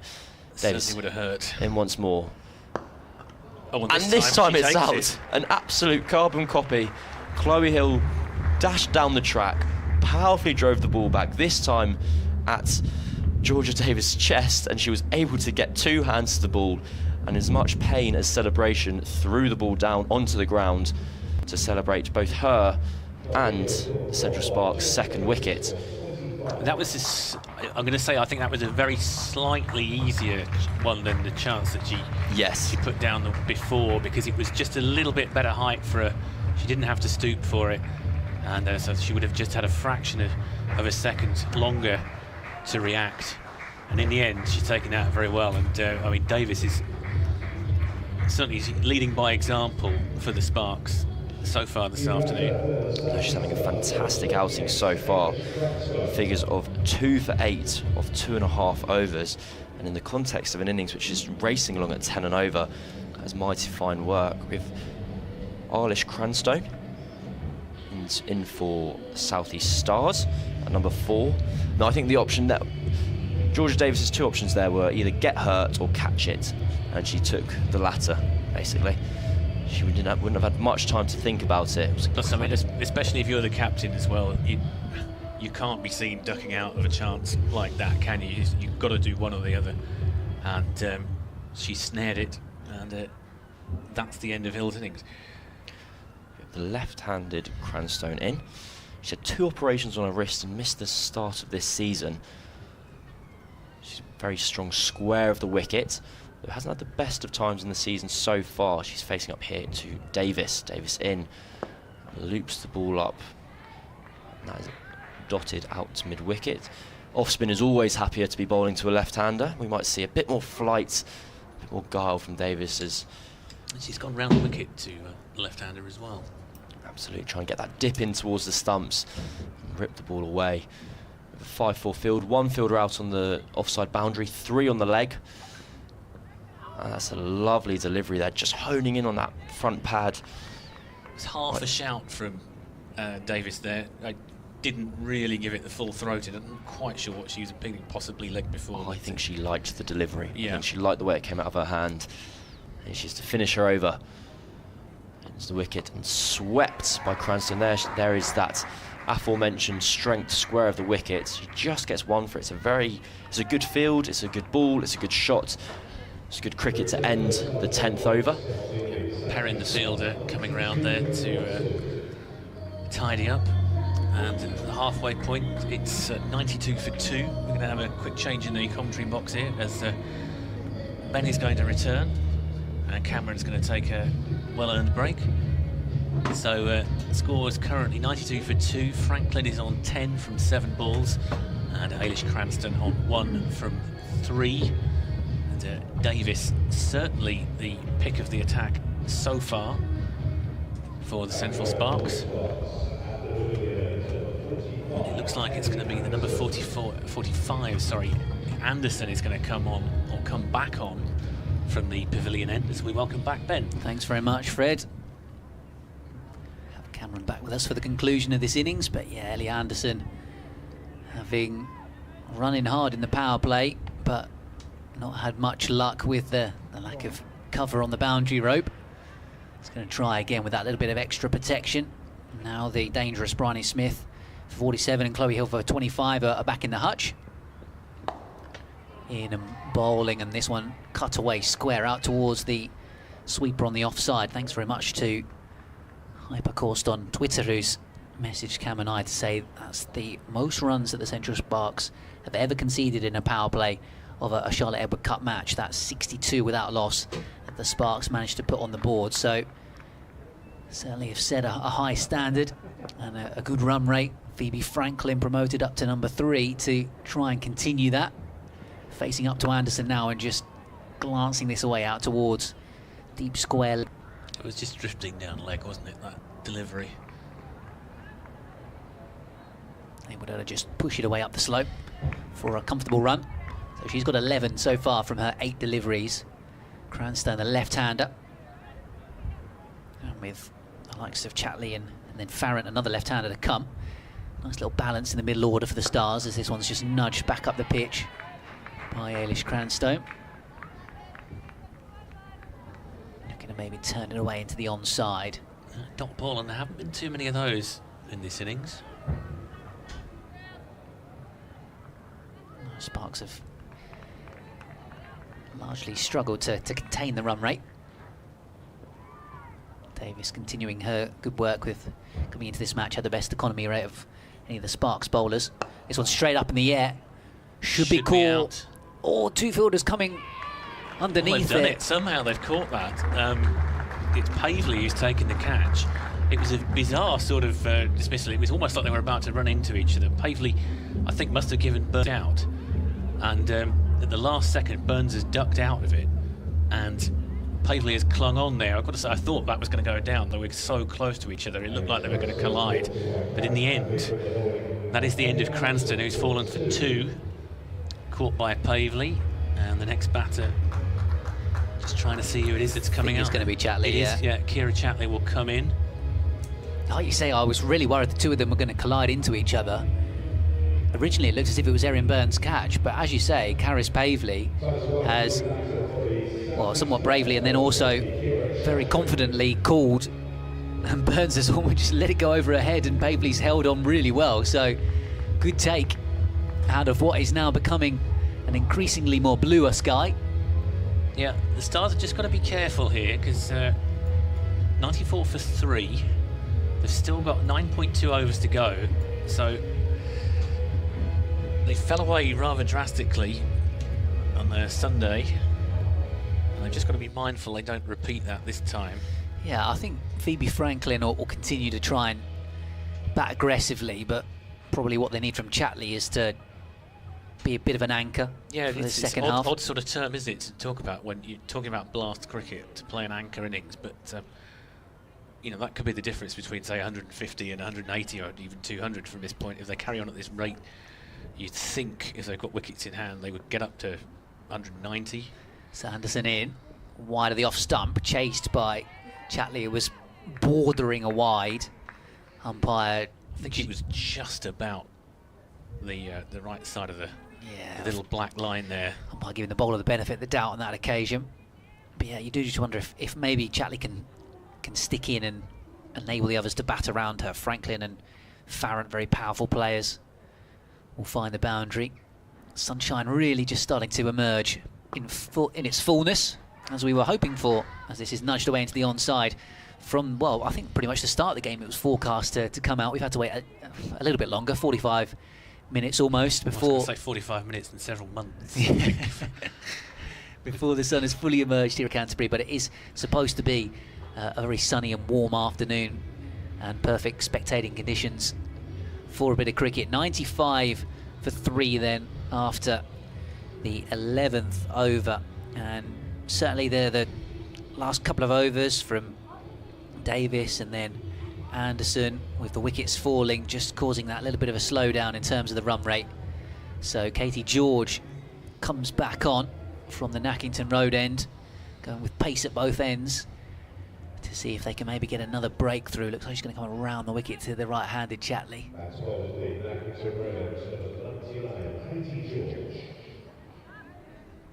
And certainly feels like wickets are the best way of keeping the run rate down. As Chatley taps her bat and waits, the wicket-keeper back in the team. Fit again to take a place in the 11 and pulled away out towards the sweeper on the onside. Of course, Chloe Hill originally signing for the Stars on loan to keep wicket as an emergency cover for Chatley, and then Bryony Smith, of course, kept in that one game. Alice Capsey had been down on the card, I think, to do it originally. So yeah, Freeborn, the Sparks wicket-keeper, has just done a moderate yoga stretch before that delivery. Limbering up, sunshine blaring down on the field of players. Chatley goes, in fact it's Franklin, of course it is, down the ground. One bounce for powerful shot over the head of the bowler to bring up the South East Stars 100. And I think you were about to allude to it before the action got too interesting earlier on, Fred, but we do have a slightly interesting view from the commentary box today. Yes, it's not that easy to see anything on the leg side when the bowler's coming from the Nackington Road end. So the TV gantry's here for the Spitfires versus Essex game later on. Yeah, that scaffolding just slightly obscuring our view, as this one is turned away on the onside by Phoebe Franklin. So that will be our excuse if we identify a fielder on that side. Don't worry, I'll be getting plenty of excuses in later on when the boundary is brought that bit further towards us and you can't quite see the fielder on the rope. I mean, for those of you that know the ground, the boundaries are quite a long way in for this fixture. So they're a good 20 yards in, certainly at the pavilion end where we're watching from. So Chatley now on strike on 2, 101 for 3 in the 12th. Smart drive, straight back to the bowler. So the George Stars collects. playing at Beckenham And Beckenham is an interesting kind of ground as well. It's much flatter than this. Generally regarded as more benign for batters. And it does seem to have very long boundaries. I'm not sure whether that's actually factual or whether it's just perception. But it does seem to be a very long way away from the wicket. That 1-6 so far from Bryony Smith. Short ball pulled away by Chatley in the gap on the onside. They'll run one hard, and in fact good fielding out in the deep, so it will prevent any furthers. Almost like a tennis smash. It was a bit. That shot. It was kind of improvised because it reared up a bit. She's almost swatted that down the leg side just for a single. To keep it down though. Yeah. Definitely could have ended up hitting up or getting a top edge on that. Yeah. Very good control there. One to come then from Katie George, running in hard around the wicket, left arm. Short ball pulled around the corner, down towards the boundary rope, but it's gone for 6 through the hands of the fielder. Bursting through Hannah Baker's upturned fingers, and Franklin gets 6 runs to close out the over. One of those where Katie George will be bemoaning the fact that it could have been a wicket, and instead it's cost her 6 runs on her figures, because the fielder out in the deep, obviously so close to the boundary, by not holding on to the catch, as powerfully as it was struck, couldn't prevent it from bursting through the fingers and going all the way for 6. So double blow really for the Central Sparks. And well, it's been a weird day for the fielding side, because they've pulled off catches that you would never have expected them to make, and then that one, not the easiest of catches, but you'd still expect them to take it more often than not. Yeah, I think you're right, Fred, and for us Southie Stars point of view, for them to still have Phoebe Franklin out there, of course, a Kent player on her home ground here at Canterbury. Good news for them, and in fact she's got a life and got 6 more to her total, moves on to 22. 108 for 3 with 8 to go. The South East Stars. Anderson continuing. In and bowling right arm over the wicket, cut away by Chatley out towards extra cover. Top ball on this occasion. But yeah, the second 6 rather of the innings then, with Phoebe Franklin following up Bryony Smith's earlier leg side maximum. Anderson past the umpire, pitched up delivery, smashed over the top. Really good timing by Kira Chatley. Made a lovely sound off the bat, that. She just went for the drive, but lofted it straight over the fielder inside the circle at mid-off, all the way to the boundary for 4. 112 for 3. Yeah, it was about a yard over Baker's flailing arms there as she tried to bring that in. I don't think she was ever likely to get there. So no fault on the fielder's part. It was just beyond her reach. So 112 for 3, the Stars, to 12.2. Davis and the bowler just having a chat maybe about a fielding change, saying do we want long off back, but stays up in the circle. This time pulled away into the onside, out towards deep square leg. Should just be 1, not the same timing from Chatley on that occasion. So just a single, 113 for 3 inside the 13th, midway through this over. What do you think they'll be after from this point? Well, run rate currently up at 9 runs and over, isn't it? So looking good to potentially post their highest score of the Charlotte Edwards Cup this year so far, as it's clipped away into the onside by Phoebe Franklin for a single. And a reminder of that score is 169 for 6 against the Southern Vipers, batting first. So yeah, I think quite feasibly be thinking about keeping up this run rate, getting up towards 175, 180 if you can keep someone like Franklin out there, or Tash Farrant come in and find a boundary. Tossed up and then over the top, out towards the sweeper on the offside on this occasion, so just a single. But Chatley again looking to be aggressive when given a little bit of an opportunity outside the off stump. A bit of the pace off that one, wasn't there? And it did deceive her slightly. She didn't connect with it as she would have liked. But a single is the net result. Yeah, slight change in the field. They are going to pump long off back and bring square leg up in the circle on the basis that Franklin very strong down the ground. Smashes this through the covers. Glorious cover drive. Phoebe Franklin away to the rope for another boundary. Ends the over, 119 for 3, so 11 coming from the over. And, well, harsh on Ellie Anderson, to be honest, but Phoebe Franklin just demonstrating the power that she's got and why South East Stars were so keen to get her up the order to number 3, the Kent all-rounder. So 7 overs to go. I mean, if these two stay there, it's not out of the question that they could get 200 even. Yeah, feels like Sparks need a wicket, don't they, to try and prevent something like that happening. Bethan Ellis is going to come back on from the Nackington Road end. Yes, I mean, it is. It's sort of self-evident, I suppose, but taking wickets really is the most effective way of slowing a run rate in this format, or any format, really. I guess even more so today, with as Ellis is coming in to bowl to Chatley. Goes for a big drive outside the off-stump, plays and misses. Even more so today on the basis that without the England or the England A players, some of the more experienced pros in the Stars lineup, Chatley's been coming in around about number 7, obviously in at 5 today, so you can get some more inexperienced, more youthful players out there with every wicket. This is short and wide, cut away. Good hand on it from Anderson at cover, actually. Saves her team a couple of runs. Chatley comes back for the second, but would have got 4 without that intervention from Anderson. So good bit of fielding.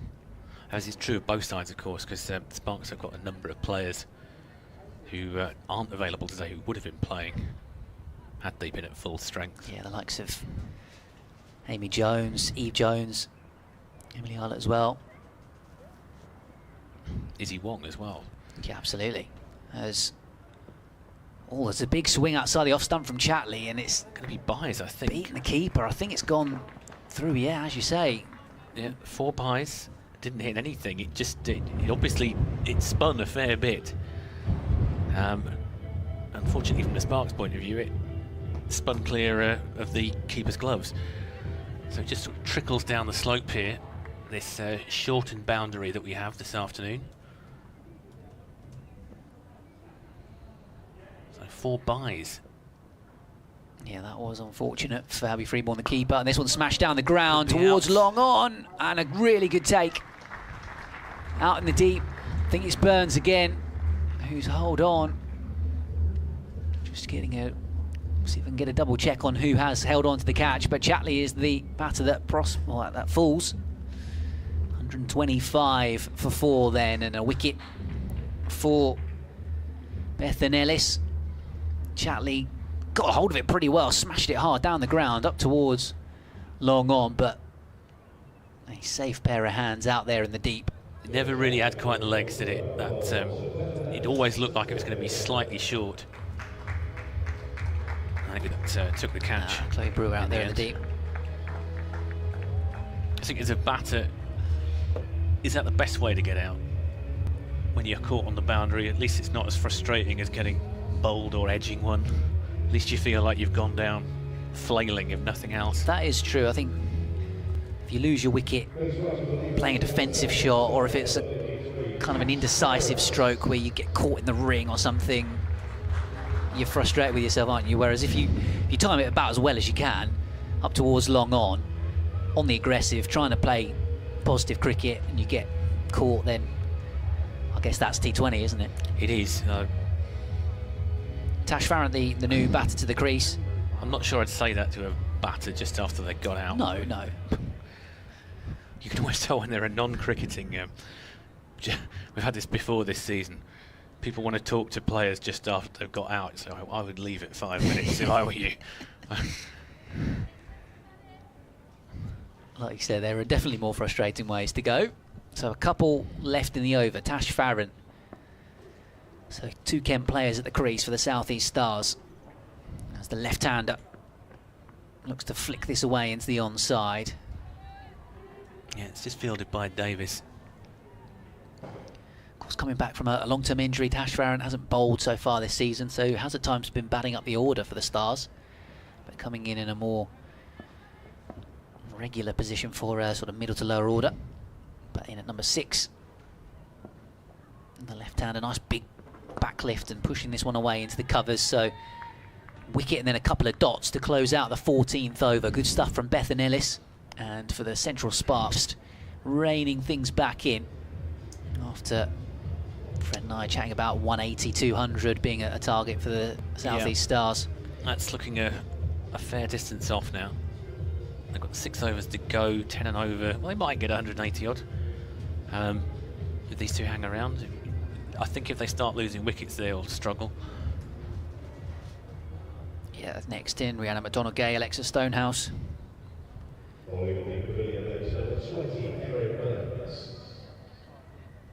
So Burns is going to come on from the pavilion end.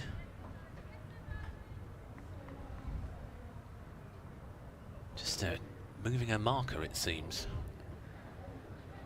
She's bowling with a hat on, which is fairly unusual. So Burns in and bowling. Turned away into the onside. That's really nicely played, actually. Directed down towards long leg, and it goes all the way for 4. Good timing from Franklin, but a clever swivel to find the gap. And finds another boundary, so she's playing a stunning hand so far. 31 from just 14 balls, Phoebe Franklin. South East Stars up to 129 for 4. Callie Moore as well, one of the next batters to come, so very Kentish middle order for the South East Stars today. Driven away by Phoebe Franklin up towards mid-off dot ball. Have you ever seen a bowler bowling with a cap on? I think it's a bit more commonplace in the women's game. I think as Burns is in. Oh, thick edge from Franklin past the keeper. This will be 4 more. Down towards a very fine third man. And Franklin moves on to 35. Yeah, 35 from just 16.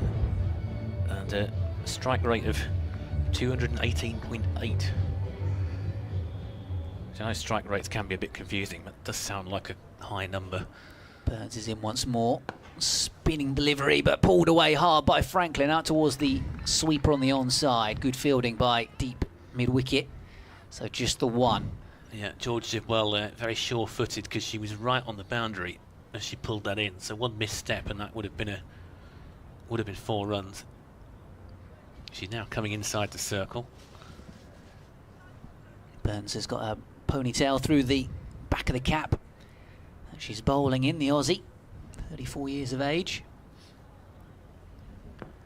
Tall upright action. In and bowling to the left-handed Tash Farron. Just watchfully playing this off the back foot into the gap. Extra cover out towards the sweeper. And gets an easy single.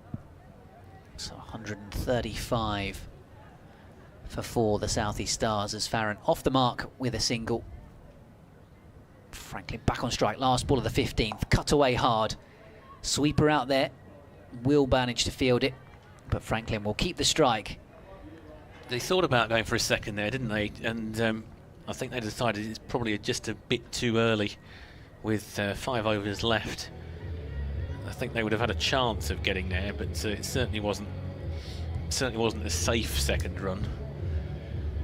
Well, single taken, and we're going to have a change in the commentary box. Final 5 overs of this Stars innings. Thanks very much to Fred Atkins from the ECB Reporters Network.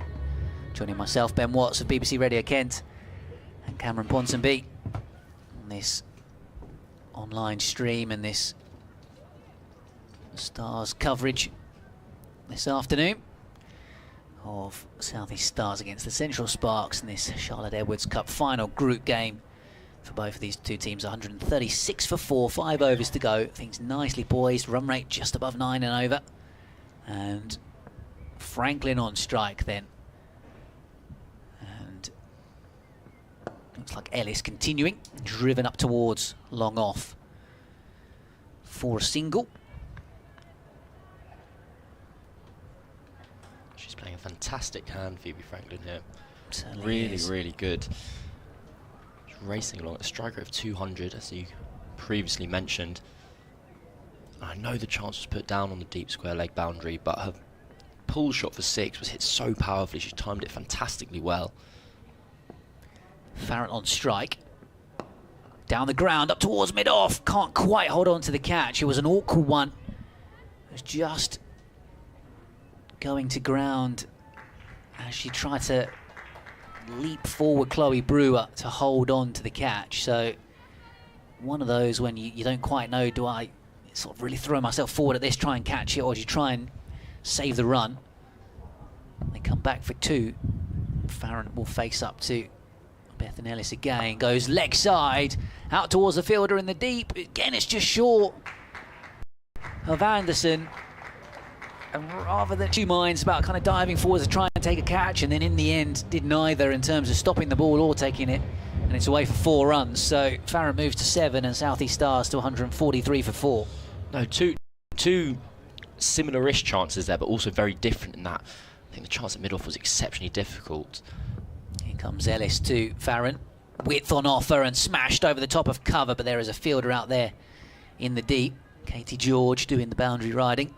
And just to go back to that opportunity out on the mid-wicket boundary, I feel there might be a gust of wind. You can see actually over on the far side the flags are blowing pretty gustily actually, because I've seen 2 flags and they're blowing in different directions, which has really confused me. Yeah. And the fielder there did just seem to be thrown there as the ball died on her unexpectedly. Ellis bowls, chopped away by Franklin, straight out to point. Yeah, I think that's a good point. She almost didn't quite seem to judge the flight of the ball, Anderson, as it came her way, because she actually took a step back before she then came forward. I was with her. As the ball left the bat, I kind of reacted and kind of, wow, what a shot, that's gone miles. And then the ball just seemed to plummet to the earth unexpectedly. Ellis once again the right arm over, cut away out towards the sweeper on the offside. Anderson, good tumbling stop in the deep, but really good running between the wickets by Tash Farron. And Phoebe Franklin, who moves on to 40 now. Tash Farron. 146 for 4 at the end of the 16th. As you mentioned, Tash Farron playing as a specialist batter, played a great hand against Western Storm earlier this season with 32 of 16. But it's quite trendy at the moment, being a fast bowler with a stress fracture playing as a specialist batter. You've got herself, you've also got Tom Curran and Jamie Overton doing it for Surrey, so maybe it's a South East England thing. Yeah, maybe it is. Yeah, Curran's obviously batted 4-5 for Surrey in that Blast competition, hasn't he? And Overton sometimes has been down as low as 9 or 10, despite being as a specialist batter effectively. So shows the embarrassment of riches that Surrey have got, of course, getting over the line on the final delivery of their Blast game here at Canterbury on Sunday. Going to see Hannah Baker come back into the attack from this pavilion end. And with 4 overs to go, Stars looking good to post their best score of the tournament so far here at Canterbury. Baker's leg breaks to continue from the pavilion end. And that's a big drag down which almost bounced a second time just before the stumps. It was actually very well swept away by Franklin. By Tash Farron, beg your pardon.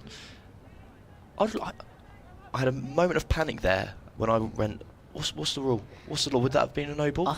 Is it a no ball for 2 bounces? I think it is. Is it before the crease, however? I'll have to get on Google, because that's going to bug me forever. We almost had to look it up. Well, it wasn't a no ball. It wasn't given as one. Baker bowls again. Rocked onto the back foot by Franklin, cut out to the sweeper on the offside.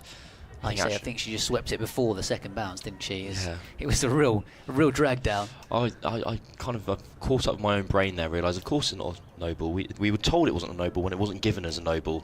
So kind of the laws are clarified for us instantaneously by the umpires. Baker in once more. Tash Farron on strike. That's flighted and just landing short of mid-off. She's really varying her lines and lengths at the moment here, Baker. She's darting some in much quicker deliveries, and that last ball she really gave it some flight, encouraging Tash Farron to go over the top, and 1 run was the result.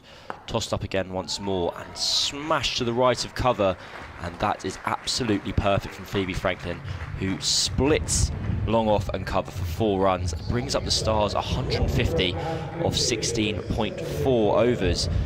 And Phoebe Franklin is playing a spectacular hand at the moment for her team.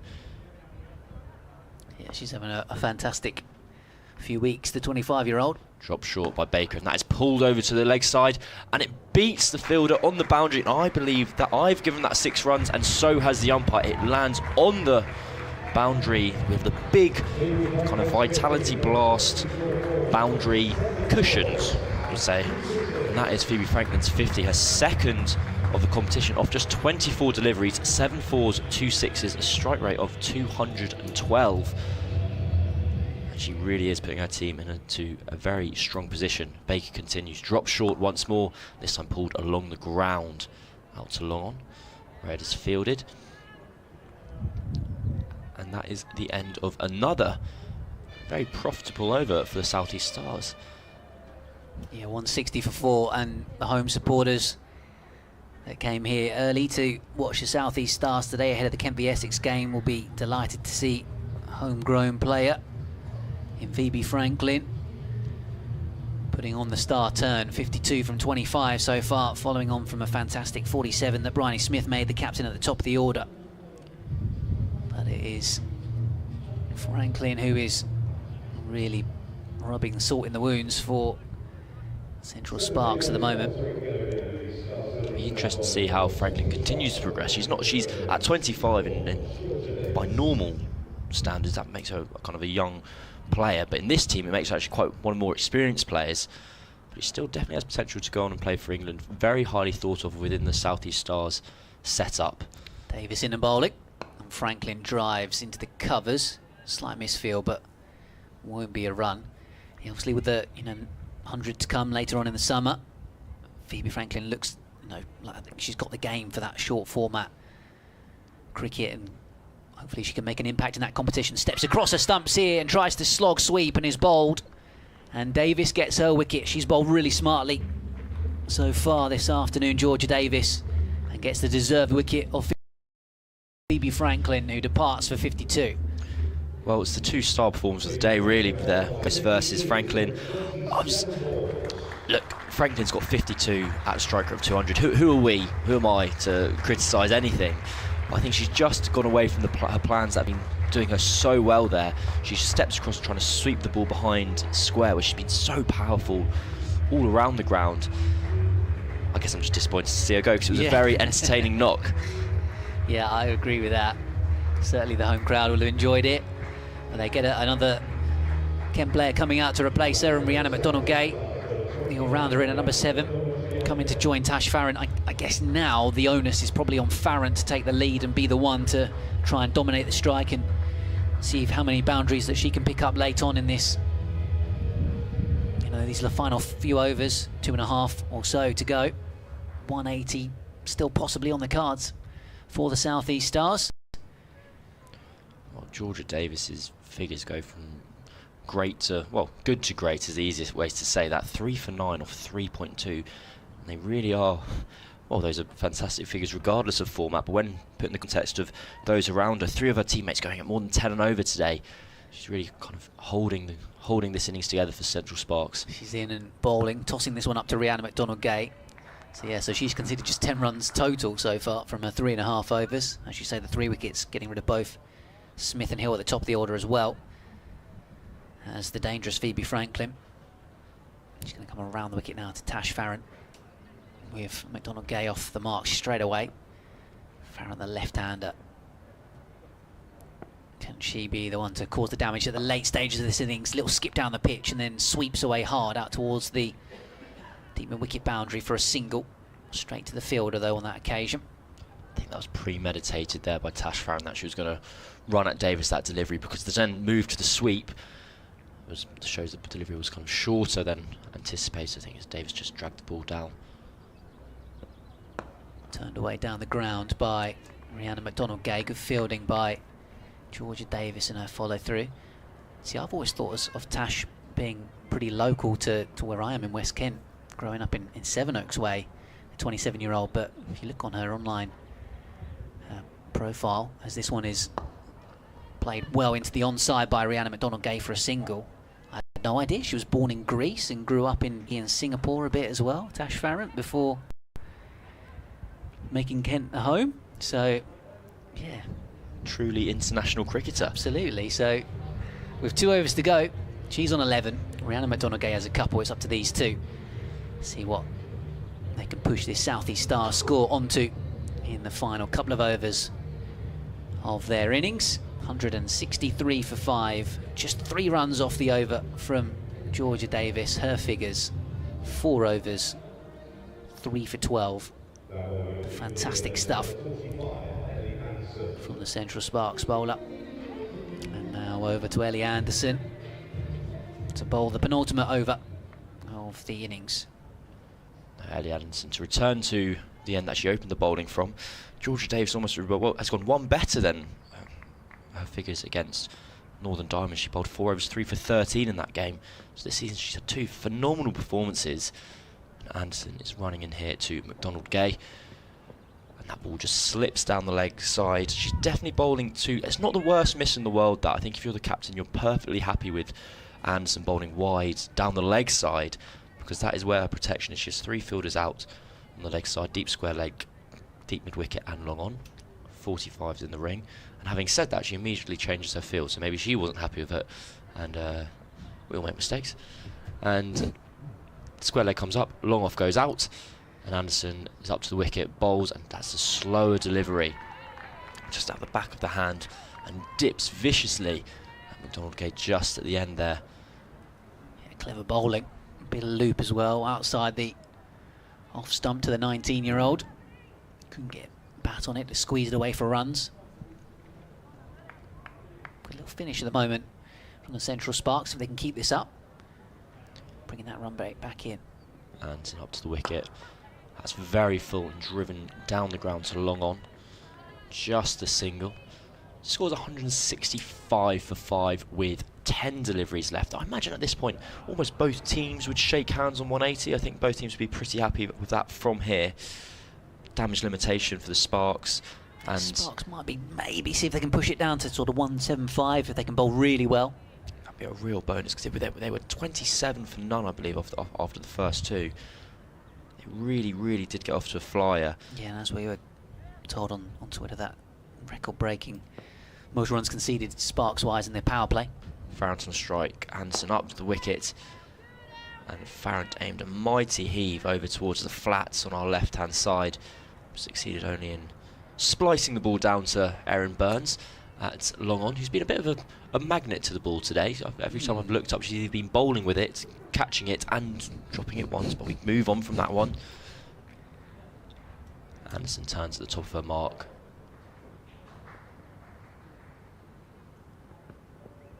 That's very, very well bowled, and South East Stars scamper through for a single. Anderson just getting that ball to move into the right-hander, cramping up McDonald Gay's room. Tash Farrant's alive at the other end. Yeah, he's able to scamper through for a single. Very well bowled here by Anderson, who's finishing off her spell very well. Yeah, and obviously having to bowl to both right and left-handers as well, so having to make that adjustment every time. Yeah, as you say, Erin Burns has had an eventful time in the field. Dropped Smith, more regulation chance before holding on to the really difficult one. Farrant walks across her stumps, and Anderson nails that wide line. And had Farrant stayed where she was, I'm not saying that she should have, there's an argument there that it could have been a wide, but there was such a good adaptation by Anderson. Adapted very well there, moved the ball wider, nailed her wide Yorker there. She's bowled a fantastic penultimate over here. Last ball coming up, just the 4 runs off it so far. Farrant walks across the stumps once more. She paddles that round the corner. A single and a fantastic over from Anderson, who, after a very expensive opening over, has recovered very well to finish with figures of 4 overs, 1 for 29. I believe it's 1 for 29, it may be 1 for 28. No, correct, 1 for 29. So 168 for 5, 5 off the over, and 1 to go. Which, as we were saying, 12 off the over takes 2 a ball, Stars up to 180. If Sparks can keep that down to near a 175, I think they'll probably be happy with the way that they've recovered after that power play of 62 without loss, and then pretty consistently throughout this innings been going on long above 9 runs and over, but it's just dipped below that now. So would assume this is going to be Katie George to finish up. It looks like it's Bethan Ellis. Ellis it is. So just the 2 overs for George in this innings. It might be a case of Sparks have found more success with pace off.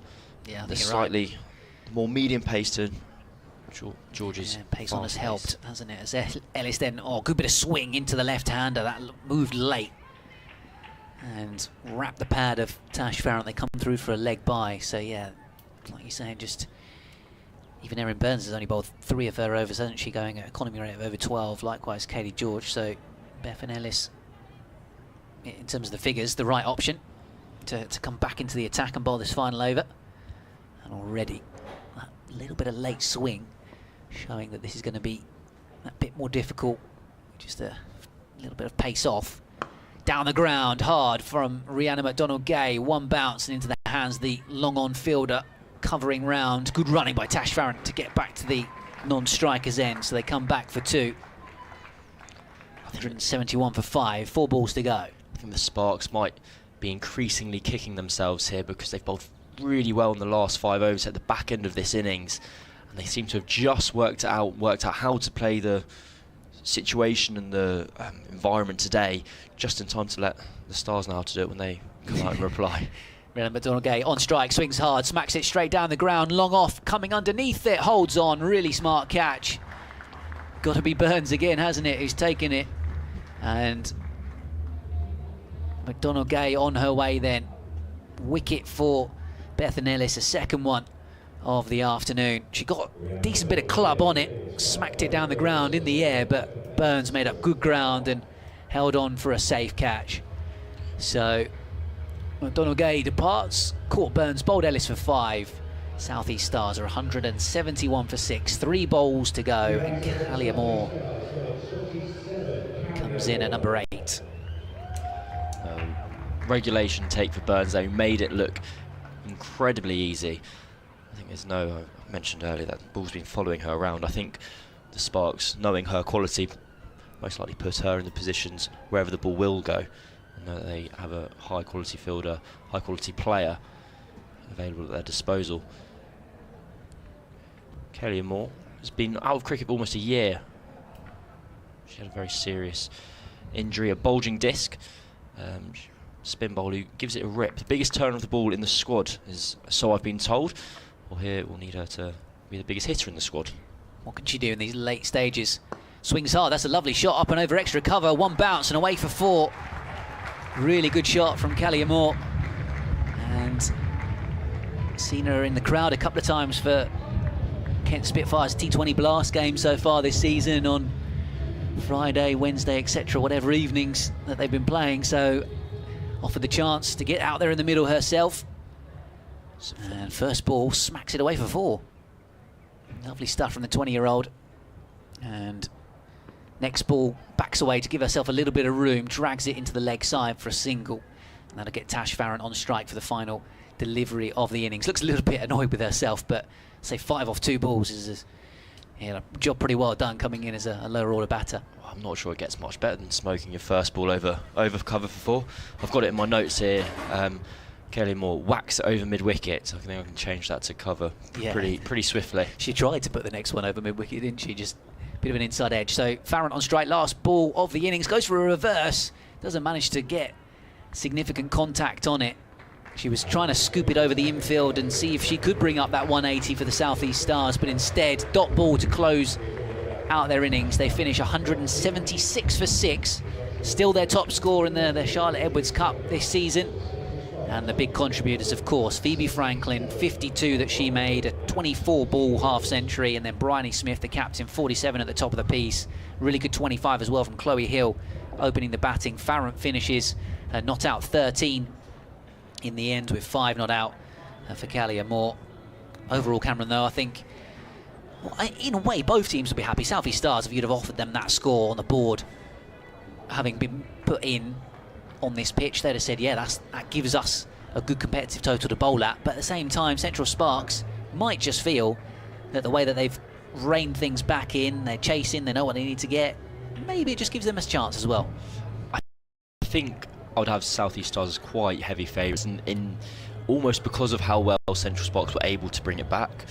I think at Bryony Smith's wicket, the first wicket of the innings, that was 76 after 7 overs, or 7.2 overs, so it was around 100 runs scored from that point, around 7.5 and over. And I think that was probably a truer reflection of how this ground is playing, when Sparks got their plans right, it was much more difficult to score, and they found that through spin. Georgia Davis, captaining today, was exceptional. And I think when you see the spin attack that South East Stars have, or they can go with Danny Gregory, they can bowl as Kelly Moore came in. You've got yeah, Cooper as well has been bowling in the power play a bit for the Stars. Yeah, like you said, that's slower bowling. And of course Bryony Smith as well. They can really attack Sparks with that kind of pace off mentality and make them do the running. Sorry about that. We'll turn the effect mic off briefly. Some groundwork going on down below us. Carry on your point, Cameron. Yeah, so I think basically the Stars have the kind of quality and depth and quality of spin that they can make this chase incredibly difficult for Sparks, and almost, as I said, kind of use the weapons that were used against them to good effect in return. But I think the two stars of the innings, as mentioned there, were Georgia Davis, 4 overs, 3 for 12, bowled fantastically well in amongst an innings that otherwise, if you take her overs out, that's 164 runs from 16 overs. That's north of 10 runs an over, and she went at 3s. And then, yes, Bryony Smith got South East Stars off to a flyer, but Phoebe Franklin through the middle was absolutely phenomenal and kind of kept that foot down when it's, of course, there are many better times to come into bat than the platform of 70 odd for none after 7 overs, and that's when you lose your first wicket. But there is that pressure on you to continue that momentum, and Franklin didn't just continue it, but she upped the ante from there as well.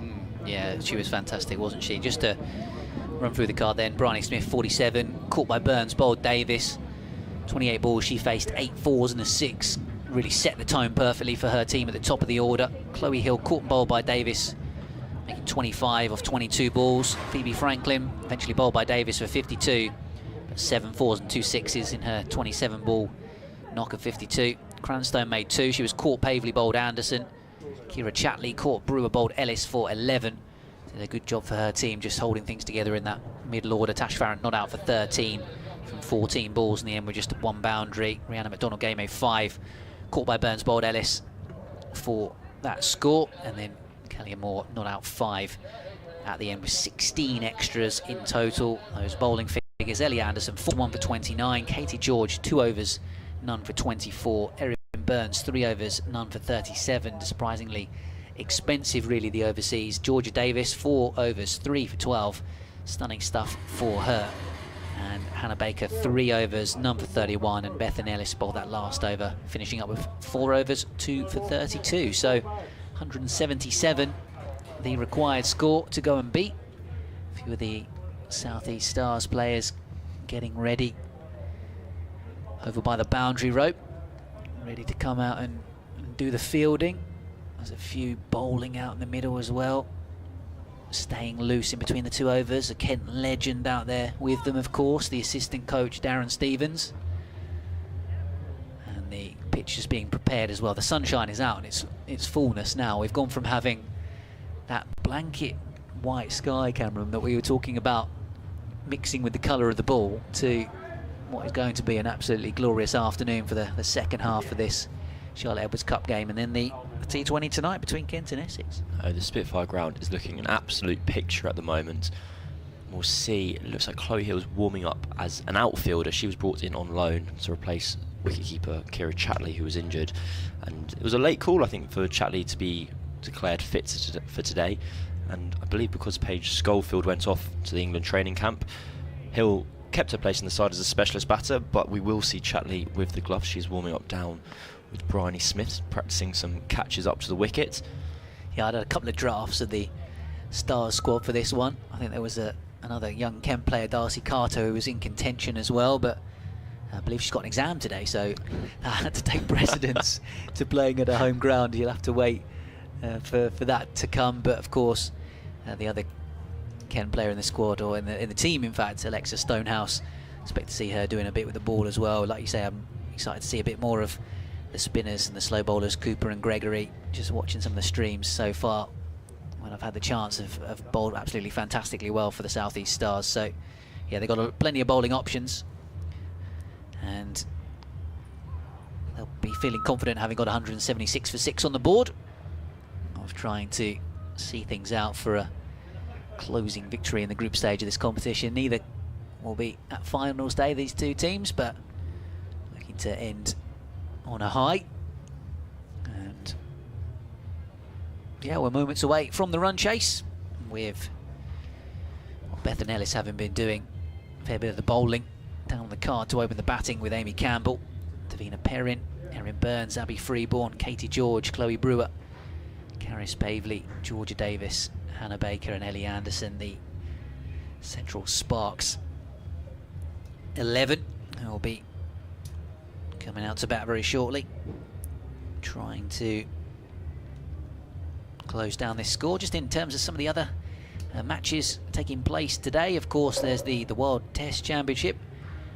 Tea at the Oval, Australia 170 for 3 currently, with Travis Head unbeaten on 60, continuing that bit of form that he's been on the last sort of 12-18 months, with that aggressive style, coming in at number 5, 10 boundaries for his 60 not out.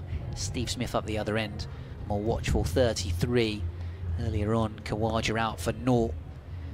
Off the bowling of Siraj, and then Labuschagne and Warner put on a little partnership before. Labuschagne out for 26 and then Warner for 43. So Australia having been inserted by India, 170 for 3 at the Oval.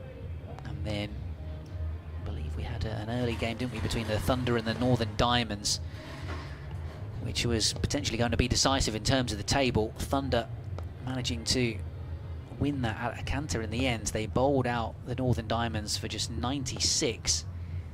Key wicket of Holly Armitage, Tara Norris got her out without scoring. Winfield Hill only made 12 as well. Callis top scoring with 24, so just 96 all out, the Northern Diamonds. And then Thunder, courtesy of 42 from Fee Morris, not out, getting home with 5 overs to spare. So I believe in terms of the table, that puts them in pole position to make finals day now.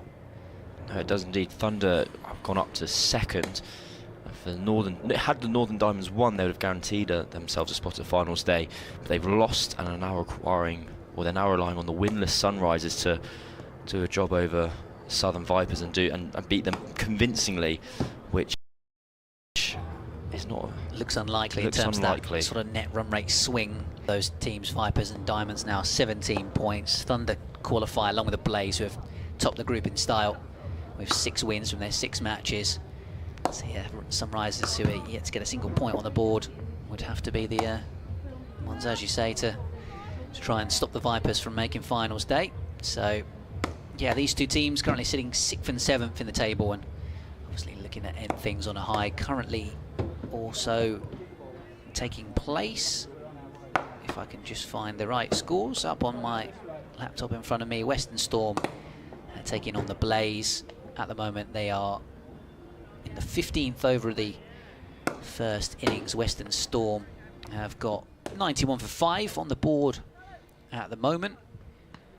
Obviously the Blaze missing a few of their England contingent, the likes of Tony Beaumont and that Silver Brunt have been fantastic for them so far in the competition.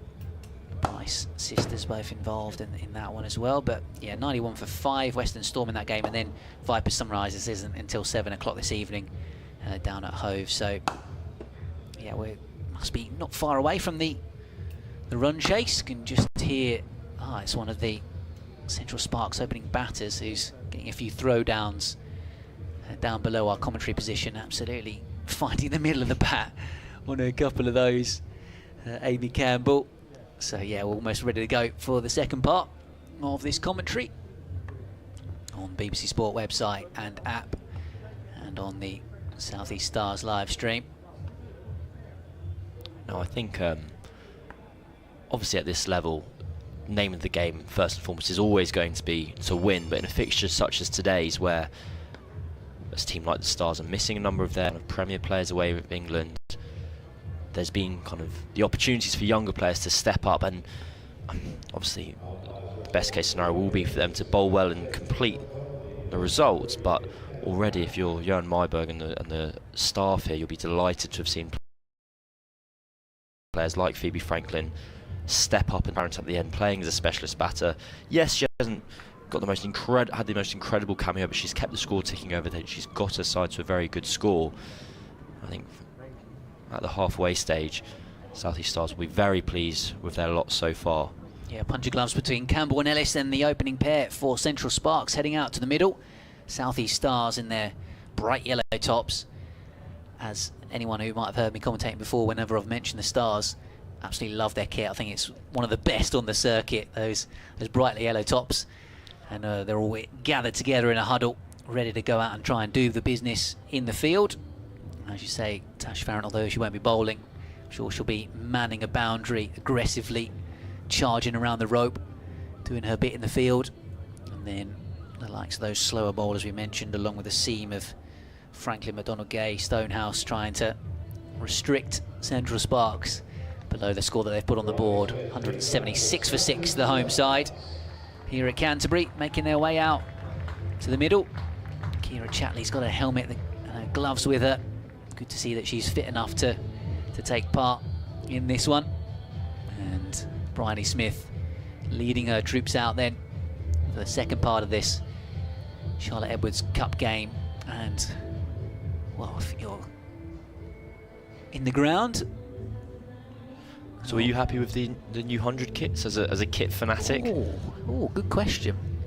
I quite like the change up from the London Spirit with the half and half, the black and the blue. Yeah, I thought that was cool. The I did enjoy a few people that have commented about the Welsh Fire kit having the sort of white bit at the top of the shirt that almost looks like they're members of the clergy.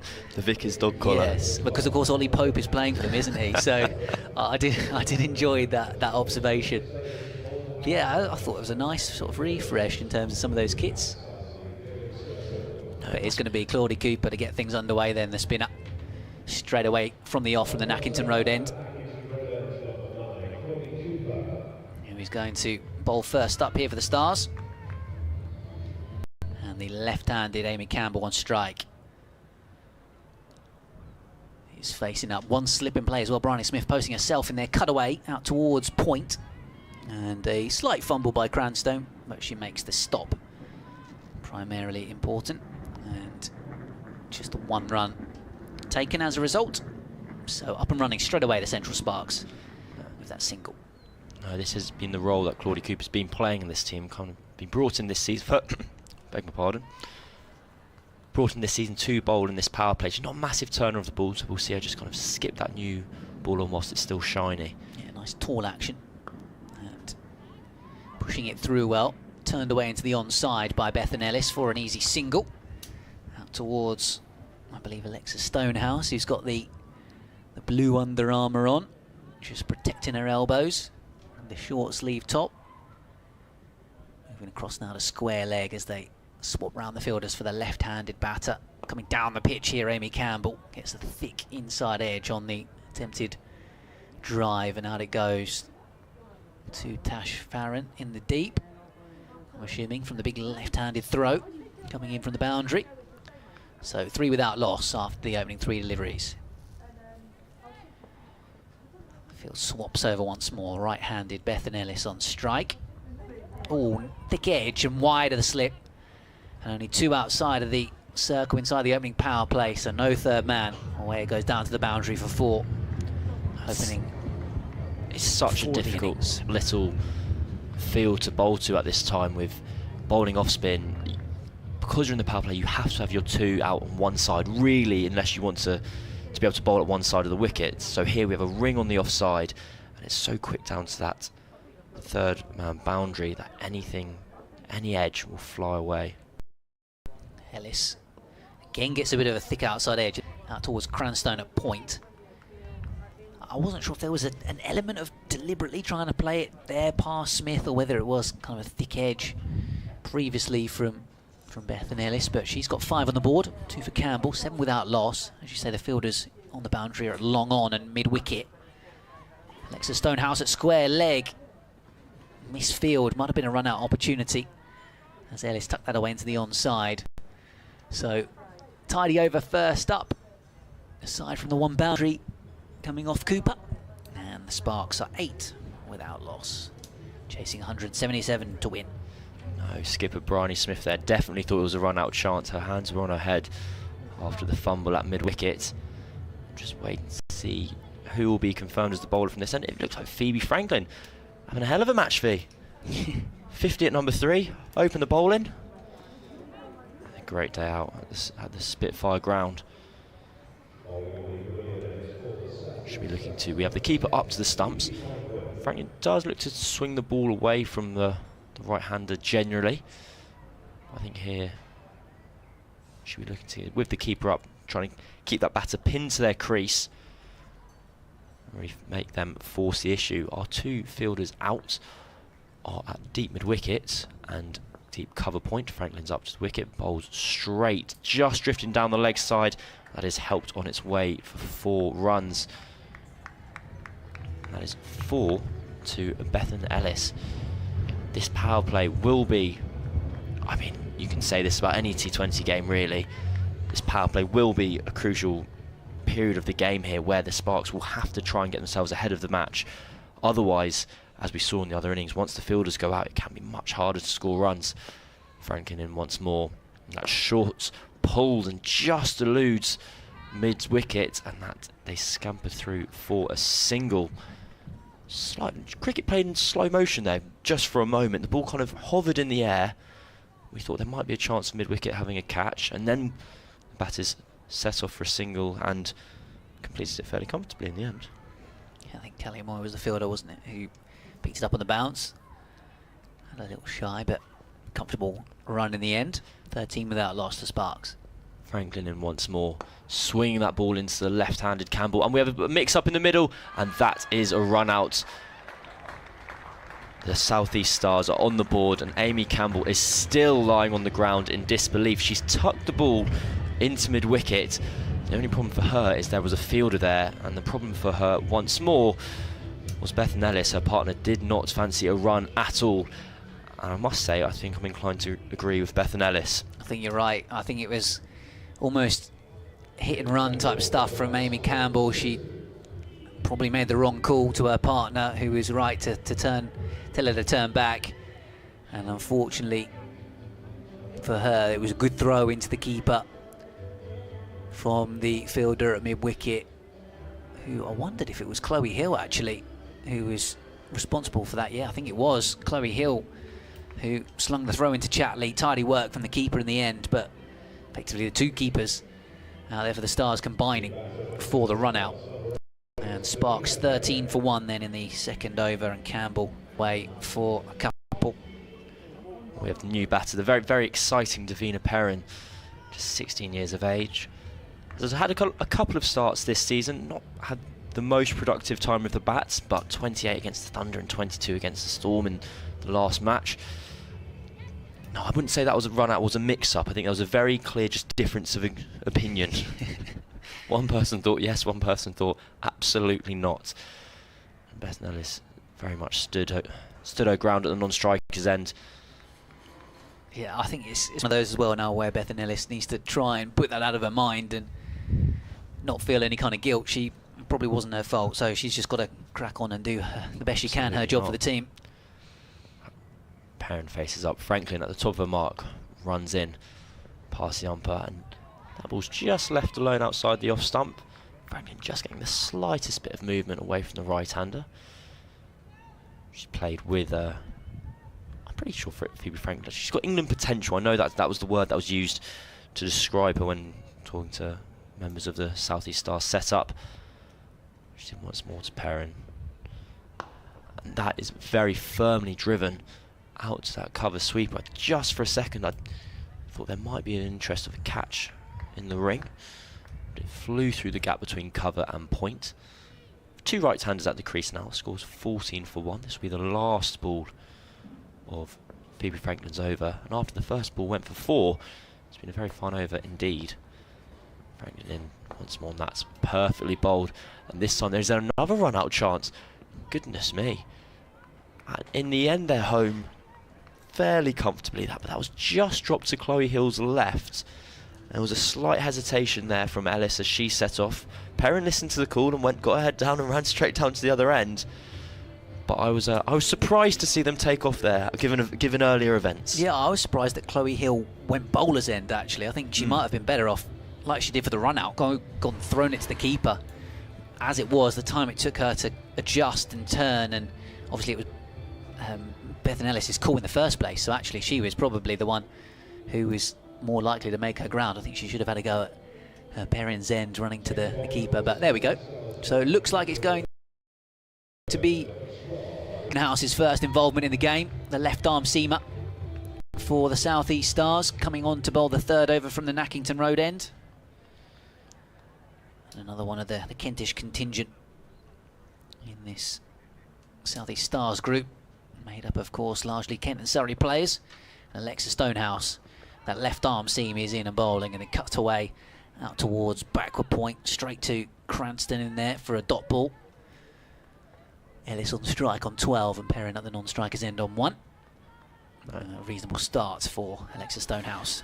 Stonehouse, just as Katie George did in the first innings, the left arm bowlers choosing the Nackington Road end as their preference. In and bowling, turned away into the onside. Stonehouse to Bethan Ellis, who's coming back for a second on the misfield. Good intelligent cricket actually, and good awareness to come back for that second run after the fumble out there at short thigh leg. I think out of all the Kent players, Alexa Stonehouse is probably the most local. I believe she goes to school in Canterbury, doesn't she, having been born in Ashford. So a real home game for her on this Spitfire ground. St Lawrence, the left armour. Oh, a lovely angle across to the right hander. Bethan Ellis reaching for this one and plays and misses outside the off stump. I think Stonehouse has started very well here. She's got an action that's really reminding me of someone, and I can't quite pinpoint it just yet. Okay, I'll give you some time, Cam. But I'll be back with that. Cameron Ponsonby, on commentary with myself, Ben Watts of BBC Radio Kent. This one just a little bit tighter in terms of the line to the right-hander, trying to get a little bit of nip back down the slope. The left-handed seam bowler Stonehouse, it's tucked away for 1, out towards deep square leg for a single. The Central Sparks are 18 for 1 in reply to the South East Stars, 176 for 6 from their 20 overs. She has a very round arm. She's quite not necessarily slingy, but her arm doesn't come from very next to her ear, as the textbook would say. So from just that wide release point, she's been getting a couple of the balls to come back into that right-hander. Here she comes again. That was a slightly higher release on that delivery. Just leaning over slightly, maybe just adjusting to that slope. It was driven by Perrin out towards extra cover, but Franklin there lurking does the fielding. Sharing a bit of a joke with Ailish Cranston. Player clearly enjoying her cricket at the moment, Phoebe Franklin. As Alexa Stonehouse is in and bowling once more, wide of the off stump. Perrin just maybe looking at the umpire thinking, was that too wide? Bowler gets the benefit of the doubt and she plays and misses. Decent over, just 3 runs coming off it from Stonehouse, and Sparks 18 for 1 after 3. It really is remarkable how quickly a game of T20 cricket can get away from you, because you look at the required rate, we're already up at 9.5. And just a couple of quiet overs, a couple of good overs from the South East Stars, and it's already getting to a point for the Central Sparks where it's a case of, okay, we need to start thinking about going soon. Claudie Cooper is going to come on for her second over. She bowled her first from the Nackington Road end. She'll be bowling her second from the Pavilion end. Once again in the power play, we have 5 fielders on the offside. Almost perfect ring field. We have a short third, cover mid-off. And our 2 fielders out are long on and deep mid-wicket. She's in once more, and that's a beautifully played round the corner. The one gap in the field, and Bethan Ellis finds it with plays with a lovely paddle sweep. I guess that is not the downside, but that is the kind of risk to go with a quick off spinner's reward, is batters are able to use your pace against you, as opposed to, say for instance earlier, we saw some of the Sparks spinners kind of really taking that pace off, dropping the ball on length and forcing the batter to use their power. Here we're seeing Claudie Cooper's pace used against her, and straight away we're having a change to the field. We are having a short fine leg put in and leaving mid-wicket open, saying please take me for 1 in the leg side, and Bethan Ellis does exactly that. Yeah, I think it's smart captaincy, isn't it, from Bryony Smith. Let's cover that boundary option. if she's clearly got that ramp shot in the locker. And, well, to be honest, 20 off 13 balls, Ellis, they'd rather bowl at Perrin for the moment. So mid-wicket comes back in for her. And it's more of a sort of backward square leg rather than a short fine. In the ring, behind the umpire. Cooper into Perrin. That drops short. She just rocks back and cuts that ball through cover. And that may well reach the boundary. It does. I don't quite know how she's managed to get that ball that straight, because Cooper dropped short. At first I expected her to pull the ball, but actually when she went to cut it, she was so cramped for room, she ended up hitting it much straighter than you'd expect, and it beat cover to her right-hand side and raced away. It's a fantastic shot by Perrin, powerfully forcing the ball through that offside ring. Cooper's in once more. That's a little less pace on the delivery, an outside edge, and that flies down to short third, where they scamper through for a single. Now, I remember talking to Jeremy Snape about bowling in T20 cricket, and he was, of course, a spinner as well. And he was very interesting in how he described you're basically trying to force the batter to take the single you want them to take, and you almost want to bowl a bad ball that leads them into that shot. Cooper in once more, and that drifts down the leg side again. This time it just takes Ellis's glove, I believe, and they scamper through for one. So a prime example you'd say is he'd have long on and kind of cow corner out, and he'd leave that expanse, that mid-wicket open. He'd bowl a very quick and full delivery into their pad and say, go on, look, that's the easiest shot in the book. Just have one, yeah. Have one. Cooper in to finish her over. She drops that on a length, and there we go. Exactly that example there that Jeremy Snape had said previously. That ball was on leg stump. The only place you can really hit that ball into that kind of expanse in the leg side, but that's where the Stars have their boundary riders. It's just one run. However, it is nevertheless a fine over for Central Sparks. I believe 11 came off it. The score is 30 for 1 after 4 overs. It looks like Stonehouse is going to carry on from the Lackington Road end. Chatley's taken her helmet off and quickly put her cap on and her gloves back on, standing back to the left arm seamer, who's in and wide of the crease and smacked over the top of cover. Lovely shot by Perrin, and away to the boundary for 4 runs. Really nice piece of timing, and feels like a good option actually, with the left armer angling it across her to try and go up and over extra cover. A fantastic shot from Perrin there. I think you're exactly right there. I think when the ball slips across the right-handers, there's the temptation to try and use the pace and cut the ball down to the third man area. But Perrin's been there taking the attack to Stonehouse. Nicely played indeed, pulling this one away up towards mid-on. They're coming through for a quick single, shy of the stumps. Would have been close if it was a direct hit. But Kelly Amore missing with her throw. I don't think Perrin realised how well she'd hit that, because that reached the mid-on fielder in a fraction of a second. And they set off, and I must admit I put my head in my hands in fear of what could be to come.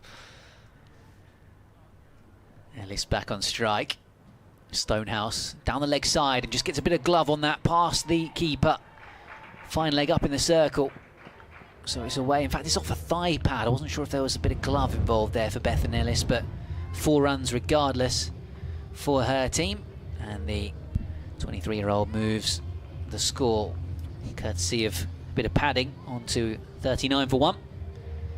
So another boundary in the over. Up against Stonehouse here. Really good little period here for Sparks. She's in the left armour. Better line from her, and this time Ellis can only just poke it out towards backward of point. In fact, a no ball signalled, I think, by the umpire there, so free hit coming up. Well, disappointment for Stonehouse, because that was just the line and length, but overstepping the front line, so can't change the field. Same batter, Ellis on 21. I think we're going to see Ellis step way across her stumps here and target this leg side. Only one fielder out on the boundary. I think she might go for the ramp shot again. Stonehouse bowls. She does indeed go for the ramp shot. Scoops it over the keeper's head. 1 bounce, 2 bounce, 4. Exquisite skill from Bethan Ellis. Moves on to 25 and takes full advantage of the free hit. Sparks on to 44 for 1 inside the 5th over. Perfectly called by Ben Watts. Just knows the game. Well, you gave me a little bit of help, to be fair. Just fancied she might try that little ramp shot, having got one away off the spinner. But really nicely played by Ellis. Probably didn't quite mean to knob it over the keeper. Maybe was thinking more short, fine leg up in the circle. So Stonehouse has just got a little bit of thinking to do here. Still got 2 deliveries to go in the over. We had a tight one first up. This one's leaked a few boundaries. Sparks getting back in the game. Oh, that's a lovely delivery actually. It's come back down the slope. A little bit of nip back to the right-hander. So dot ball just pushed up towards mid-off. I'll be leaving you on commentary in a moment. We'll get Fred Atkins in alongside Cameron Ponsonby.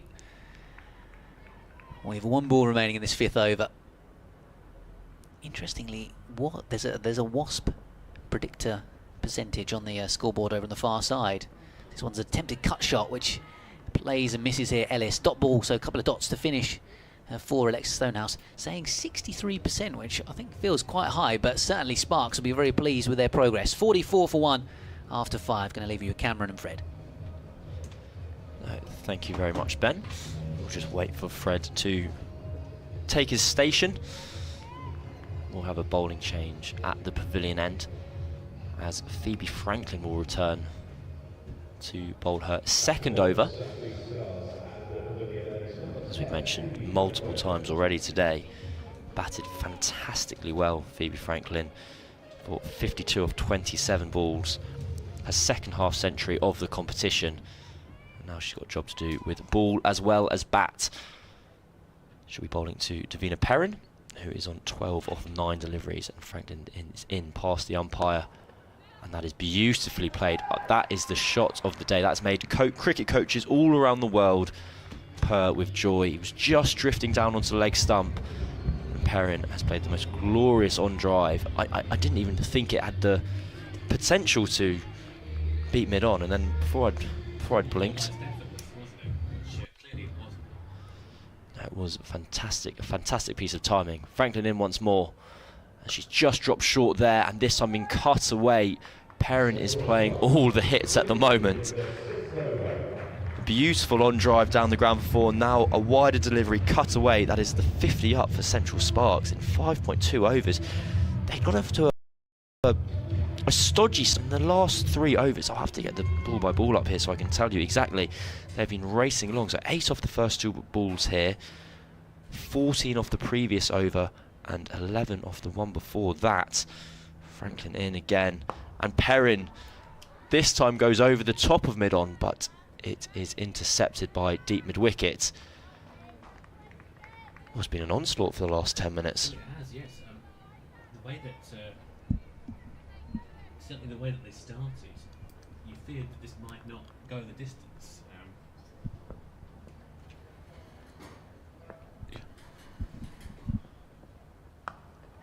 That is dropped into the offside. Slight They misfield. scamper through for a 1. Didn't really think about taking the second, but yeah, as you were saying, I think after that run out, we were wondering if this game was going to go the distance. Certainly the 60% wasp predictor now, I would say, is probably about accurate. It's been raced up to 72 now. 72%, yeah. Franklin again, and Perrin picks her up off a length and dumps her over mid-on for 4 more. This is, I think I'll describe this as borderline disrespectful from Davina Perrin, isn't it? Franklin's bowling perfectly nicely and is being hit to absolutely all parts. 4-4-1-1-4 goes the scorecard of this over, and it's been forced into a bowling change here now. So not a bowling change, a fielding change. The cover point has come up, long on has been forced back.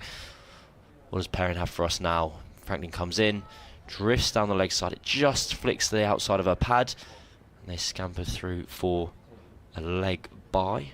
That is confirmed by the umpire. And that is the end of the over and the power play for 59. 59 for 1 is the score after 6 overs. Perrin is on 25 of 14. Ellis is on 26 of 20. And, well, they're very slightly behind where the Stars were at this point, because they were on 61 for naught after the power play. But the way that these two are going, you'd certainly, if they stay in, they're going to make pretty short work of this total. Perrin's played that last over fantastically well to go with her cover drive. The over previously was a real power play of two halves. It was, yeah. And then also at the back of Ellis's mind, she's 26 from 20. That incident where Campbell was run out is going to be playing on her mind. It can affect you, can't it? You can go two ways. You can either let it get to you, or you can cash in. McDonald-Gay into the attack, and she drops the pull out to mid-wicket. I'm slightly surprised we're not seeing Danny Gregory here. I kind of assumed she'd be in the kind of first port of call as soon as the fielding restrictions were relaxed. We now have 4 fielders out on the fence, and this was the period where the Stars had one more over of real all-out attack, and then the kind of spark screws came on. That's a very wide delivery, and that is agreed with by the umpire.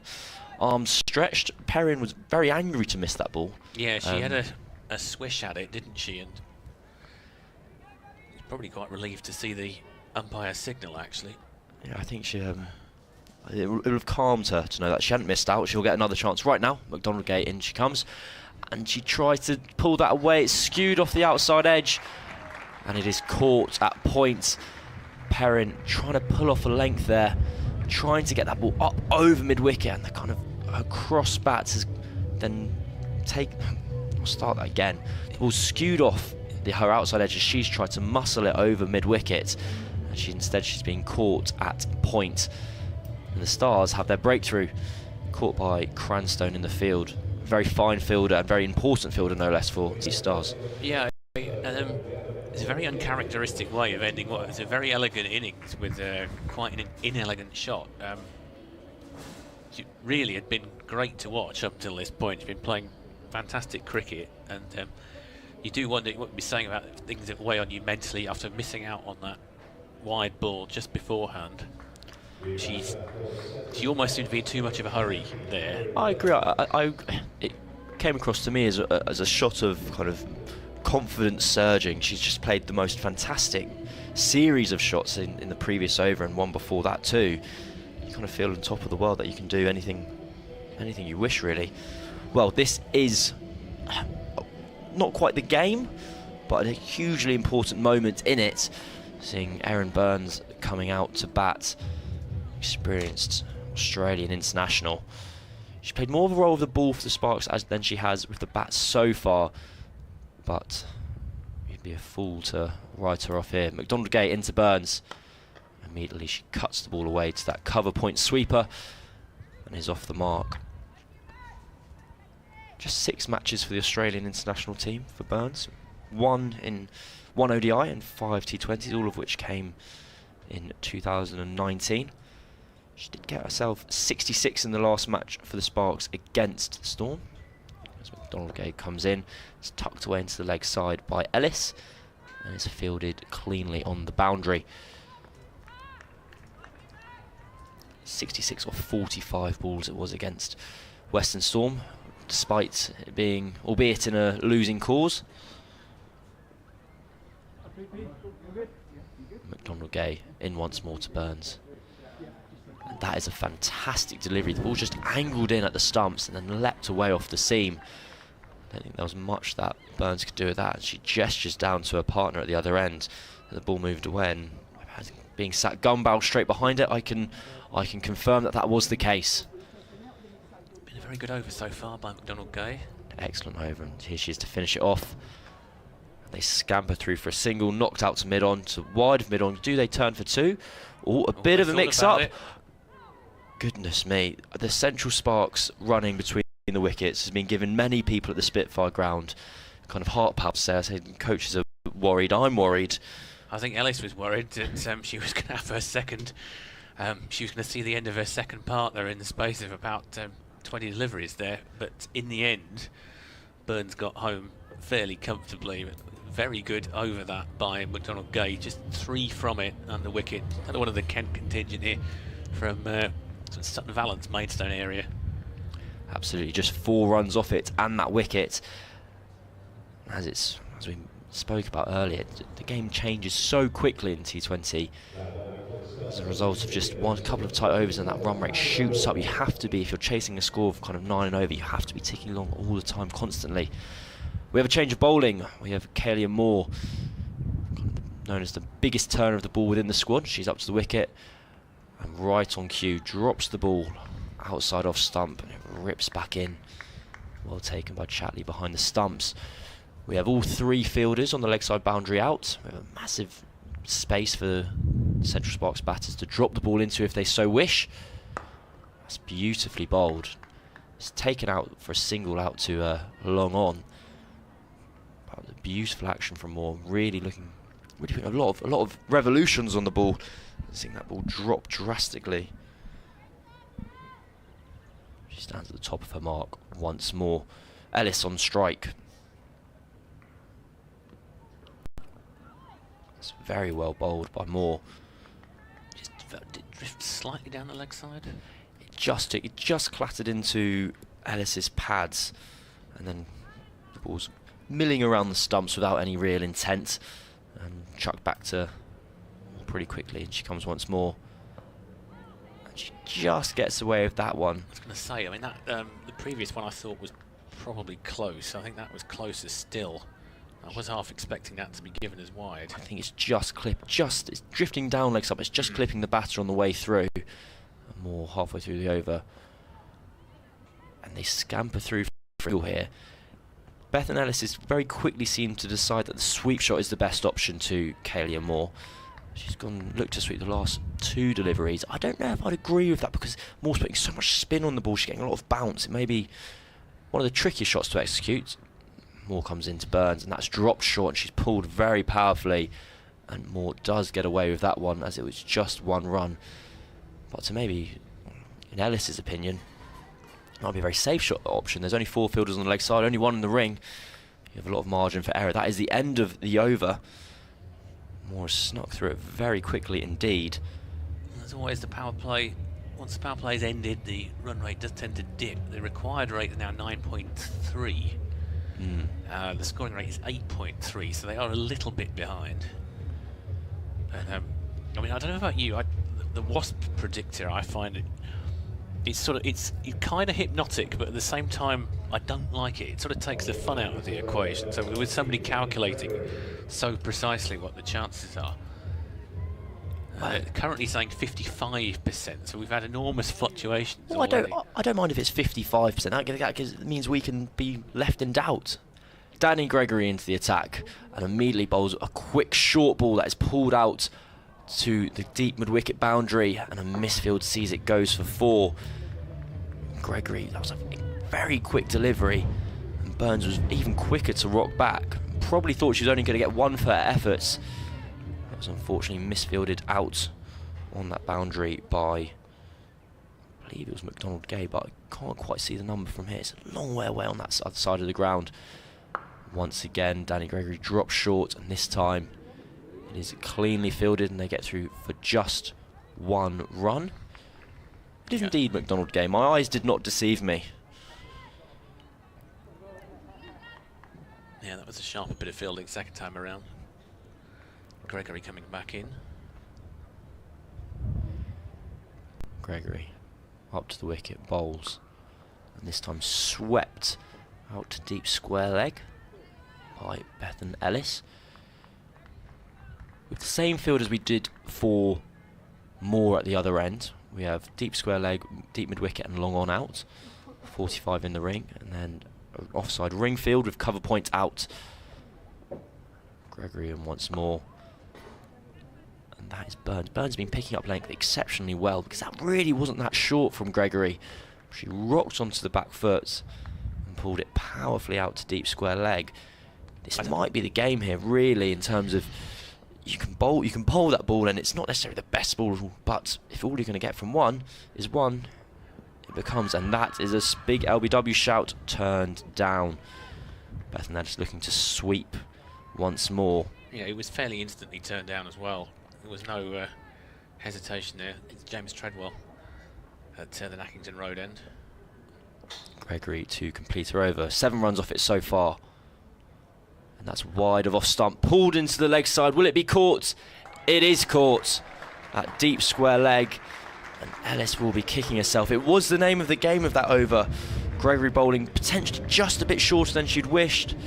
But a sea of fielders in the leg side to claim the catch. And it was Tash Farrant, the vice-captain, playing as a specialist batter with the safe hands on the square leg boundary. Yeah, I think every single shot in that over went almost exactly the same area. It did indeed. Very little variation, and the last one has just gone to Farrant, who always looked fairly comfortable underneath that. She did end up on her back in the end when catching it, but she ever really looked like dropping it. And now 73 for 3. This one, I think you have to say, it's almost 50-50, isn't it? Almost perfectly balanced from here, I'd say. If I was a betting man, I'd be putting my money on the South East Stars. I still think they're firm favourites in my camp, and we have Chloe Brewer in against her former side, and well, you can debate amongst yourselves whether that gives added motivation or otherwise. It's just her second game in the Charlotte Edwards competition this season. It's not quite at the season she wanted so far, having made the move from South East Stars to Central Sparks. But she's in to boost the batting lineup, and here she is facing up against Kaelia Moore. Has driven firmly down. I beg your pardon, it was Erin Burns on strike. It's the end of the over. Batters no longer switch ends, as the new rule came into the game this year. Moore in once more. And that's a fantastic shot by Burns. Skipped down the track, lofted the ball over mid-off for 4 runs. As competent and confident as you could ever wish to see from a batter. I don't think Moore will be too perturbed by that. Really nicely, she's got a wonderful action. Puts a lot of revs on the ball. With a beauty, has a very beautiful arc and shape to her delivery. Be hard to repeat. Moore in once more, and Burns repeats the trick. This time over long on as opposed to mid on, and it beats that field on the fence. It was straight enough. I think it's 18 from 12 now for Burns. She is flying along. They are going to change the field here, so they're bringing up cover points and they're putting out long on and long off. So Moore will continue with her plan to bowl kind of on a length and see if Burns is willing to do it again with those 2 fielders out. Here she comes, and that's just fantastic batting from Burns. And she's absolutely bisected the field. 3 falls in a row. She's gone over mid-off, she's gone over long on, and then when they've made the fielding change, she's opened the face of the... They've made the fielding change, just to clarify, to bring cover points up into the ring and put mid-off out. She's opened the face of the bat and bisected that field, that ring field on the offside. Phenomenal batting from the Australian. 3 falls in a row. Moore in once more. And this time the ball is blocked back for a dot, which I'm very pleased about because I'm quite enjoying watching this contest unfold. Last ball of the over. Be interested to know what trick Erin Burns has for us here. More in.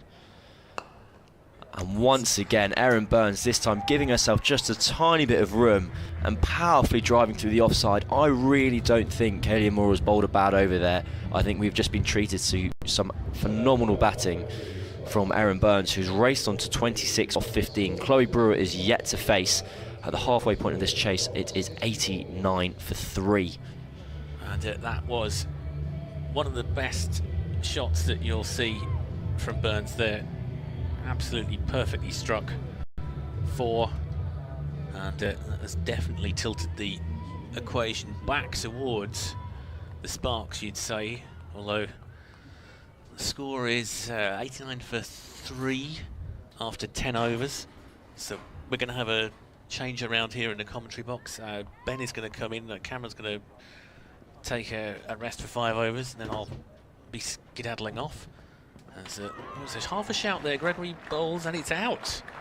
It's more than half a shout. She's actually bowled Brewer there. So Brewer, having been a spectator during that over, watching Burns, first delivery finds herself bowled by Danny Gregory.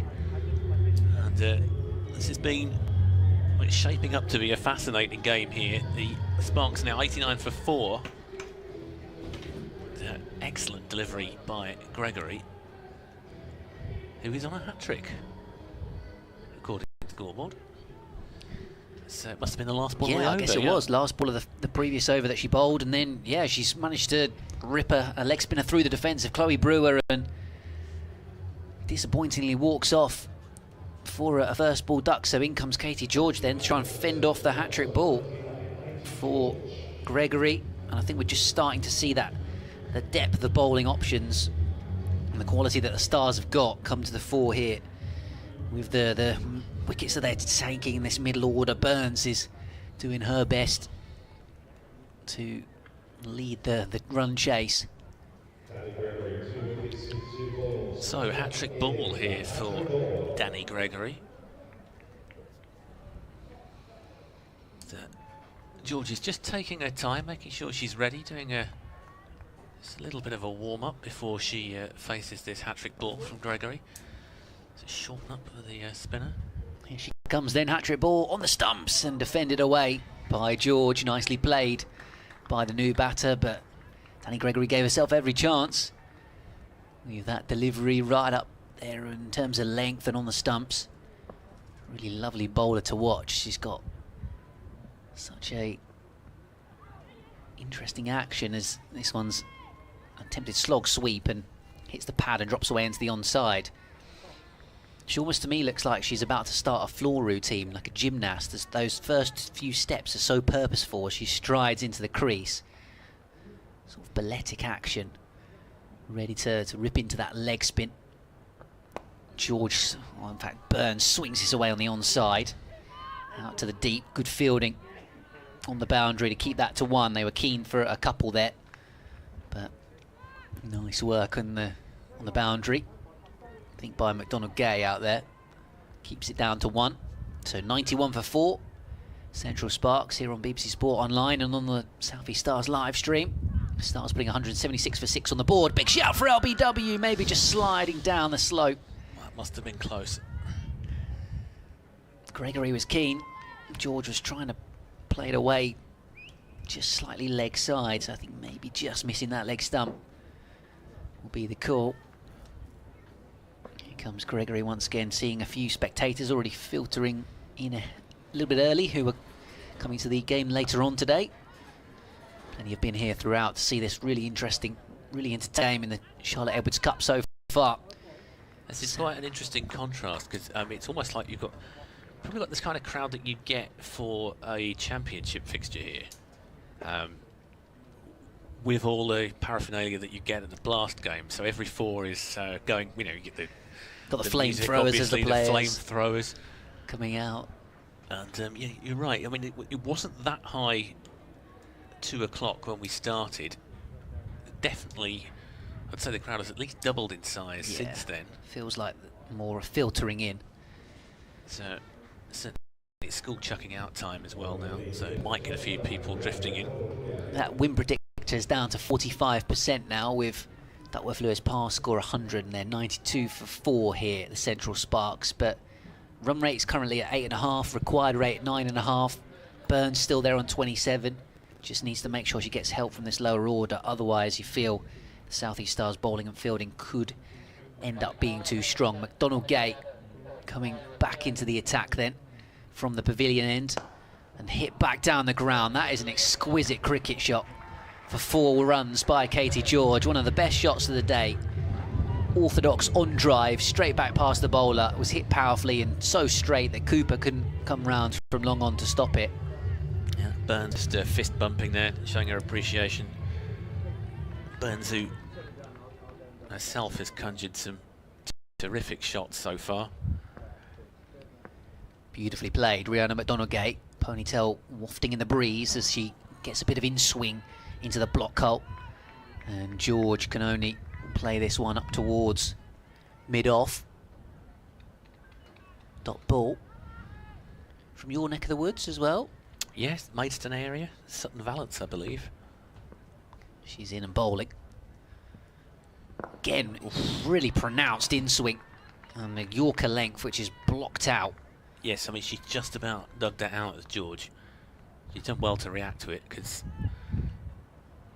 it looked like it was going to clean her up.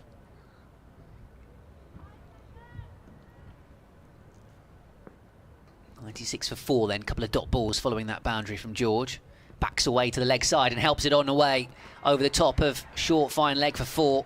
Just one bounce before it makes its way down towards the Les Ames stand. So nicely played by Katie George and brings up the 100 for the visiting side in the 12th over. And really just keeps this run chase on the cards with, you know, that 8.5 run rate, just above 9s now needed. You know, take that down to the last couple of overs with a set batter in, and still might be on this chase. As McDonald Gay bowls down the leg side with that swing. Chatley does well to stop it, but it's a wide. George was going for the sweep. Couldn't lay bat on ball on that occasion. Told Rhiannon McDonald Gay it's one of a trio of Hayes women players. Farron and Franklin also play there. Callie Moore at Canterbury and Alexa Stonehouse at Whitstable. Full toss. Actually well recovered by Chloe Hill at short fine leg to go and field that. What's the call from the umpires in terms of the height? No ball is indeed signalled. Yeah, I did think that she'd be lucky to get away with that. Yeah, just slipped out, didn't it, from McDonald Gay, and ended up being a full toss, so free hit the next ball coming up. She's bowled 2 perfect in-swinging Yorkers really in this over. A couple of boundaries. Wide and a no ball now, so just getting a little bit ragged. And it's been a very mixed over in terms of quality, hasn't it? Because as you pointed out, 2 of them were absolutely on the spot. It's really helping Sparks get back to where they want to be in terms of the run rate. It's fired in, it's helped away down towards short fine leg. Didn't quite get the contact she was looking. In fact, it's a leg by. Erin Burns will feel like she's missed out there as McDonald Gay fired it in towards the pads. So yeah, run rate pretty much bang on 8.8, need 8.9 up on the scoreboard. Wasp is back up to 60%, so that's swinging like a pendulum, the win predictor. As McDonald Gay bowls, good in swing once again. That was a better length, and George can only steer it out into the onside for a single. Good fielding by Callie Moore in the deep, who I think has got a few family members sat on those white seats behind her on the hospital side of the ground. Gave a big cheer when she came into the bowling attack for the first time. So 12 gone now. I wonder if she was almost overcompensating in that over. It was almost like she was overcompensating for the slope and for the swing, I guess. It's sort of odd situation. Say she's a Kent-born player, plays for a Kent club, but not many of them will have played at this ground before. Yeah, not many opportunities to do so. I remember there was a T20 against Essex last year that the Kent team played, but so many of these players were playing upper level, regional level, whatever, that they weren't involved in that game, etc. So here comes Danny Gregory. Almost a full toss, but actually it just dipped to the last minute, the leg spinner, and George trying to swing away a slog sweep into the onside. Gets bat on ball, but just an edge into the pad or something, so only 1 run available. I mean, I could be wrong. I think the Stars may only have played 1 game here before. Yeah, most of their games have been on the road or at Beckenham, and 1 game in the Oval as well. Gregory bowls, comes down the pitch here, Burns. That is an exquisite cricket shot, up and over for 6. Mid-off was in the circle anyway, but cleared the rope comfortably as she went down the ground. So she moves to 33 from 18 ball. And at the moment, the Aussie, the overseas player, playing a really good hand here from number 4. That has rather marred Gregory's figures as well. She was on 2 for 10. So Sparks 112 for 4 here on BBC Sport Online, chasing 177 to win against the South East Stars. Gregory bowls, drive here from Burns, good contact out towards extra cover. It's just fielded by. It was just a fractional misfield. It just she just spilled it, and they took advantage of that to Franklin out scamper there. Through. It was hit with power, wasn't it, from Burns? So you can understand the misfield. Either side of Franklin, it was probably 4. Here comes Gregory once again, the leg spinner, tosses this one up. George back down the ground, can't field it off her own bowling despite a commendable dive away to her left. The pigtail Danny Gregory. 114 for 4, 2 balls to go in the over. Feel like Stars need a wicket just to stem this run rate. This partnership profitable so far for the visitors. Cut away hard by Burns, no fielder out there at deep point. 4 more runs. She moves on to 38 not out. I think specifically they need Burns' wicket, because I think if she stays there, the Sparks are going to win this fairly comfortably. So. Just seeing Captain Bryony Smith down at long off, warming up. Think she might be about to bring herself on here. As Gregory bowls, driven away towards Franklin again, extra cover, manages to make the stop, so only 1 taken, but Burns has 39, 13 for George, and the Sparks 119 for 4, so 58 more to win of the remaining 7 overs. In terms of the run rate required, it's now down to just above 8 and over. Yeah, and they definitely made themselves favourites. You'd say they need a wicket, they certainly need to get Burns fairly quickly. Yes, indeed, Smith is going to come into the attack then. So the captain is going to bring herself on, bowling from the pavilion end. Smith, who made 47 with the bat earlier on, opening up. As part of that strong an opening stand for the Stars. She's going to come around the wicket, bowl off spin. Oh, spoon back to her and caught. And a big wicket for the Stars indeed. As Fred said, that was the one that they wanted. And Erin Burns, all she was trying to do was tickle the ball into the onside, but it's got a leading edge straight back to the skipper. She brings herself on and she gets that crucial wicket. Caught and bowled. Burns goes for 39 from just 22 balls. And South East Stars have the breakthrough they really wanted. 119 for 5. Yeah, it's difficult to overstate just how important that wicket is, because Burns was going brilliantly at that point. She'd been playing some terrific cricket, and the captain, having brought herself on, strikes with the first ball, caught and bowled, and now we have a game again. 119 for 5, and it's Pavely who is the new batter. Number 7, but with the experience of Erin Burns back in the hutch, I suspect the wind predictor may have just swung back on its pendulum once more, well, maybe towards the Stars. It was up to about 78, believe it or not, the last time I looked, and I would imagine it's dropped a fair bit after that. In terms of the run rate, this is still on for the Sparks, but now with Burns dismissed, South East Stars will feel that they have the bowling capability to defend this now. But really nicely poised here at Canterbury.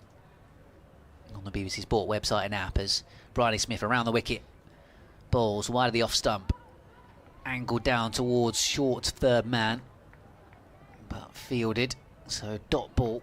Pavely left-handed, bring a nice balance to this partnership.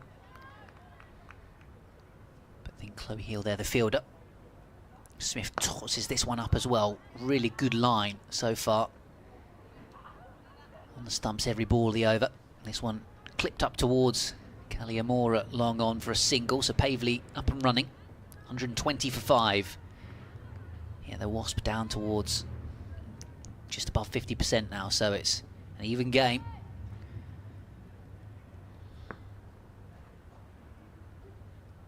George on 13, not out, becomes a key wicket. She steers this into the onside, down towards long leg for a run.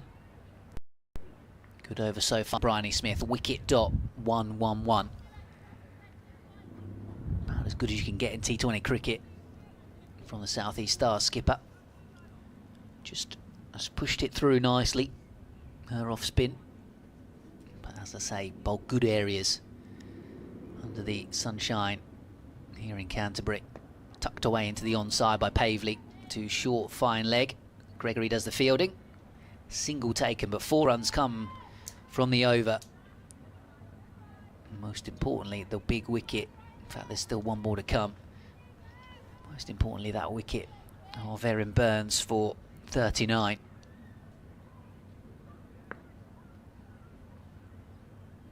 Smith bowls, clipped away onside, out towards wide, long on, sliding stop by Cooper. Tash Farron, that is brilliant work in the deep to back up her teammate who originally misfielded. And then Farron has pulled off a tumbling stop centimetres from the rope to prevent the boundary. So a couple taken from the final delivery of the over. It's 5, in fact, off the over. 124 for 5, the Central Sparks score. Interestingly, at this stage, South East Stars were 125 for 4. So pretty much even Stevens in terms of where the innings was at. I mean, I'd say it's almost exactly 50-50. The Wasp predictor says it's 53% at the moment. And you just can't call it, can you? It's there's nothing on it, particularly this game. I know that both sides have had problems with injuries and England call-ups, but it's certainly it doesn't have the feel of a dead rubber about it, does it? No, it doesn't. It's being well contested by both of these two teams, and in front of a good crowd here at Canterbury as well at the Spitfire ground that are in watching it in the sunshine. And Phoebe Franklin, I believe, back into the attack from the Nackington Road end. Turned away by Pavley into the onside. Busy start from her. Yeah. She gets a single. Too early to be chasing seconds. I think they thought about it, but match situation as it is, they don't need to run suicidal singles just yet. So 125 for 5. 177 the victory target. Franklin, slower ball. Beats the edge. Even Chatley appealing for a stumping there. Smart work behind the wicket. Bright blue stumps. You could Just tell putting the bails back on. You can tell from her body language as well that didn't miss by a lot. Yeah, clever change up from Phoebe Franklin, who's in once more. Holes on the stumps, heaved away leg side, out towards deep square leg, and it's away for 4 runs, despite the best efforts of Tash Farron in the deep. Good swivel on that one, the pull stroke from George, and finds a boundary. Powerful player, and has so far cashed in on these short boundaries here at Canterbury. Didn't think that was particularly short, but actually George latched onto it. Yeah, just lifted a bit of pressure there. It was starting to build. 125, 129 for 5 now. Drives hard out towards extra cover, dot ball. But now the runs required down below 50 after that boundary for Katie George, who's on 20 not out. A couple of balls remaining at the 15th. Required rate at 9 and over now. As Franklin bowls. Again, a slower ball, but cut away in the gap. 4 more runs. Beautifully played. Katie George just waited on that and then pierced the gap on the offside perfectly. She moves to 24. And the Sparks, 133 for 5. Yeah, another shot that's almost bisected the field as there. It's gone pretty much equidistant between the two of them. And it's turning out to be a good over for the Sparks. Yeah, 9 from it. That's what they needed. Bonus one, this really. Maybe even think about a single, get herself on strike for the next over. Instead, she pulls it away into the onside, out towards Tash Farron in the deep. She will get that single. Wasn't sure if it was going to be a boundary option, if she'd have just managed to get it a little bit finer. But 10 comes from the over. Really good work from George. Moves to 25. Central Sparks are 134 for 5. Thanks very much to Fred Atkins for your company on commentary this afternoon rather. And Cameron Ponsonby will be back with myself, Ben Watts of BBC Radio Kent, to bring you the final 5 overs, or the conclusion of this Charlotte Edwards Cup fixture. Final T20 for both of these two regions in the competition, as they won't be progressing to finals day. Smith will carry on from the pavilion end, and Cameron will take you through it. Smith up to the wickets, that's dragged down leg side and away for 4 runs. Katie George is playing an absolute gem of an innings at the moment. Her highest score of the tournament so far. She's not had the best time of it with the bat, but you wouldn't be able to guess that from the way she's been playing so far. And I must admit, I thought the Sparks were drifting further and further away from this game, but George is single-handedly dragging them back into the contest. Smith round the wicket, in bowls, on off stump line, drags that out wide of long on. They scamper through for a single, think about two, and wisely decide against it. I'm surprised she's coming round the wicket to George, who seems so strong on the leg side. Admittedly, she's obviously cut that one away for 4 in the previous over, but seems to be somewhat sort of playing into her arc. Okay, come around the wicket to the left-hander. This makes more sense. Yeah, not sure it was necessarily the right tactic for Smith. Pavley. Smith into Pavley, and that is beautifully bowled. A fantastic delivery. That's just drifted into the middle stump. Pavley's looked to turn the ball into the leg side, but it's spun and beaten her outside edge and clean bowled her. And the pressure on Katie George ramps up that little bit further. Looks like it's a mighty fine delivery from Bryony Smith. And Sparks, they're ticking off the runs, but South East Stars likewise are ticking off their wickets. 139 for 6. We have Abigail Freeborn in, the wicket keeper. I think it might even be Anderson coming in. It is indeed, beg your pardon. Yeah, just promoted up the order from the card that we had. So yeah, Anderson in at number 8. Like you say, the onus now very much on George on 30 not out to be the one to steer Sparks home here. Still 38 more required. But South East Stars with the experience of the likes of Bryony Smith out there. Like you say, that was an absolutely beautiful delivery. Really good flight. Just did Pavley with it. And yeah, although the run rate's good, these wickets maybe just again swing Stars back as favourites in the game. Having, you know, at one stage when Burns was going well and Perrin, Ellis, etc., been, you know, pacing the chase well for the visiting side. Smith around the wicket to Anderson and bowled straight. She's honing in at that middle and leg stump and just gets the ball to be blocked straight back to her. I think that is the name of the game for her with this angle round the wicket, the idea of trying to cramp the batter up. If they want to take the risk, the fielders are out on the boundary. Smith in once more, and Anderson plays the ball very confidently down the ground for a single. Brings George back on strike. 30 off 21 for George, although that has changed rapidly. She was 16 off 14 and then has raced along in the last handful of deliveries. Smith into Katie George, round the wicket and blocked down the ground. Bryony Smith. Stars all singing, all dancing, all batting, bowling and keeping captain, doing it once again for her team. The score is 140 for 6 after 16 overs. So yeah, 37 required off the final 4, so 37 off 24 balls. Really neatly poised this game, you feel. Anderson fresh to the crease, in at number 8, just 1 on the mark, but George there unbeaten on 30. Feels like a really 50-50 game, to be honest. Onus will be on George to get most of these runs, you would say, with support from the lower order. But here comes Rhiannon McDonald-Gay back into the attack for the Stars. At the minute, those field placings are so important. Can, you know, Bryony Smith's bowlers really maintain their discipline? I believe it's McDonald-Gay. Back into the attack. It is from the Nackington Road end. Oh, and beats the outside edge. Maybe even the inside edge. Anderson going for the drive, but played a missed at it. Through the ball goes to Chatley, so good stuff from McDonald-Gay back into the attack.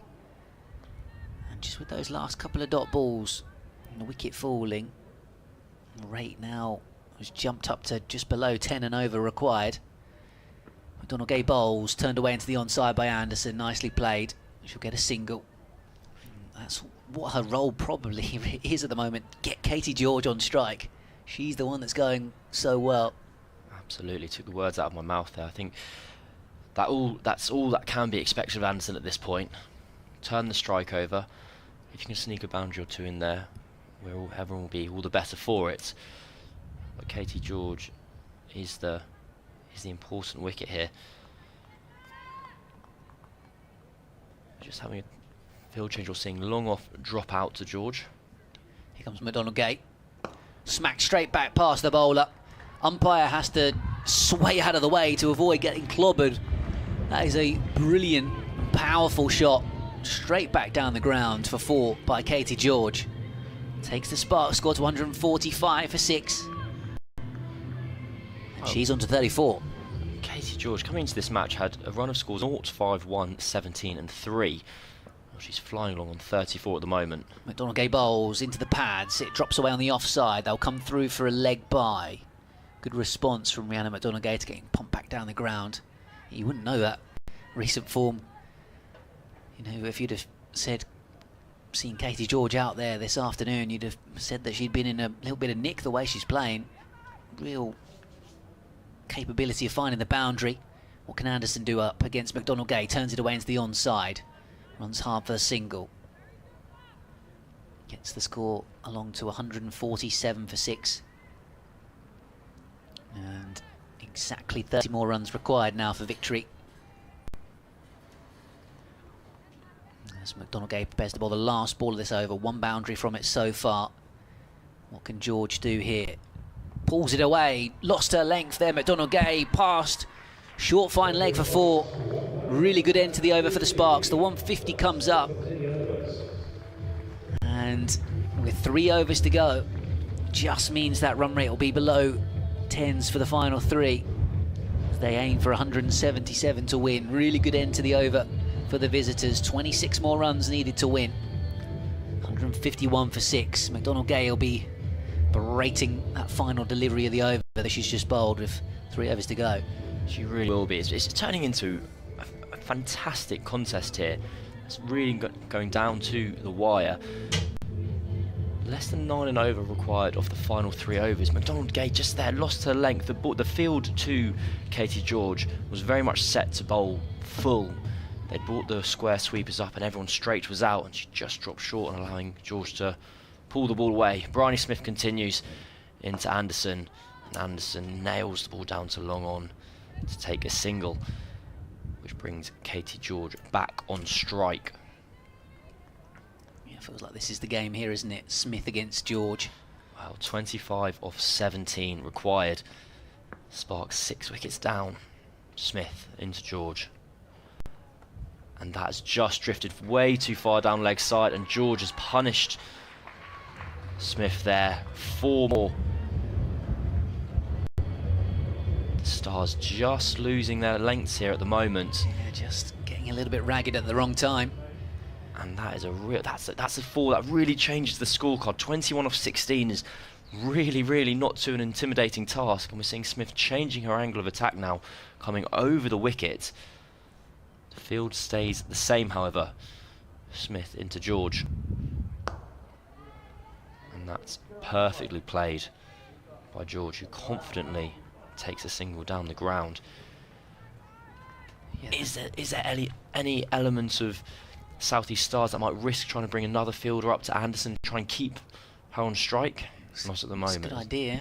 As Smith comes in once more and gets that dot nevertheless, as Anderson skips down the track but can only hit the ball back to the bowler. That's what they've got to focus on doing, try and bowl as few deliveries as they can at George, who's flying on 43 from 27. And you see Kira Chatley gesturing to that effect, whether they could bring up deep square leg, and Bryony Smith shakes her head at the idea. She comes in once more. 5th ball of the over. Anderson clips the ball away into the leg side. I think it's fine to not have to bring another fielder up. The problem that they created themselves with that boundary over early in the over is it was a 4 that went. It was a bad ball as opposed to a good execution of batting that kind of broke the back of the field.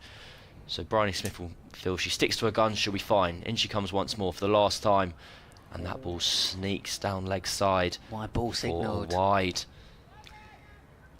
I mean, it could have been worse if she'd have made contact with a sweep shot. Katie George might have even got 4, so perhaps wide isn't so bad a punishment for the Stars, but she's got to bowl the ball again. In she comes. Just back of a length, and George very happy to tuck that ball into the leg side, take a single and take the strike going into the penultimate over. It'll be 17 required for the last 2 overs. And yeah, Hypercost on Twitter saying that if indeed Sparks can get those 17 runs, it would be the highest successful chase in the Charlotte Edwards Cup. Current record is the Vipers making 170 against the South East Stars at Newbury earlier on this season. So yeah, they're looking to create a little piece of history here on the Central Sparks. Is that record, if Hypercourse, the kind of the patron saint of women's cricket on Twitter, is listening, is that for this year or is this forever? Good question. Certainly this year, would it be overall? I guess this tournament's only been running a couple of years, hasn't it? So, you know, in this Charlotte Edwards Cup format with these regional teams. But yeah, it's been a thoroughly entertaining game, that's for sure, here at Canterbury. 176 for 6, currently playing 160 for 6 with 2 overs to go, and Claudine Cooper's coming back on from the Nackington Road end for the Stars. So far 2 overs, none for 20. She's in and bowling to George, who's down the ground and smashing this through the covers, advancing down the pitch and walloping that past extra cover to the boundary rope. She moves to 48 from 29. 164 for 6, and now just 13 runs required from the remaining 11 deliveries. And George, if she stays there for much longer, the Sparks are going to win this game. Stars have got to find a way to remove her. Here comes Cooper into George, one blow away from 50. She just pushes this one out towards point though for a single. That's fine for the moment. Moves to 49, 165 for 6. I don't think Cooper needs to change how she's bowling at all here. I think the first boundary, George gave herself room and powered the ball through cover. There's a lot of risk, a lot of batting has to happen there for a boundary. And only with a player who in as fine a nick as George at the moment is able to necessarily do that. Yeah, it was such a confident stroke, wasn't it? So just seeing the field changing around here for Anderson. Fielders in tighter cover and mid-wicket to try and stop a potential single as Cooper bowls. Tempted sweep, LBW gone.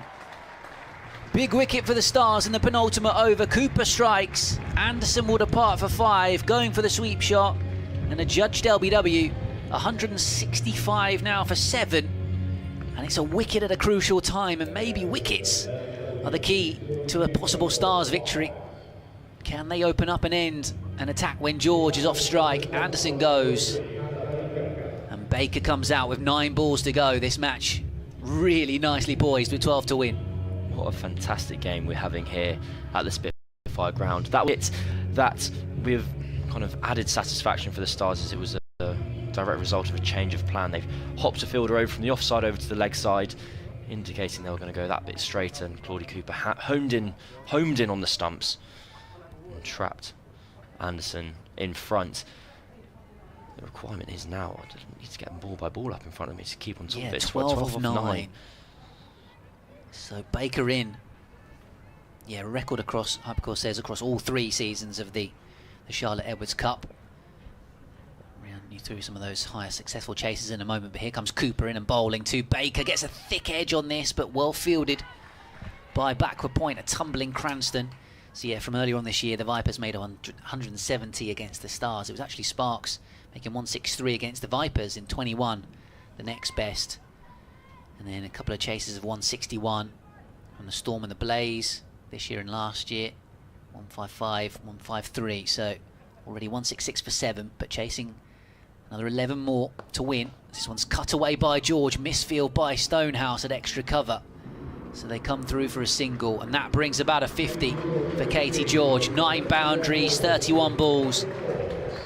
But a superb knock here for her team. And the next task for her is to make it a match-winning knock. 167 for 7, 10 more needed to win from the remaining 7 deliveries of this match. Katie George, just her second 50 in T20 cricket, first since 2018. She's batted incredibly well here. She showed a real show of frustration that she hadn't found the gap on that offside field. Cooper then bowls to Baker, cuts this away. There's a sweeper out on the offside. George, though, says no. There was an easy single there, but Cage says, no, I'm going to take strike for the last over. 10 to win. I love it when players do that. Say, I'll do it, don't worry about anything else. I'll take 10 off the last.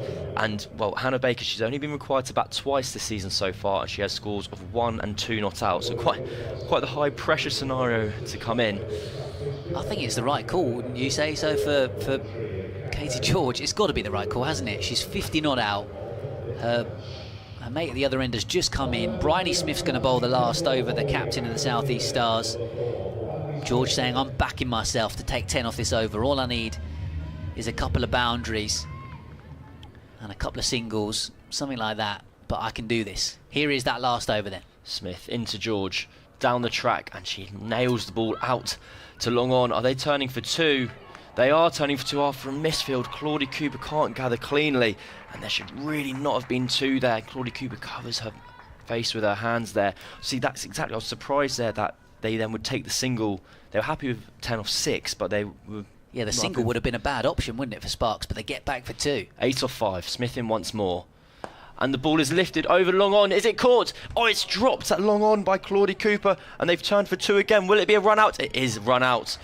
So, we have a dropped catch, which means that 2 runs have been scored. Sorry, 1 run has been scored, as there was a run out, as Hannah Baker was the sacrificial spark to keep Katie George on strike. So, the equation... She didn't realise she'd been given. Will be 7 off 4. Bryony Smith is giving her probably the friendliest send-off I've ever seen, and letting her know that no, you definitely are out. You are out. Sorry. It's quite bizarre that Baker didn't realise she was out there, because it wasn't like a third umpire would ever be required. She did very acrobatically for her ground and did not reach it. So. In the end, good fielding from Cooper, although having put down the first chance, recovered very well.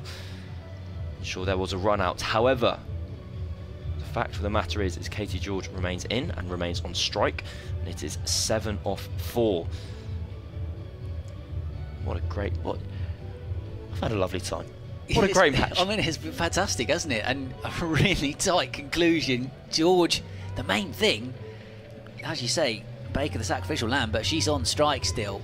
And Cooper, she made up good ground the way to her right, but spilt the catch. Just 2 wickets remaining now, 170 for 8, 7 off 4, Smith in. Goes once more to Cooper again, and this time it's caught. Katie George trying to repeat the trick. Finds the hands of the most relieved woman in Kent, Claudie Cooper. She gets a big hug from her teammates, and that is a fantastic innings from Katie George that comes to an end for 53. Well, that might be it. Shaking hands. Oh, that might be it. In fact, it seems that we won't see Abby Freeborn then due to an injury, the keeper for the Central Sparks, and as a result, the visitors are all out for 170, and it's a 6-run victory for the South East Stars. And Katie George was taking it all on herself. She looks mightily disappointed. Georgia Davis, the captain, is just, putting an arm around her shoulder and saying, look, you've almost single-handedly won that game for us. Don't be sad. Don't be upset. But she'll feel that, if she'd have gone a bit wider, hadn't gone in the air, maybe she could have found a couple of boundaries in that over, or even just one boundary to take it to a tie or get her team home. I mean, she's got to be proud, Katie George, with the knock that she's produced. And the Sparks have got to be proud with the effort that they've put in, because, they were right in this game up until the last. But it is a South East Stars victory in the final over, Cam. And, well, a really entertaining match here on the live stream and on BBC Sport Online. A fantastic game of cricket. I really had South East Stars as favourites for quite a long time in that contest, just of how difficult it seemed to score runs off spin in the South East Stars innings, and knowing the depth and quality of spin that the Stars then had at their own disposal. But Katie George batted phenomenally well after cameos from Davina Perrin, Bethan Ellis and Erin Burns. I mean, calling those earlier innings cameos feels an understatement. Erin Burns played the most phenomenal over against Kaylee Moore, hitting 4 boundaries in 4 different directions against what were pretty much the same delivery. But no, 6-run win in the end. A real shame that Abby Freeborn wasn't able to come out. The result kind of took everyone a tiny bit by surprise. But hands were indeed shaken. And South East Stars get a win that, well, I'll have a quick look at the table. I think it just ensures that they finish above the Sparks in the table as a result of that. But let's just quickly to round things off, run you through the batting. Amy Campbell run out by Chloe Hill for 2 at the top of the order. Bethan Ellis played really well for her 29 before she was caught by Farron off the bowling of Danny Gregory. Davina Perrin caught by Cranston off McDonald Gay for 25. Erin Burns for 39. 6 fours and a 6 in 22 balls, but then caught and bowled by Bryony Smith, who in the end, the captain, her bowling figures oh so important. Chloe Brewer bowled by Gregory first ball. Katie George, of course, that final wicket, 9 boundaries she hit, 34 balls faced, 53 she made before Cooper holding on off Smith. Smith also bowled Caris Pavley for 3. Cooper had Ellie Anderson LBW for 5. Hannah Baker run out by Cooper for 1. Georgia Davis not out for 0, and then Abby Freeborn, the keeper, absent. So 170 all out. The bowling figures: Cooper 3 overs 1 for 27. Phoebe Franklin 3 overs none for 31. Alexa Stonehouse 2 overs none for 13 in the pack. Rihanna McDonald-Gay 3 overs 1 for 26. Callie Moore 2 overs none for 19. Danny Gregory 3 overs 2 for 23. Lovely stuff from her. And then Bryony Smith, oh so crucial, 3.3 overs, 3 for 23. And the skipper, well, arguably man of the match for her efforts with the bat and then with the ball to see her team home to victory in the end, Cam. It was, well, 2 phenomenal displays by both captains with the ball, both off spinners, both claiming 3 for Georgia Davis with 3. Whatever's happened. I think, yeah, that's going to be a new game, and I think in this tournament everyone's beatable, and in T20 cricket everyone's beatable. So we've seen every game as a must-win from the start, but obviously, yeah, the semi-final is going to be really exciting, and yeah, I'm confident that we can get a win. And for Lancashire as a club to be here in this position, going to a finals day like this, that's massive for the club itself, isn't it? Yeah, it's huge, and I think it's brilliant because all the support we've had off them. I think it's nice that we're doing well to sort of give back in a way. Yeah, I said before, we're probably the most well-supported region out there, and yeah, the club are doing some really brilliant things for us. So hopefully we can go on and win it now. And dare you even think about the possibility of that happening and maybe lifting a trophy before too long? Well, look, it's obviously the dream, isn't it? But I think we need to take each game as it comes, and each moment in each game as it comes. I think we can't look too far ahead, and that's exactly what I said to the girls at the break today. We did the first half really well, but it's all about winning each game. We wish you the best of luck. Thanks for Cheers, speaking to us. thank you. Good luck. Hello, we are back with some of our lovely fans in a sunny Blackpool. So hello, what's your name and where are you from? Evan Chandler, and I'm from Preston. You know what, I just feel like I'm drawn to the Prestonians because I was talking to some fans earlier and they've all just come from Preston as well. I'm from Preston. What's your name and where are you from? Ralph, I'm from Blackpool. Blackpool, nice. Now, are you excited to be here today? Is it your first time at Blackpool? No, I came last year. Do you enjoy watching the cricket? Yeah. Do you have a favourite player? Crofty. Butler. Oh, nice. Okay. Do you play cricket yourselves? Yeah.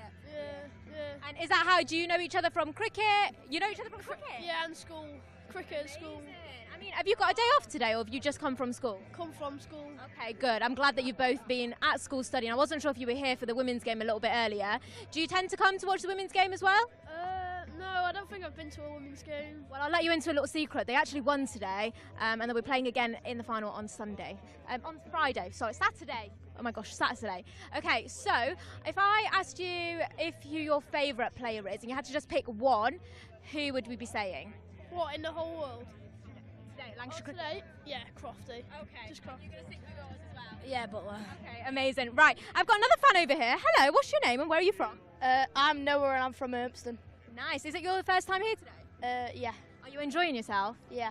A little sunny Blackpool as well? Yeah. Who do you have a favourite player? Yeah, Darryl Mitchell.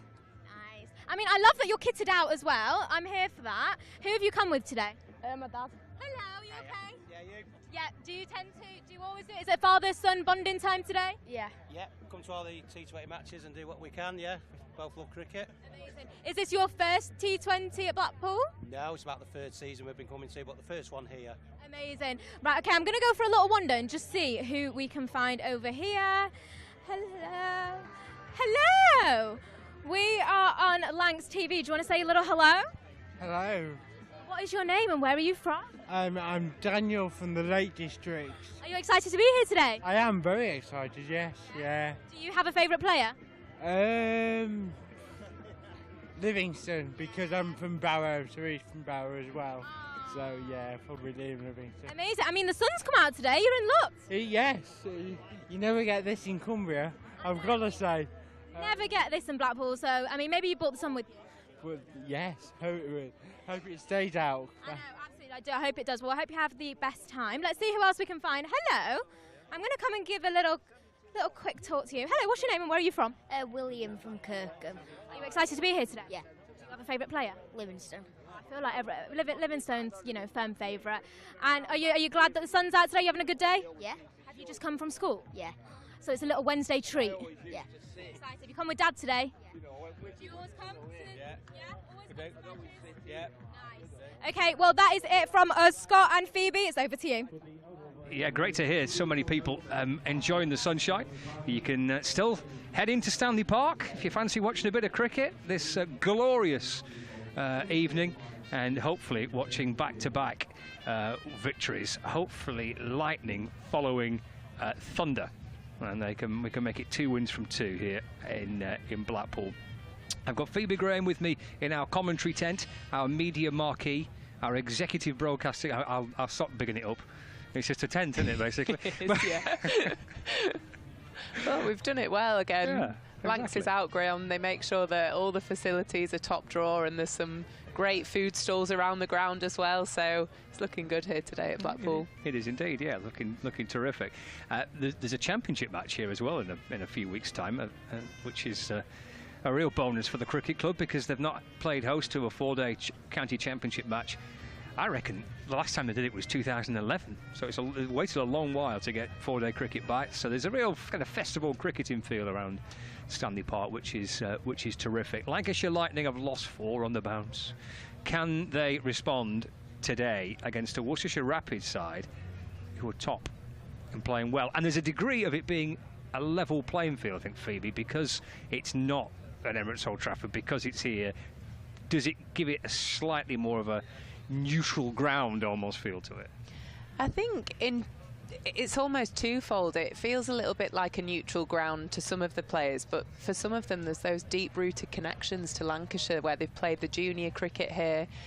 Richard Gleeson was just saying that Daryl Mitchell overseed and pro'd here for a year as well. So that deep-rooted connection to your county and to your community does feel, you can feel the atmosphere here today at Blackpool. So I think for maybe the likes of Butler and Salt, who are used to playing at Old Trafford, the home ground, I think for others it feels like above and beyond a home game. It feels like going back to the roots and playing club cricket at a ground they feel really familiar with. So I still feel they've got that home advantage. It's filling up here at Blackpool. I think there's about 3,000 or 4,000 in, so I'm sure they'll have that 12 fielder of the fans here as well. And we're not too far away from the start, about 3 minutes away from the start of this game. Let's just So, ladies and gents, here we are, ready to go. The Guard of Honour has been formed by the young players of Blackpool Cricket Club. Please welcome your umpires this afternoon, ladies and gents, Graham Lloyd and Neil Pratt.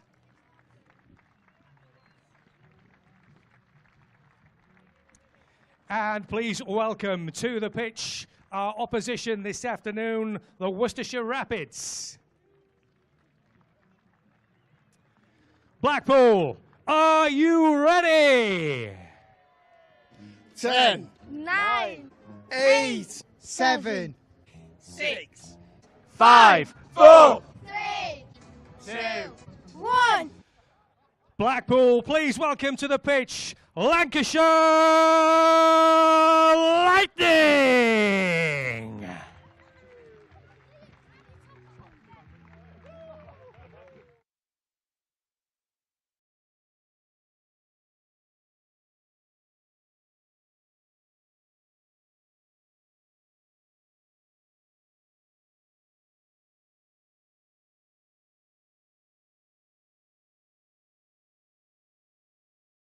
And Yorkshire make up the top 4 as the players are heading out to the middle. Lancashire Lightning are bowling first.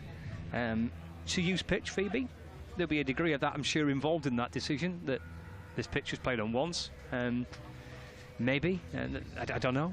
There's an element, an argument to say, well, maybe Lancashire are stronger chasing. I don't know. It's an interesting decision from Liam Livingston not to bat first on a pitch that has already been used now.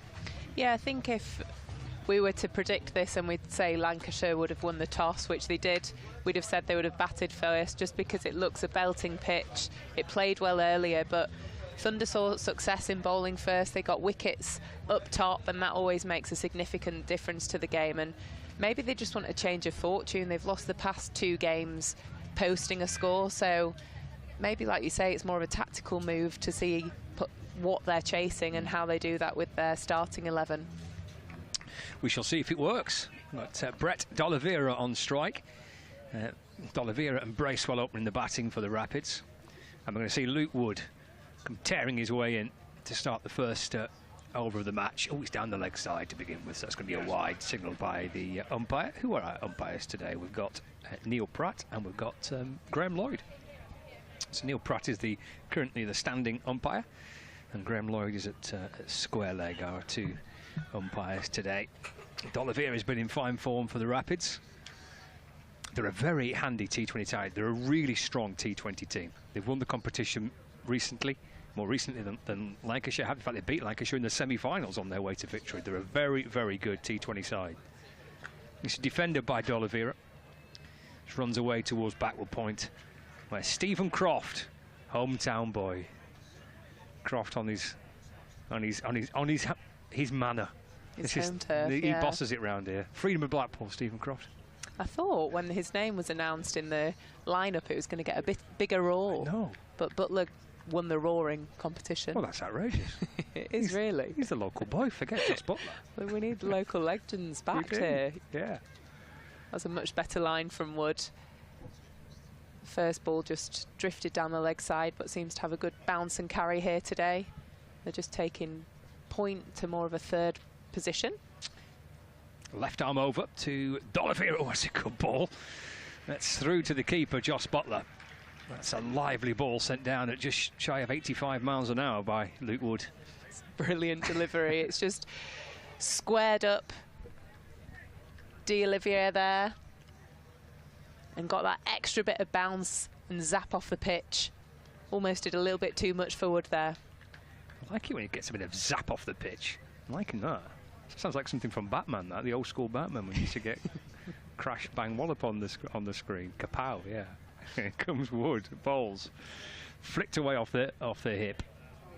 Now, any bat on that is a addition to the score. It's going to be given as a leg bye. So Brett D'Oliveira remains on 0. Score moves on to 2 without loss. Leg bye signalled by the umpire, Neil Pratt. Wood's had a good campaign for Lancashire Lightning with the ball. He's been bowling at a bit of a lively pace as well, hasn't he? He has, yeah. He seemed to have created a lot of opportunities in his first over of the power play this far. I think the only game he wasn't successful was against Notts last week, but he's taken some excellent polls, the likes of Alex Hales. He was the pick of the bunch, wasn't he? Into Bracewell. Just swings away from Bracewell. He follows it through to the keeper, and he hands it to Mitchell, who's at first slip. And there's no run. But he throws in that fuller delivery, that Yorker, within the power play. And because he gets that extra tail and swing, it's so difficult for batters to play. Saw a bit of swing earlier on, in particular for Mahika Gore. Got the ball to swing in those first 3 or 4 overs of the Thunder game. Just shaped away nicely again. Wood back in. Let's defend a little bottom edge back onto the pads. And there's no run. Good start this by Luke Wood. Yeah, very good start. He's got bowling an excellent line. Back of the length, and it's coming up towards the splice of the bat. Does have an extra bit of bounce and pop this pitch. Almost tennis ball-y, Richard Gleeson described it as at Blackpool. So rather than skidding through, it sort of pops up off the surface. Again, a man that knows this ground well, another Blackpool lad. Wood bowls. Maybe an example of it there again. That did seem to pop to the bat, didn't he? He's pushed it away defensively into the offside for no run. Well, a wide and a leg bye in that over, so it's a pretty tidy start by Luke Wood. 2 without loss on Lancs TV. You're with BBC Radio Lancashire and the BBC Sport website and app for the second part of our T20 double header from Stanley Park in Blackpool. Scott Reed and Phoebe Graham in the commentary position. It's at ground level here, peering out from our tent, and we're going to watch Jack Blatherwick open up the bowling from the far end. Made an excellent debut last game against Nottinghamshire, which was brilliant to see. He came in for Tom Bailey, and probably an unexpected opportunity for him with the original starting 11 a few weeks back with Mahmood fit at the time. So he's certainly taken his opportunity, and now with the new ball in the power play. Yeah, it was a big day for him last week, and it was his birthday on Sunday. He got his T20 debut, he took wickets, his friends and family were there, it was against his former team. Pretty much everything went for Jack Blatherwick on Sunday at Trent Bridge. And here he comes in again, bowling to D'Oliveira. And that's driven up towards mid-off, not without a great deal of timing in truth. Didn't sound like he timed that as well as he was hoping for it. Bounced up towards Liam Livingston at mid-off, and there was no addition to the score. Speaking to Fee Morris, who got some runs for Thunder a little bit earlier on today, and she was saying about how nice it felt the pitch was to bat on. So there could be some runs out there for players today. It's down the leg side by Blatherwick, taken by Butler. So, oh, it's a no ball, so it's a free hit. He's overstepped, Jack Blatherwick. Oh no, he hasn't overstepped. I wonder if he's flicked the bails off. I wonder if he's no-balled it for that. He's just assumed it was front foot no-ball. I wonder whether, in his follow-through, he's just flicked, caught the stumps. Maybe that's the reason for the no-ball. I think he might have caught it with his hand, because he's just sort of wiggling his hand at the moment, as if that's... It's a free hit. Blatherwick in and bowls, and that's dragged away towards square leg. Rob Jones fields. D'Oliveira gets his first run. It's well bowled by Blatherwick. He bowls that really nice hard length, which I think will really suit him on this wicket. We talked about his performance last game. It was 4 overs, 2 for 21 against a very good Notts team, getting Clark and Hales, so 2 key wickets in that attack. It wasn't 2 dead rubber wickets. They were really important wickets for Lancashire, because they tried to make a comeback in last game. 5 without loss. Stanley Park looks a picture under the blue sky. Blatherwick in and bowls. It's run down towards third man by Bracewell. And just before a single. Gets his first run as well, so Swan moves on to 6 without loss. We're halfway through the second over of the game. Lancashire Lightning winning the toss and electing to have a bowl first. Lancashire Lightning skipper Liam Livingston hoping that this mini slump in form can be halted on the Fylde coast, the west coast of Lancashire. Is Blatherwick in, it's driven away by D'Oliveira up and over cover, down out towards the boundary for 4 runs. Caught it sweetly, D'Oliveira. He did, but I do think he wanted to get a bit further up and over that, because it only just went past extra cover's hands. Certainly bulleted off the bat quickly, but I think that's where it just stops and holds in the pitch there a little bit. But D'Oliveira threw his hands through it, and successful shot for 4. I feel salted, extra cover that it disappeared over the top of. That's short and pulled. That's going to be 4 runs out towards deep mid-wicket. There's one fielder on the leg side boundary, which is Rob Jones at square leg, but dragged away through the leg side by D'Oliveira for successive boundaries. Yeah, he swatted at that. Nice tennis shot through mid-wicket. And the ball wasn't really a threatening bouncer. It was a little bit too short from Blatherwick and sat up quite nicely in the end for D'Oliveira to throw his hands through. 14 without loss. That's a 12 off this over from Blatherwick. D'Oliveira waits. Blatherwick comes in and balls.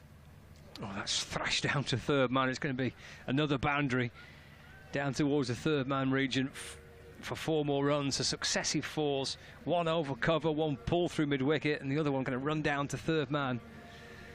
Takes D'Oliveira on to 13. And it pushes the Worcestershire Rapids on to 18 with that loss. 2 overs gone. Yeah, a bit of luck and fortune from D'Oliveira there. But I think with full commitment in the power play, with only 2 out, you can get away with throwing your hands through those sorts of deliveries. It was a little bit fuller from Blatherwick. I think he rolled his fingers over it for that, and that's where he mistimed it and got the thick edge down to third for 4. But that's the fortunate luck of the batters in the first 6 when there's only 2 fielders out on the ring. Yeah, making most of the power play. Perhaps a little bit of good luck to go your way as well. Here's Wood. Balls to Bracewell. He's chasing after a wide ball, but through to the keeper, Joss Butler. And there's no runs. It will be a second over on the bounce for Luke Wood. We've seen this quite regularly through the course of the group stage for Lancashire Light, that Wood will bowl 2, sometimes 3 on the spin in the power play. He's having a second. Yeah, it looks like he's just popping a slip in there. Yeah, Daryl Mitchell. Yeah, thought it was Mitchell moving across from mid-wicket to slip. Try and get a strike early up. Left arm over bowls to Bracewell, who's down the pitch again, swings and misses. And that little extra bounce again there, Phoebe, just a little sign of it. Yeah, it is poppy as this pitch, because Luke Wood's renowned for being fast and skiddy, but today he's just getting that extra pop and bounced, and that off the back of a length was taken above Joss's head. I guess the pace that Wood can bowl at as well just further highlights that, and can perhaps generate that little extra pop and bounce in the surface. Oh, that's an edge down to third man. It's going to be another 4. Tom Hartley's on the boundary at third man. It went to his right hand side, couldn't get across to stop the ball.